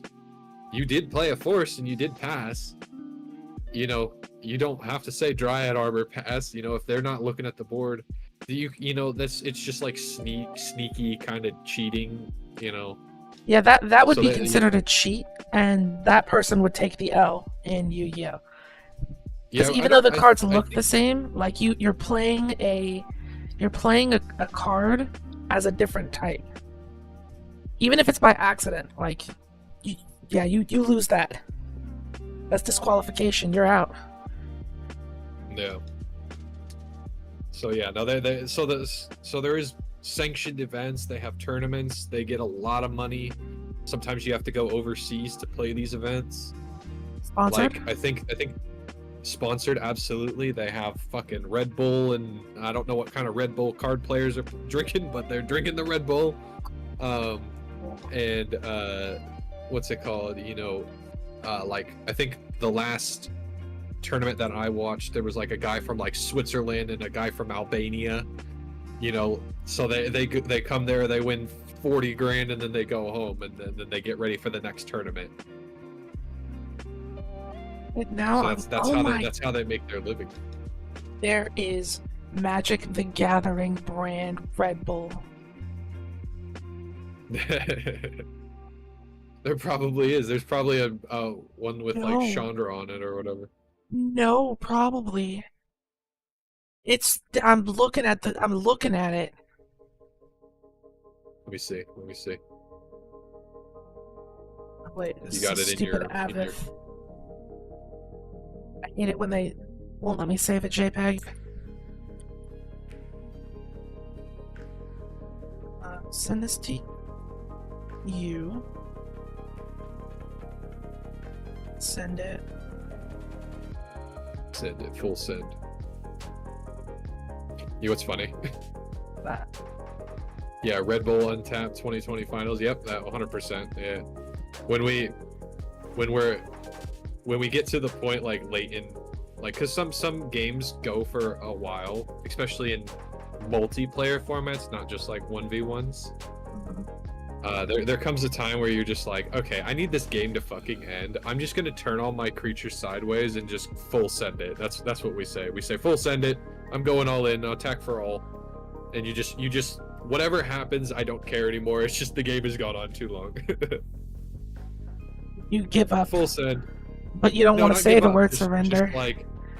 It's just like I can't assume to know what you're going to do until you do it. So let's see what you've got, and if you've got nothing, you'll die. You know. So sometimes the games go last like that. ditch effort, like everybody into attack positions. Everyone for queen and country. Love it. That's fun. I love stuff like that. Yeah. Because like I was a big fan of like when Final Fantasy did the elixir energy drinks. It's just monster. Yeah. You know, I like stuff like that. That's really fun. Were they good? Yeah. You spent a premium on a drink that you would normally get for like $1 because it's in a different can with a Final Fantasy character on it. Well, like, it's fun. Like, so I went to Disneyland, or was it Disney World? I don't know, Disney whatever, with my sister, right? We're those people.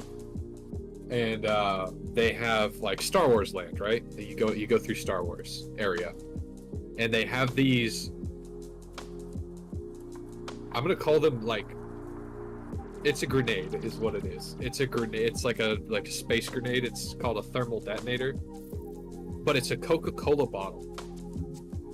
And so I have the fucking Coca-Cola bottle grenade from Star Wars land, and it's so cool. That's awesome. I played Republic Commando, so like. I love Republic Commando. Damn right, you love Republic Commando. Dude, it's so cool because he's got like the wrist blade on the top. My problem with that game is I always run. What are you doing? There we go. I always run out of ammo. Like whenever I played Republic Commando, like you're fighting the Genosian fucking aliens, right? And I always use like the assault rifle, right? The machine gun. Yep. I run out of ammo so fucking quick every single time, and then you're stuck with that pistol that has like not a certain number of shots, but like you have to like let it like recharge, or you can only shoot at a certain speed. Yeah, it's got a cooldown. Something like that. And for me, whenever I play shooters, I rely on I have a really good trigger finger, and games that limit my fire rate irk the shit out of me. They irk me so bad because I'm like I just want to shoot the fucking shit out of something. And if they're like, oh, it's semi-automatic, so for every trigger pull you shoot, and I'm like, okay, well then it's basically a machine gun for me, but I have this gun that's basically like a 1,000, 1,000, 1,000. I'm like, oh my god. Yep. I'm like, just let me shoot. My problem is like I play games like that very aggressively, which is why I love Doom so much, is because I can hit the W key or I can just move forward, and as long as I'm clicking heads fast enough, I'm good. But Republic Commando, they kind of want you to slow down and fight as a unit and do all of this other not super aggressive stuff. I think you'd have more fun with Star Wars Battlefront 2. I did have a lot more fun with Battlefront 2. Oh, good. Well, because you said I've only played Republic Commando, but no, I played more than that. I played a lot of Star Wars games, but Republic Commando. When you brought up the thermal grenade, I was like, "Ooh, Republic Commando thermal grenade." Yes. Okay, good. So you have played that, and I feel like that's a much better pacing. And my god, that game is so much fun. I love the fact that you can just like commandeer a fucking ship, slam into the enemy's like main ship, take one of their things, use their own ship to blow them up while your friend is inside throwing grenades at all their important like life support crap. So fun. Have you ever split screened with Star Wars Battlefront 2? It's one of the greatest. It's one of the greatest pleasures of being a boomer or zoomer, whatever I am. I remember always playing as, I want to say they were the shock troopers, because you could just explosions. Oh no, it was the shock troopers, the ones who had the jetpacks and the rockets, I think, right? The shock troopers were the ones that had the jetpacks and the bazooka. That was like it was like a smaller explosion, but it was still good. That jetpack on the map where it's always raining with the platforms. Oh, Camino. Hell Camino. Yeah. Yep. So my go-to was always the Commando, because he has a fucking minigun. You get in the hallway with that thing? There's nothing hotter on Earth than walking around with a fucking minigun. It's so fun. You hold forward, you hold down on the trigger, and you just like literally I would do the same thing every map, no matter what, as long as I was clones. I'm like, I would save up till I have enough points to get the fucking minigun guy, and I would immediately play him. You, Yordle, would love Doom 2016. 2016 specifically. That feeling. Which one do I have? Don't say like Eternal is fine, I guess. It runs kind of poorly, but 2016 specifically. Let me see. I have. It just says Doom on it. Doom. It doesn't say Eternal, so it's probably not. That is 2016. Is he holding a shotgun? This. I'll just send you the story page. So the story that I've gotten to is all of my energy sources for my planet are going down, and then there's a chick that opens up a wormhole, and she's like an old lady. Hmm? Whichever one that is. Wait. Let me see. Right here. Doom PS4 game. Oh! Yes, 4 Doom. That sounds like 2016.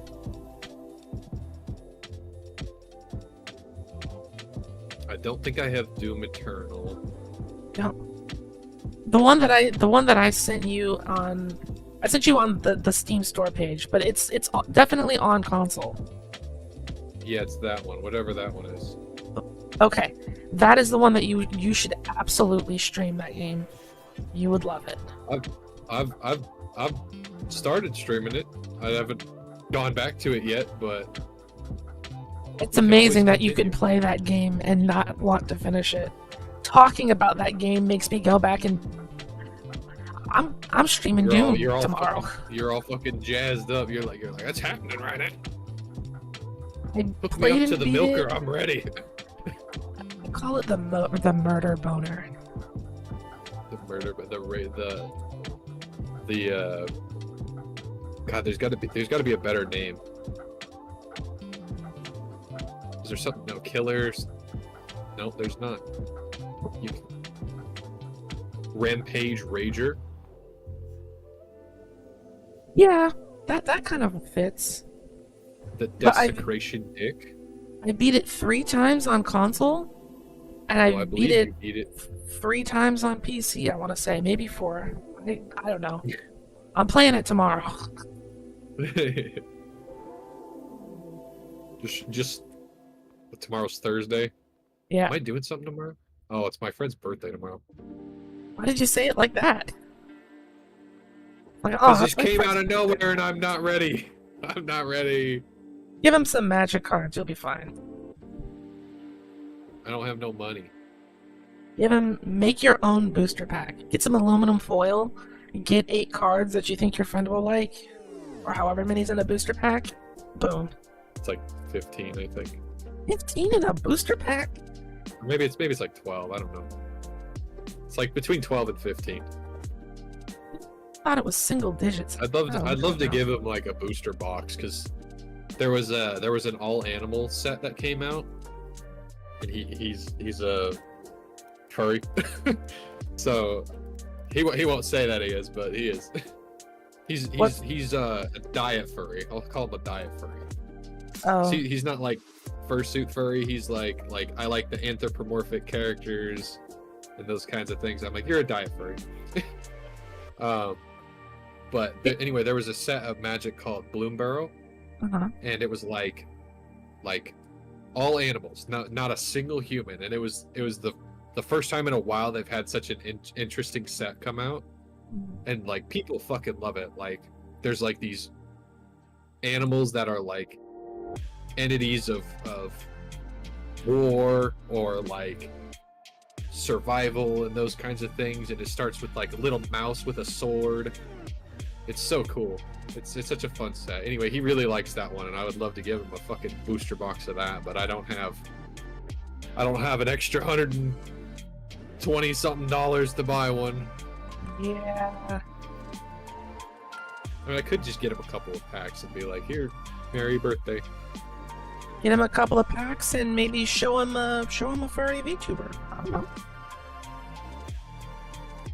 I mean, I could always animate. I don't know what his favorite like half animal person is. I know he likes Raftalia. I know he likes Spice and Wolf. But I don't know if he has like a favorite. You don't have time between now and tomorrow to animate. Well, I mean, you do, but don't do that. Hey, I did the one of me and you and like fucking that took a couple hours. Yeah, we need you not burned out. True. I may be able to catch you. So what time is your stream then? Whenever I freaking feel like it. Yeah, but do you do it like morning or midday or around the time that I stream? I try and do it towards like the morning if I'm gonna stream. There's like a specific time of day where it's like after I've taken a shower, but before I get hungry. That's like peak time for me to stream. Or I'll do it late at night, like around now is when I'd probably start a stream until I can no longer speak in complete sentences. Okay, so what you're saying is you're gonna turn on Doom right now and stream for everybody.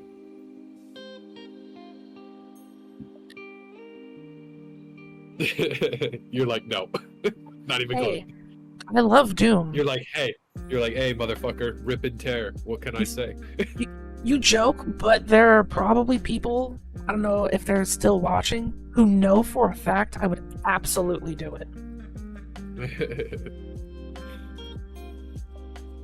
But I don't know how you go about changing categories in YouTube. I freaking love Doom so much. I don't understand how YouTube streaming works at all. I Me neither. haven't even bothered. And also, I've been vaguely half tempted to stream, but like, and I know they separate VODs from like your actual video page, but like, I want to try and keep my main channel uniform. But also, starting with 27,000 subscribers a lot easier than going to my itty bitty Yordle the streamer sub account that has only like a couple hundred people, you know. The big thing for me is, like, why I'm forcing myself to be more open to streaming is I need watch hours. And people watch my videos. Affiliate or whatever? Yeah. People watch my videos, but they always tell me that they like the interaction of live streaming, which gives me damage because I'm always like, I want to hide the scuff as much as I possibly can, and I can't do that while live. So scuffed. Yeah, dude, every time you do anything scuff. We hate it. We can't stand it. We're done with you. Well, it's not even that. It's that, like, when people call it out, I get self-conscious about it. It's like, shit, I should have hid that. I should have Alt F4 the software so nobody saw it. I mean, I guess it's just a person-to-person thing where it's like if I get called out for something, I'll either I usually oversell it. Be like, oh yes, sir. Let me change the volume for you, chat. You know, like there's it depends on the day. I mean, it's not that they're calling it out in like a malicious way or anything. No, it's just like, damn it, I wish that nobody saw that. And if this were a video, I could make sure that nobody saw that. Right. So are you an anti unscripted, prefer to script person? I actually don't script my videos, which is part of why they're so rambly all the time. But let me tell you. Because I did my Magical Girl video, right? And I had to do the outro for that video. And I had to thank my Patreon, as you do if you have such generous people with you. Say go check out my Patreon, check out my Twitch, and also thank you to the girls that did the voice acting. Naysayer, welcome, Naysayer. You know, you gotta say thank you to the girls that did the voice acting for me, and my friend that did the one guy. And then I also had to clarify, hey, these aren't my characters. They belong to Ginger Ninja, and go check out Ginger Ninja. So I had to get all that in, right? mm-hmm. The first time I did that, I think it doubled the length of my video. So it went from like 13 minutes to like 24 minutes. And I'm like, oh my God. I rambled so long. And so I had to try and get it down to like, I think the lowest I got it to was like 4 minutes or like 3 minutes. And I was going as fast as I can. I'm like, thank you guys so much for watching. Thank you to my Patreon. Here you go. Go check it out. And I stream. And thank you to the girls that helped make this video. And no, these characters aren't mine. They're all Jinja Ninjas. Go check them out. Blah blah blah. Thank you so much. Bye. See, well, your mistake is you tried to do all of that at one time. Where it's like, well, if you could also cut it down, but if you had started the video by saying, I don't own these characters, these are IPs by somebody else, then you have your animation, then you thank the people at the end, you'd have staggered it a little bit. Right, but consider this. Mm-hmm. The first, and this goes to say for writing as well. In the first 15 seconds, if you don't hook someone, they're gonna be gone. Sure. So asking them to pause, and I was tempted to have a little thing on screen that says these characters are owned by Jinja Ninja or whatever. Just a really quick. I didn't want to draw the eye away from the. I wanted it to feel like an episode of an anime you were already watching. But even anime. Like anime, when you get past like the intro, like the OP, they sometimes like the ones that are airing on TV will have like the grand sponsored by Pepsi, and then it'll roll into the show. You'd have that section of the grand sponsor to say, "Hey, not my characters. Enjoy. Let's go." Yeah. Well, there's a lot of different ways to do it. I think that the best way to have done that was to not do that video at all, but I really wanted to do it, so I did it. And now I'm stuck on a D&D video that I need to get done.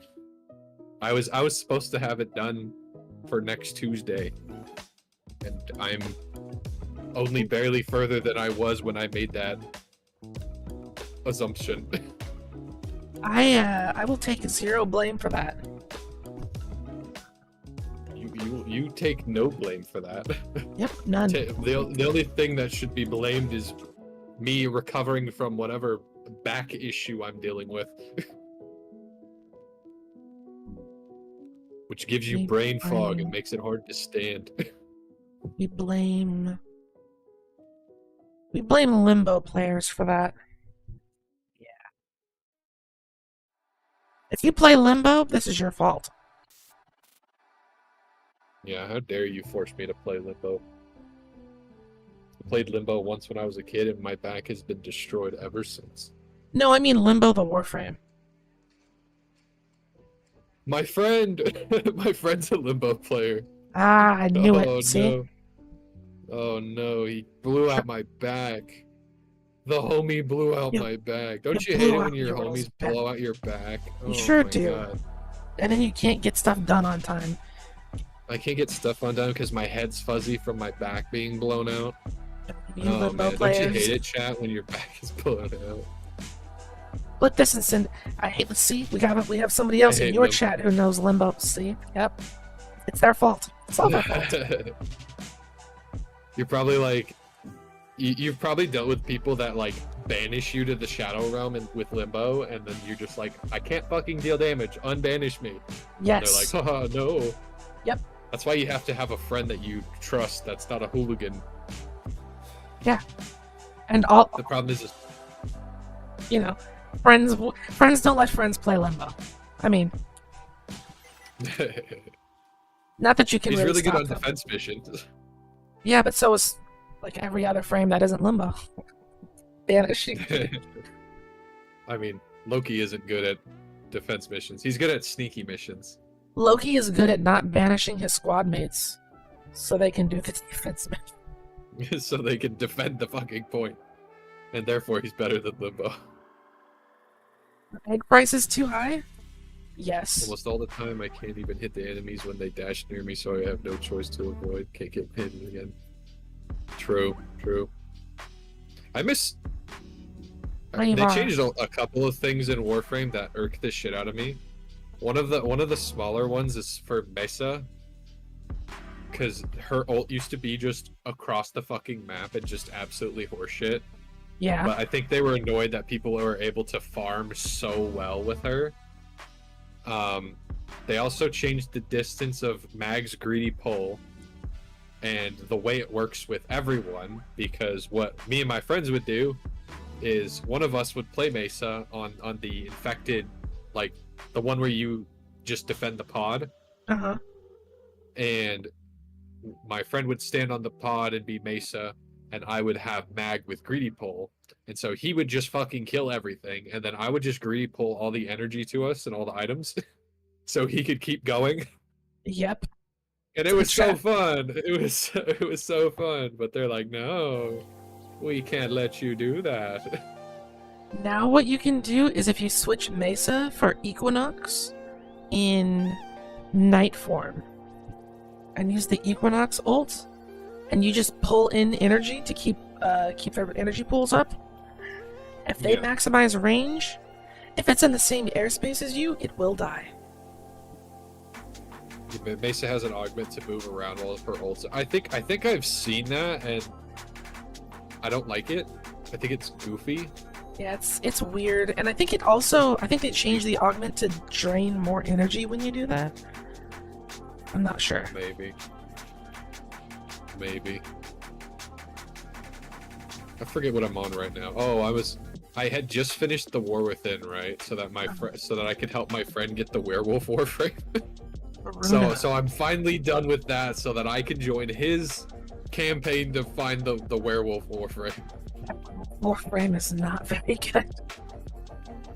That doesn't. It's people just like my friend that liked the Chromat, I think is, or whatever the dragon one is that leaves like a husk behind. That's like a sentry turret dragon. Yeah, Chroma.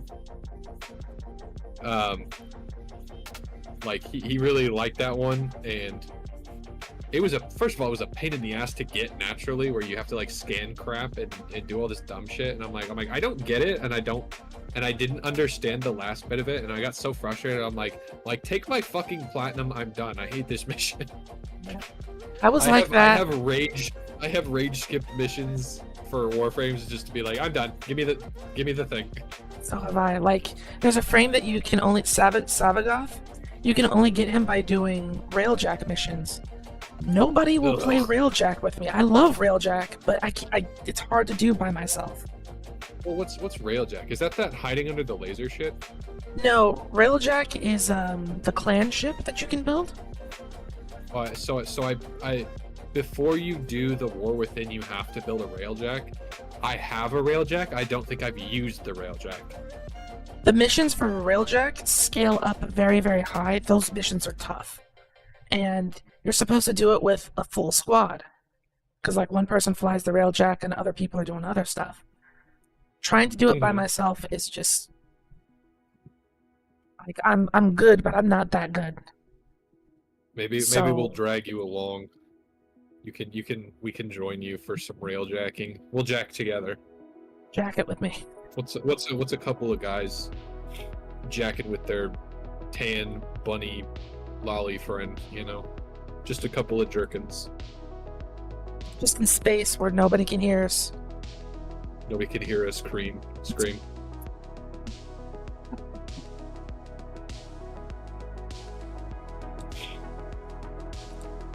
Besides that, I don't know what I'm doing on Warframe.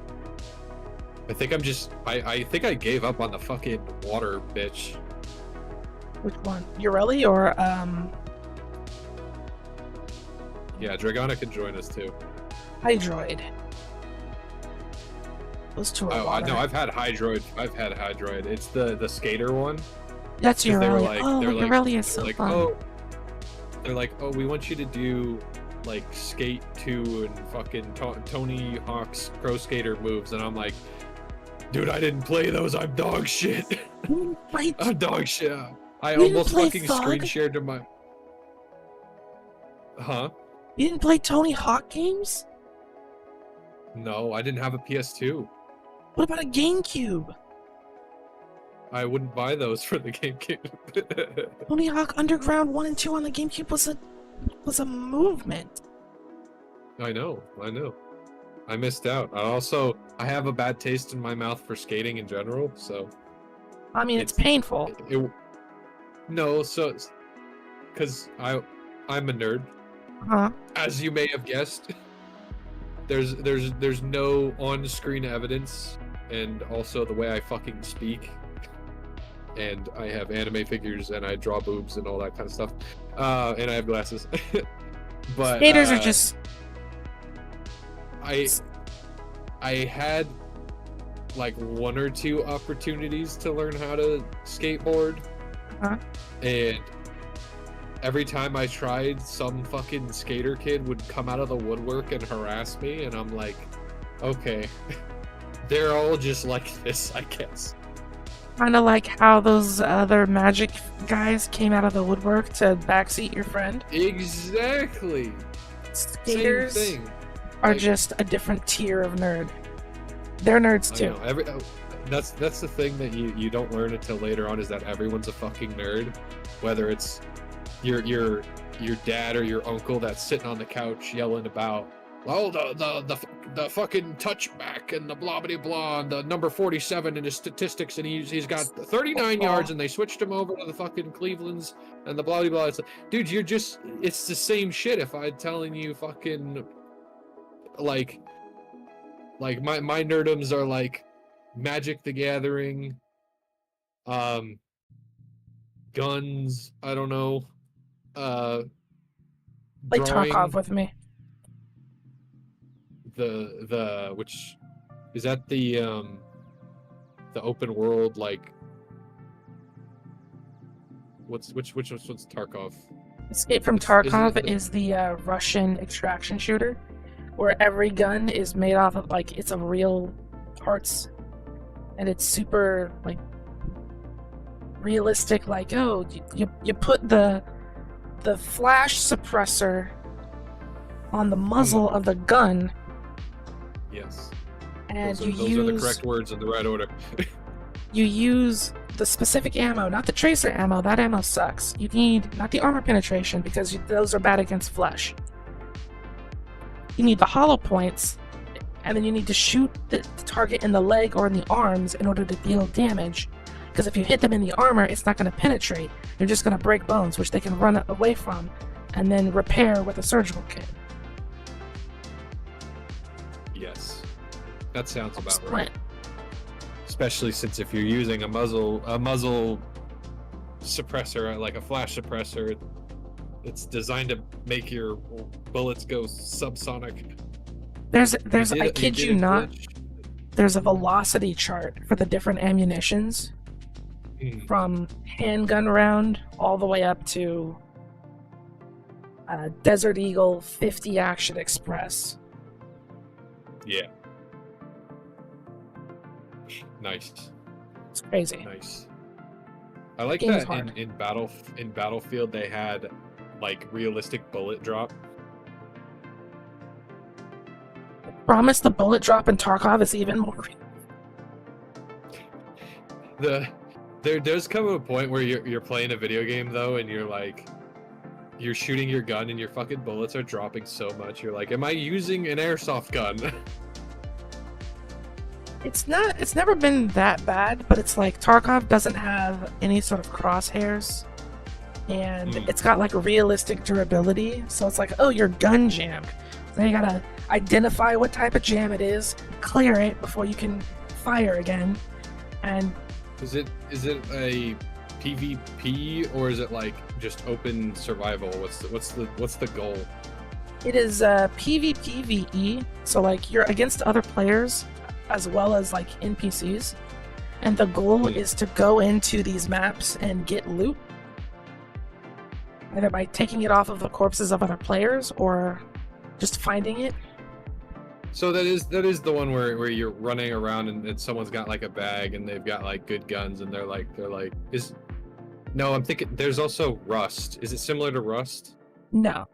So Rust is like a sandbox game where you like build a base and you take stuff to that base. Okay. Tarkov is you're doing raids. So like you'll go into a level and you'll have a set amount of time before you have to get to one of a few extraction points. Okay. And then as long as you're in that map, you can do whatever you want. You can find loot off of the ground or in like buildings or whatever, or you could fight other players and take it. You're doing a combination of those things. Yeah. But you lose everything that you have on your person if you die. And Right. you want to get as much stuff as you can and then make it to an extraction point to get out of the map. Hmm. So it's like, oh cool, I found a bottle of whiskey. But a player jumped me. But I killed him. So now I have the whiskey and his bag. But his gun is kind of trash, so I'm going to leave that there. And then try and get to escape. So it sounds like a mix of that open world zombie game where you go and find crap and Daisy. you have your duffel bag if you died. Yeah. I don't know if it's Daisy because I've played 7 Days to Die, not Daisy. Yeah, so Daisy mixed with what's that fucking game that everyone played? It's not Repo. It's the older one. The one where you have to get loot out of the like Lethal Company? Lethal Company. Where you have to pay off debt or whatever or get as much money as you can. Basically there's more of a goal than just don't die. Yeah, there's definitely more of a goal than don't die. You're not really building, you're not on a map long enough to like build anything.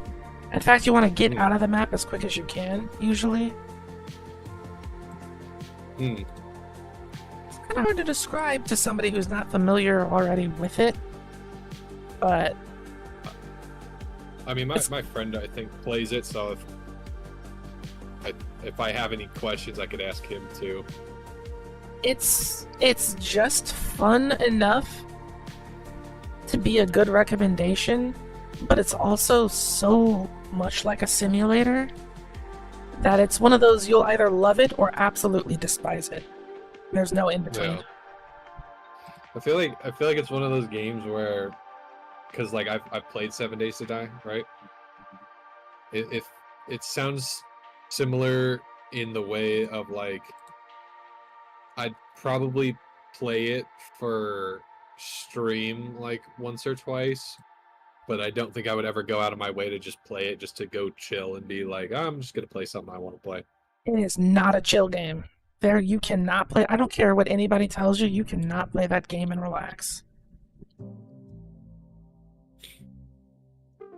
Because of how quickly everything dies, it's like if you hear a rustle in the bush, you need to know what direction, how far, and how many.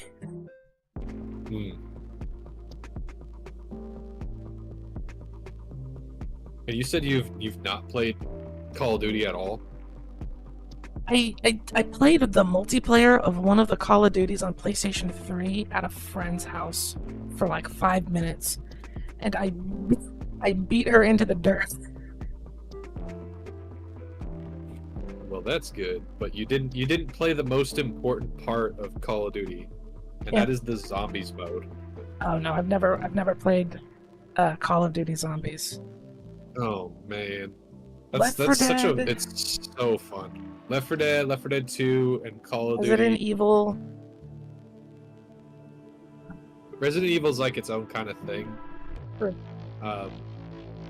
Just because you have to be so careful with ammo and like timing of shit You and like. don't. Well, I'm bad at the game, so I do. Oh, come on.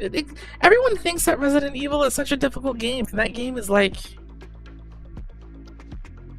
Well, no, I don't think it's difficult.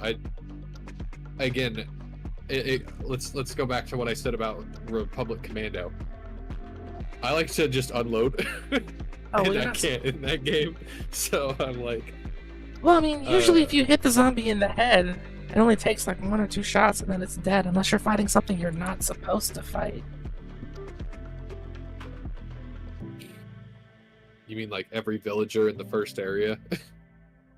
Oh, you played 4. Ew. gonna say Mr. X in Resident Evil 2. Not supposed to fight him. But other than Mr. that, you X shoot in who you Resident want. Evil. Yeah, he's the big guy in the trench coat. Oh, X what gonna about give it rocket to you. launcher? No. I mean, that'll stun him. It doesn't even kill him. It's always supposed to one-shot. So Resident Evil 2 and 3 have enemies that you're not supposed to kill outside of like scripted encounters. And that's Mr. X and Nemesis. Oh, I remember Nemesis. Nemesis I think I've played all the Resident Evils. You know what was the most fun that I had, like, ever with the Resident Evil? Mercenaries. It's the one they had on the Wii, the original Wii, and it was like an arcade shooter. Oh, That shit was so fun. Veronica Chronicles. Yeah, something like that. It was so fun. Because the friends that I had that had it had a fucking Wii zapper. So you put you have the little plastic gun or whatever. It was so fun to just fucking do like an arcade shooter at a friend's house. I like that one. I mean, I feel like I play all of the Resident Evil games like they're arcade shooters, but I like 5 the most because, like, all you have to do is stun a zombie by shooting it in the leg or the head, and then you can go do some ridiculous over-the-top melee combo. Like, you do a somersault and kick a zombie in the chin, and his whole head will explode. You flip the table. Yeah, I flipped the table. I'm gonna close the table simulator since we're kind of done with that. Yeah, we yapping. That way my left screen doesn't just cook and bleed into tabletop simulator. We can keep chatting if you're not completely burnt out, but I'm gonna close that so my computer doesn't die. Close mine too. I will leave my room up. Because otherwise I'll be just in the void.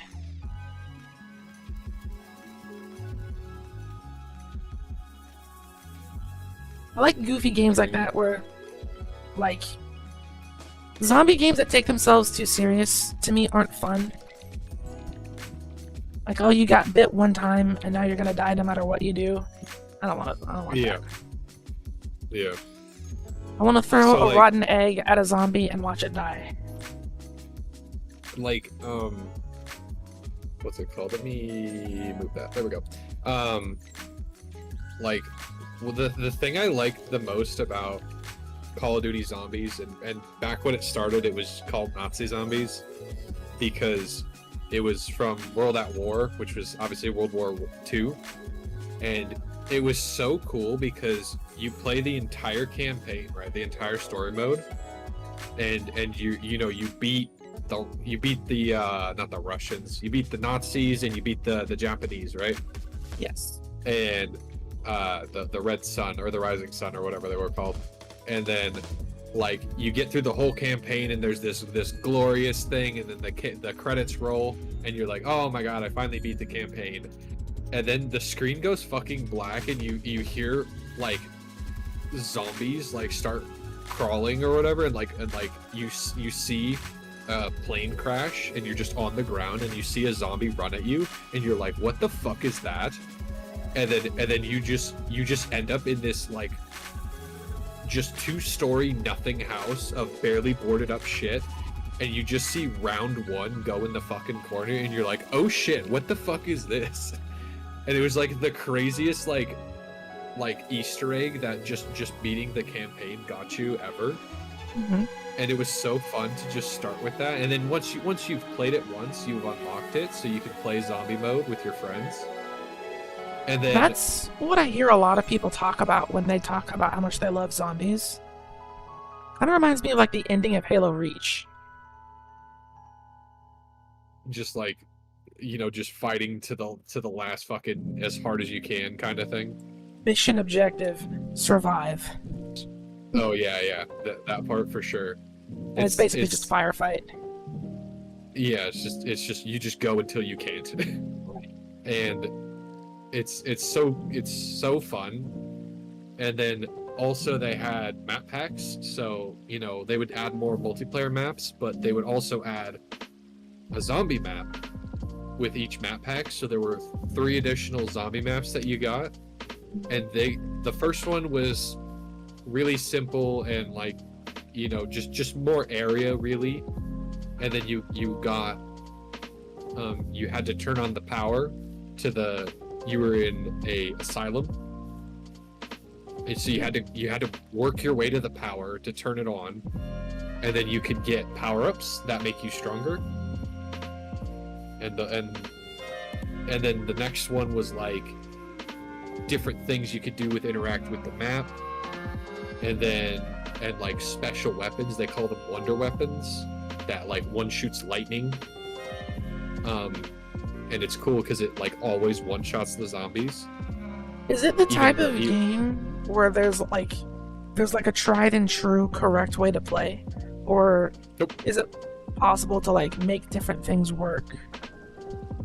You can so the main thing is you just survive as long as you can. So when I say round 1, it's literally the way it works is in the base game of Nazi Zombies, you have a certain number of zombies you need to kill, and then it goes to the next round, and they have a little bit more health, and there's a few more of them, and it just continuously goes up from there. So there's always you don't more actually zombies beat in there. it. You just high score No. type of deal. You just go as far as you can, and as you earn points, you can buy guns off of the wall. There's a little chalk outline of like a Thompson submachine gun or something. You can buy that, and then like for less points, you could buy all of the ammo for that gun. And then later on, they added perks, which is those power-ups I mentioned, which is one gives you extra health, one you shoot twice as fast, one you reload twice as fast, and the last one was when your friend is dead, so when they're downed but they haven't died out completely, they can be revived, and you revive twice as fast. So those were the 4 perks that the game started with. But like, well, isn't like, because I feel like there's a game kind of similar to zombies, it's called Killing Floor, and that quickly became not very fun because there was like a strategy to get the furthest. Like, okay, round 1 you take this gun and this amount of ammo, and then you go over here, and then you survive the wave, and then you do this, and it kind of just, it was like a solved game. There's always like min-maxers. Yeah. But that's the thing about the zombies mode that I really like, is you can play it however you want. So like even on the first map pack that they released, which was the Asylum, it's called Verict. Your goal is to get to the power so that you can use all of the things that are on the map that take electricity. So the perks, and there's like a turret in the middle of the map that shoots zombies. And there's like a couple of like electrical walls that kill zombies if they walk through. But the start of the game, you are split off from the rest of your friends. So there's 2 ways you can go, but you can't meet with your friends until the power's turned on. So either you meet in the room by going around either side to, you know, on your own, or they on their own. But the door that separates you at the beginning of the game is powered, so it won't open until you get there. So you either meet them in the power room or turn on the power. those are your options. But you can go either way. You can do whatever you want. You can buy whatever gun you want off of the wall.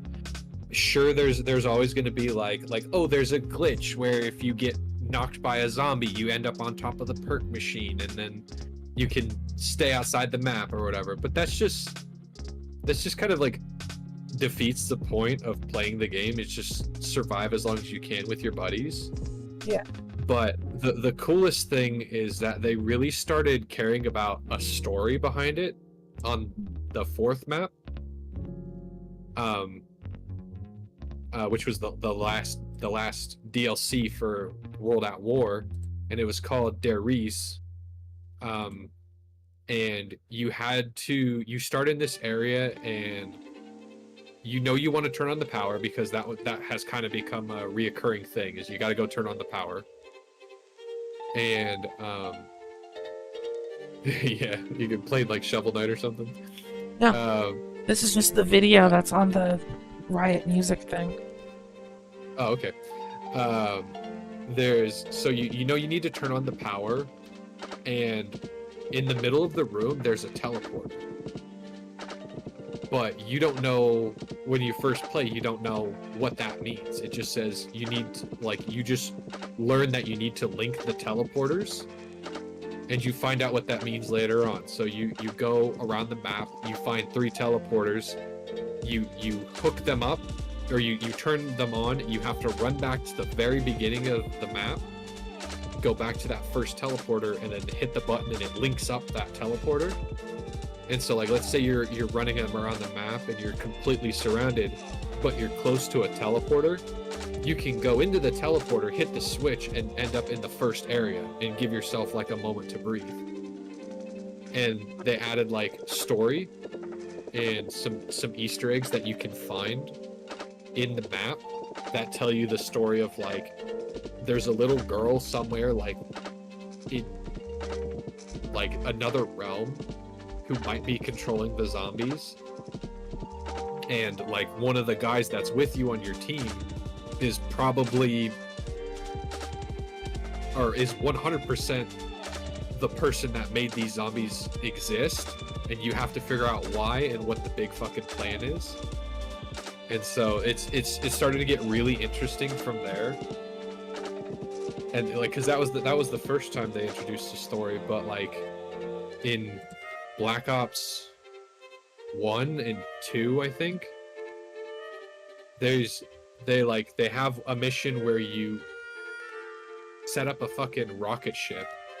Like you're at a Russian space shuttle station, and then later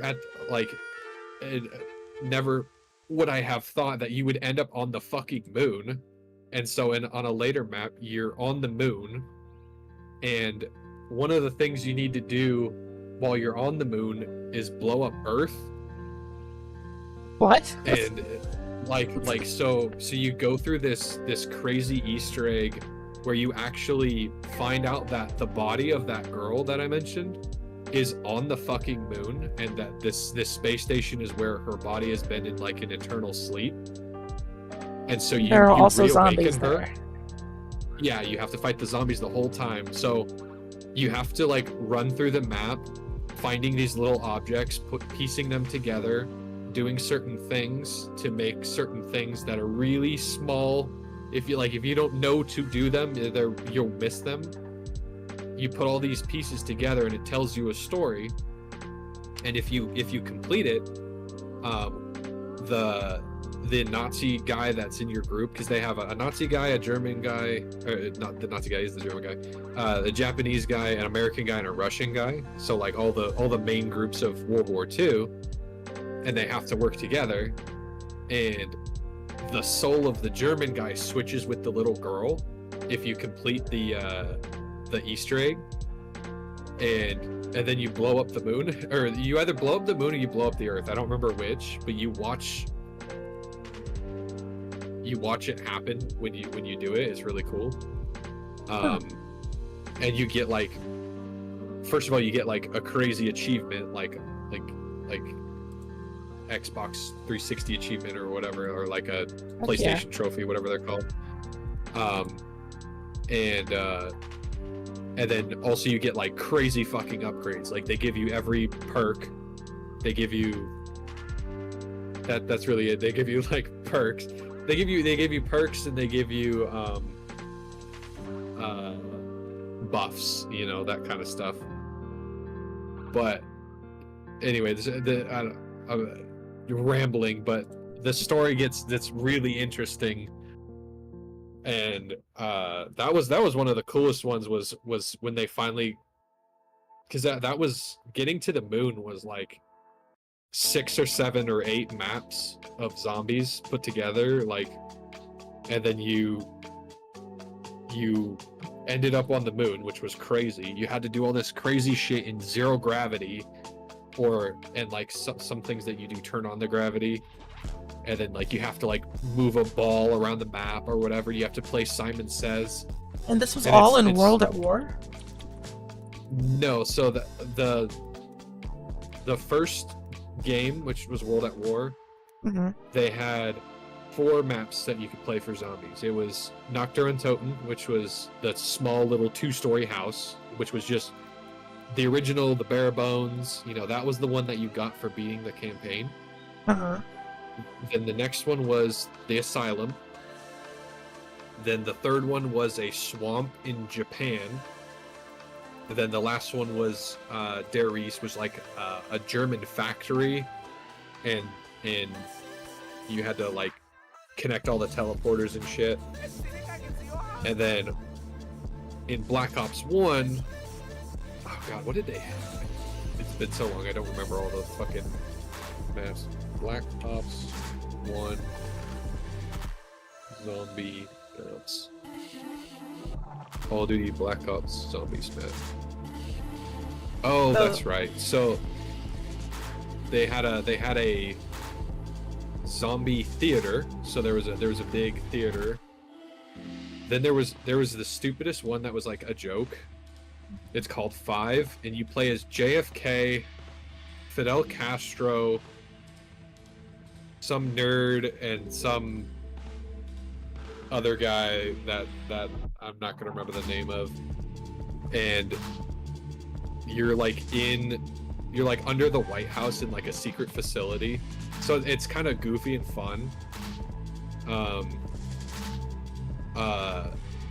Then... Remember Heavenly was complaining about one, I don't know what game it was, but you're like, it looked like he was in like a Roman Colosseum with like zombies, and nobody could figure out what to do, and nobody was having any fun with it. Roman Colosseum, that must be one of the newer ones. So there's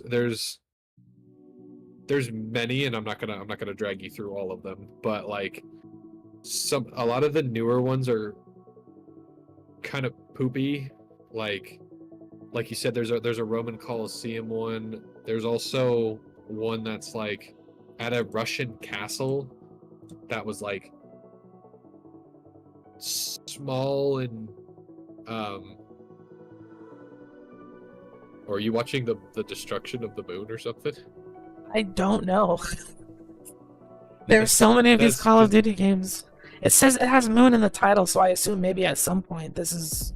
Yeah, so that's where you start. You have to survive for a certain amount of time, and then you can go to the teleporter, and you end up on the moon, and then you are dying because you can't breathe on the moon, so you have to find a breather, like an air thing. And what's interesting is, based on the way you play the map, you can really fuck yourself up for later. Or like, let's say there are things that are going on in the map that you have to keep track of, because if they go unchecked and you try to go into that area, you'll die, or you can't access a certain area. So like, see how he put a helmet on? Yeah, he found that pretty quick. It was like right there. Yeah, well, it's right in front of you when you spawn. Or when you teleport up. But like, there are these things called excavators, which are just giant fucking saws. Your favorite was always Black Ops 3 and Ghost. Black Ops 3 is really good. Do people still play these, like, older, not the newest ones? Oh my god. Yes. So that's the thing, is like, people do try to speed run the Easter eggs. So the big 2 things with zombies is survive as long as you can, or complete the Easter egg as quickly as you can. So they show you different ways to like complete it faster or whatever. So when you say like, is it a beaten game, it takes a really high level of skill to do the Easter eggs very quickly, but like there are also people that they try to do all of the Easter eggs. So like they'll do the first map, complete the Easter egg, do the second map, do the Easter egg, and they try to do all of them in like less than a couple of hours, and it gets really interesting. But for the story, if you're interested in the story, there's really cool like secret stuff that you can learn about the characters and that kind of stuff. Anyway, it's just fun. I've rambled enough about zombie mode, but it's really fun, and just the experience of people seeing the new zombie maps come out and go like, oh my god, I wonder what the Easter egg is, and tens of thousands of fucking nerds would go out of their way to be like, oh, if I move this rock, guys, I found this rock in the first area, I think there might be a secret button under it.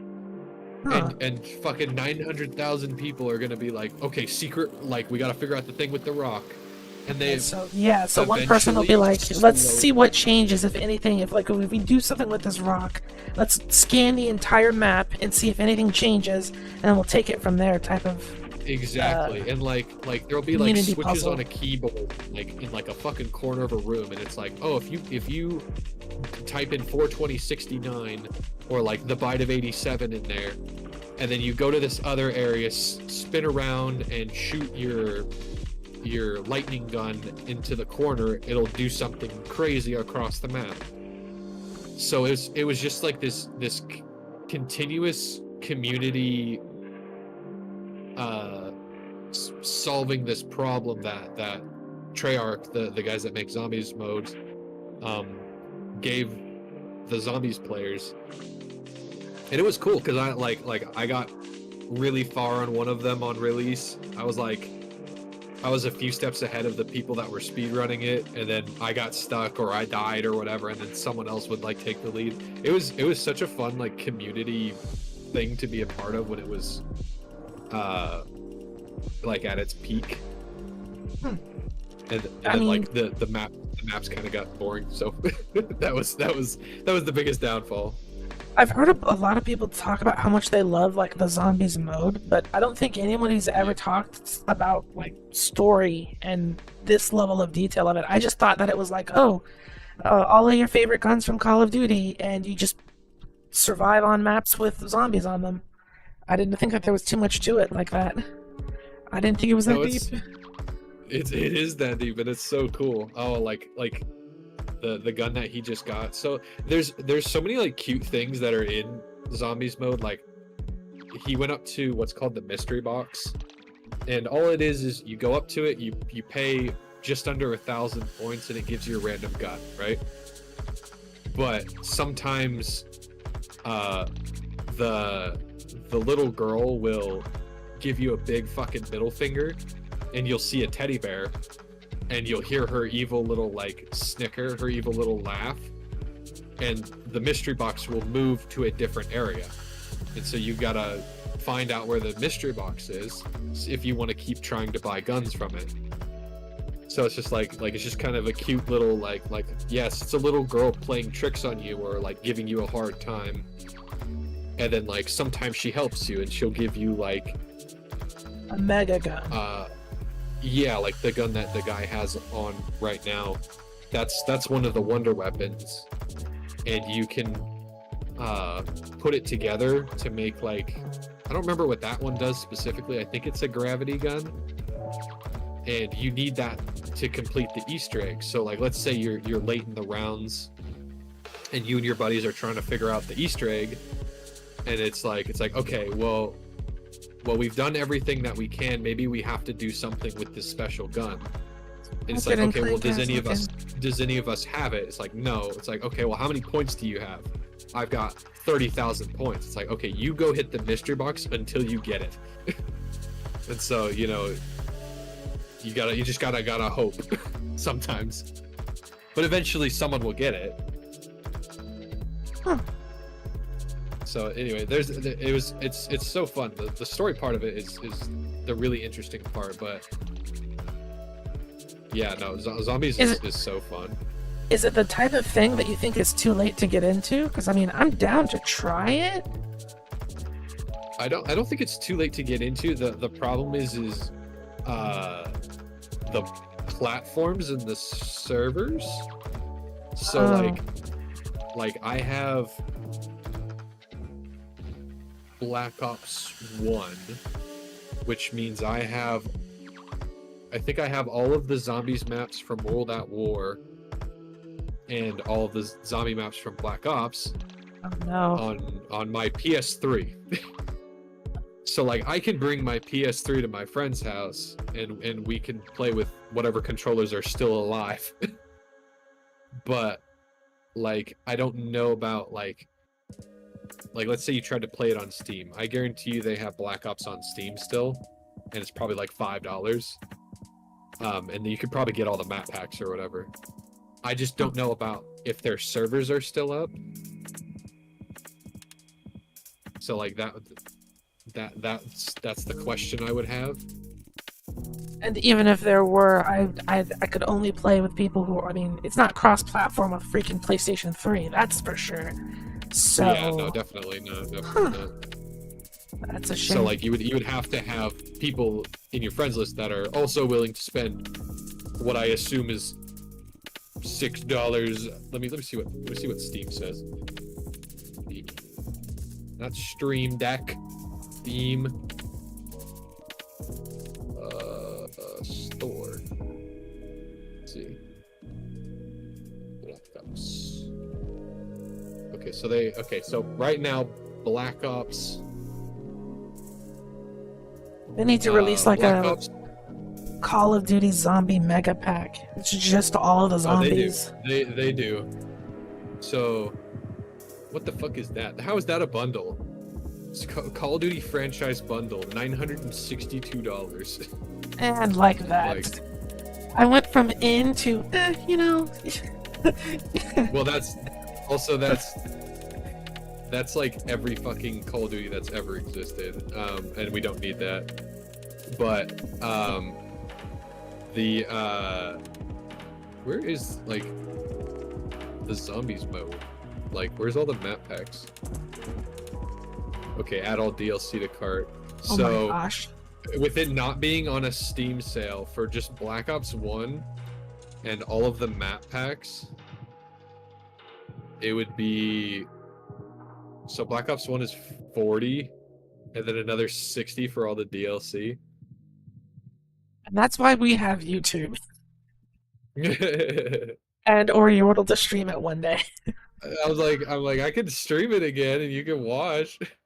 It's just so much more fun to like play split screen with like your friends and do some zombies together. Cause I'm like, I'm no stranger to running and gunning, but I'm a bunny on a budget. It's about $60. What's stupid is the Shadows of Evil, you need exactly 4 players to fully complete it. So like, and you need friends too. Yikes. So Dragana's right and she's also wrong. So some of the Call of Duty Zombies Easter eggs require you to have 4 people to do the whole Easter egg. Like they have a completable version for any number less than 4. But they're also, I think there's a mod where you can like actually complete it with less than 4 people. So you don't need the full 4 people, because like a lot of the speedrunners that do this shit like daily, they have the mode that you can do it with 1 person, because with 1 person they don't have to worry about getting anybody up if they're down. Yeah, so somebody else making a mistake, and then they can just get as much shit done as possible. Would that actually work? Yeah, they have and they're community accepted too. So like if you're like, I speed run the Shadows of Evil Easter egg solo, you know, it's not like they'd be like, well, you had the mod on so it doesn't count and you don't get the speed run. It's like no, they've accepted it. Although it would be cool to see like a group of 4 speedrunners He's running something. Just crack that shit down. Just be like, okay, you hear me here. Just the absolute fastest you could possibly do it.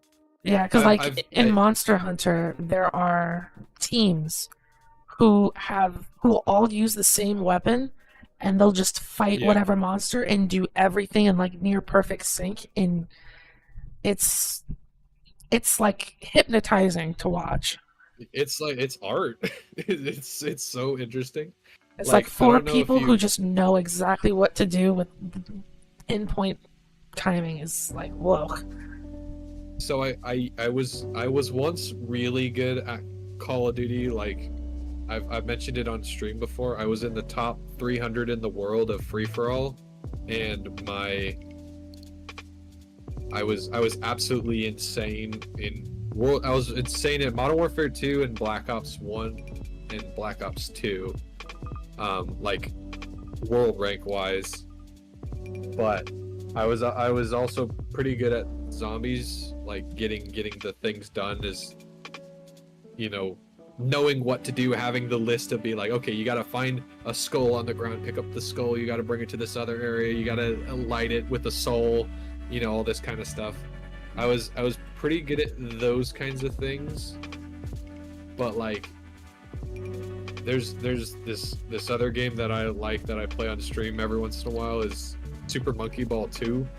Okay, yeah, Super Monkey Ball. The speedrunners for that are fucking insane because they are pixel perfect every time, and oh my god, like when you say like watching like four people do it in sync, it's just like awesome. These people play like the hardest maps I've ever seen. I will never get to their level. They're so good. But me and a friend were like, well, let's take it seriously. Let's try and actually get to that point just for fun. And we got quite good actually. But that game is so. Have you ever played it? Super Monkey Ball? I have played one of the Super Monkey Balls. I think I had one on like the Game Boy Color. No, you gotta have it on the GameCube. No, there is. I think there is one on the Game Boy something. It had like a big pack on the back of it for like motion. It didn't work very well. I didn't actually own a GameCube. I went over to friends who did have a GameCube. I had the original Wii. So I didn't really get to own a lot of like the beloved GameCube library. Did you have Super Monkey Ball Jr. for the Game Boy Advance? Was it Game Boy Advance? It wasn't color? This one says Junior for the Game Boy Advance. It might have been that then. Maybe before my Game Boy Advance was broken by my cousin. Oh my god. That's why I don't let people touch my shit. No, it wasn't even that. Like, she accidentally hit me in the face and I fell backwards onto it. Oh, okay. That was an event. But I got a DS out of it. But I still kind of missed the Game Boy Advance. You know what we call that? The come up. Let's make it the come up. Oh, you lost your thing. My room. Hold up. Unkey that because I want to show. Here, I'll just move you down a little bit in case you decide to flash chat your panties. No. Your lack thereof. It's a bodysuit. Come on. You're like, it's clothes. It is.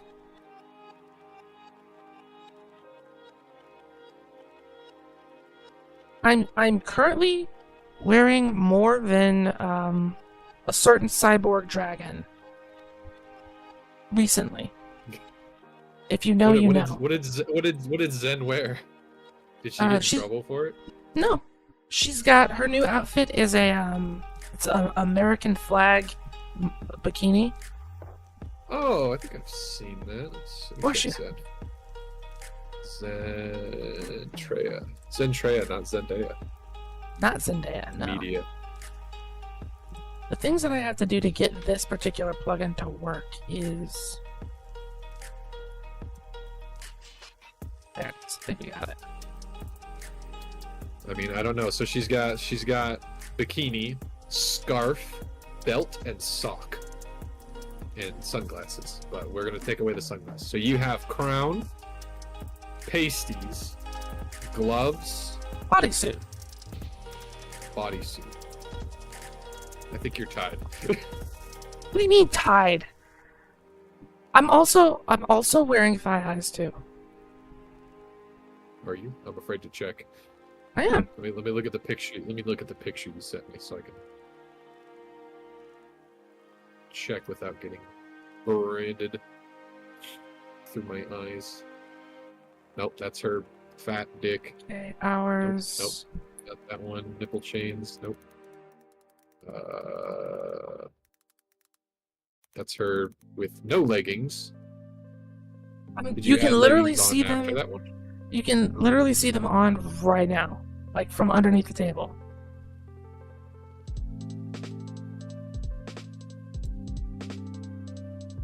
Yeah, yeah. So I've got I see like them. significantly more coverage.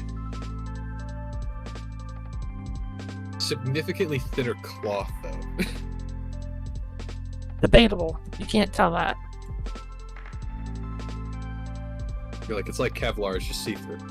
The amount of measurements that we would have to do on both me and Zen to determine whose material is thinner.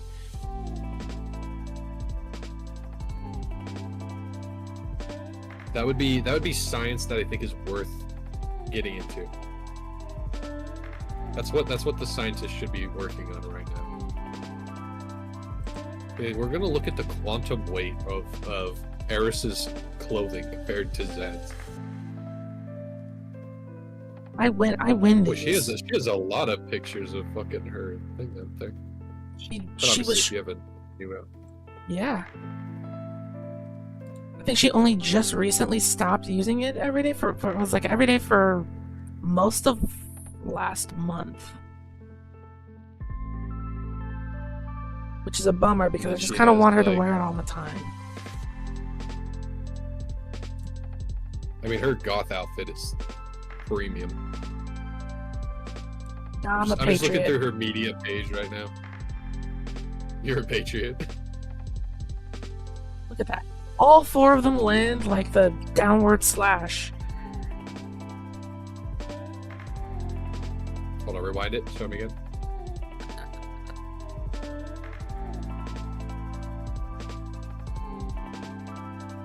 Here, I'll extend your box. We got. It seems like they're out of sync. Damn, that's crazy. Nice. Fucking killed it. Not the dragon. The move. They will kill the dragon, though. Absolutely. Is that an actual dragon? It is. Yes. It's got 4 legs and 2 wings. That's a dragon. Even though in Monster Hunter they will call anything an Elder Dragon, even if it's just a big bird holding a rock. Big bird is dragon.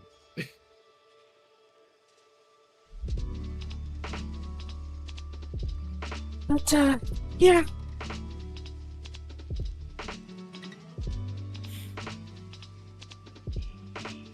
Oh, I think it might be time to call it. I think so too. I am hungry. All right. I hope you learned so much about Magic the Gathering. I think you got a pretty good fundamental as to how it works and the differences between like Yu-Gi-Oh and like how they're similar kinda, but like it's easy to be like this is similar, but like, you know, it's just, you know, organized a little differently, and then there's a lot you can do. Oh no! And you know, like everything is represented differently and all that kind of stuff. So hopefully that was enjoyable. It was, we have a problem. What's your problem? I completely forgot that. I completely forgot that if you're streaming and the day passes, YouTube gets funky with your live stream. I don't know. I don't know if I'm live right now. Take a peek. Take a peek. Or I can peek for you. Oh wait, no, that's only if you've been streaming for more than 24 hours. Okay, never mind. Annex for no reason. I'm like, I feel like if you just passed midnight, that wouldn't be a thing. No, Magic. I'm actually glad that Magic is the way that it is because a lot of its effects are represented by an icon instead of a freaking literal paragraph of text like in Yu-Gi-Oh. Yeah, and that there's a rule we have in Magic. It's called reading the card explains the card, and sometimes that's not the case. Like they get to the point where they assume that you know what everything means. So like if I have a creature that's in play, it might have vigilance, haste, first strike, hexproof, trample, and lifelink, and you might not know what the fuck I just conjured out of my mouth with my tongue. You're like, I think you just spoke in witch talk, you know. Well, but at least those are just terms. Yeah. So like, but you can always have the reminder text, and there are cards that say haste, you know, means that the creature can attack the moment it's summoned. You know, but also, like you said, it's a little bit more organized, and I like. Obviously, you can't really tell because we played with the tabletop, but the size of the card is bigger than Yu-Gi-Oh cards. Yu-Gi-Oh cards are very small, so you get to enjoy the art, and the words are legible. I'm an adult. I have adult hands. I need to see what the words say. And I have little kid hands. Even if you can read what they say, it is so much text. That's a big reason why I stopped. I didn't like. I got out of Yu-Gi-Oh. Is I was a fan of a lot of the flavor text, but they don't. There's like as time went on, there were less and less of those cards because they had to squeeze in an entire English homework assignment. Yeah, their fucking dissertation. And then you have to spend the time to decipher what the heck that even means. And yeah. Right. Like there are Magic the Gathering cards that have like text. Oh yeah, they have a lot of text, but usually, you know, besides the keywords that are not always real words, they usually explain it in a pretty simple way. So it's like if you read it out and you think about it long enough, you can, like you just pulled up a middle finger, like rank up Magic Arch Agent Chaos Force. Just the name of that card makes me want to punch you in the throat. I just looked up a Yu-Gi-Oh card with an effect. I don't know what generation this is. I don't know what it does. But I'd rather do target 1 rank 5 blah blah blah CX XYZ summon when rank S summon experienced monster. Yeah, go fuck myself. I'd rather so deal much words with an entire deck I've never dealt with than deal with this single card. Hey, remember that lightning bolt that we had earlier? Yeah. One of the best red cards, unanimously. 1 red. Deals 3 damage to any target. Hit the thing. Love it.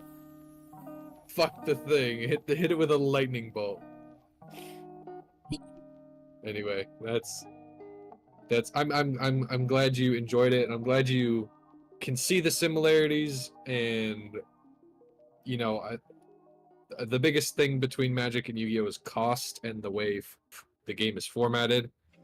And it's enjoyable to get into, and it's fun to see someone learn and not be overwhelmed by random other people showing up and saying, "Hey, this is how you do it." Yeah. So I that liked was it good. so much, in fact, that while we were streaming, I downloaded Magic the Gathering Arena. Oh, nice, nice. You love to see it. Is that when you got all pixelated? Is that when you got all blurry? You're like, Probably. download. Yep. That's That's probably okay. exactly what that was. That's fine. Luckily, And it's a maybe small we enough could play game. some of that if you feel the itch. I will be happy to scratch it. Absolutely. Hopefully, I don't know how frequently they add new cards to this, but anything to get my Whenever hands on there's some a new Final set. Fantasy. Really? Oh, I'm in. Yep. I'm in. Very cool. All right, guys. Thank you so much, Eris, for coming and learning at my school. Thank you so much for teaching me. Absolute pleasure. Absolute pleasure. I was happy to be the one to chatter in your large bunny ears. I'm grateful for you to listen. It was very fun. I got to yap, Yeah. and you got to yap. Yeah, we yapped for an extra 3 hours, I think. Again. My goodness. Look at those poses. Look at those poses. Queen. Queen.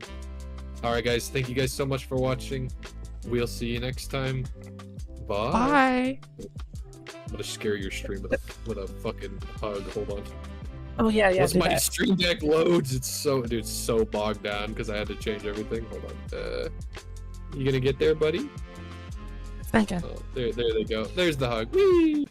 Scare your stream. Alright, guys. Bye. Hold on. It's still slow. My poor stream deck. There we go.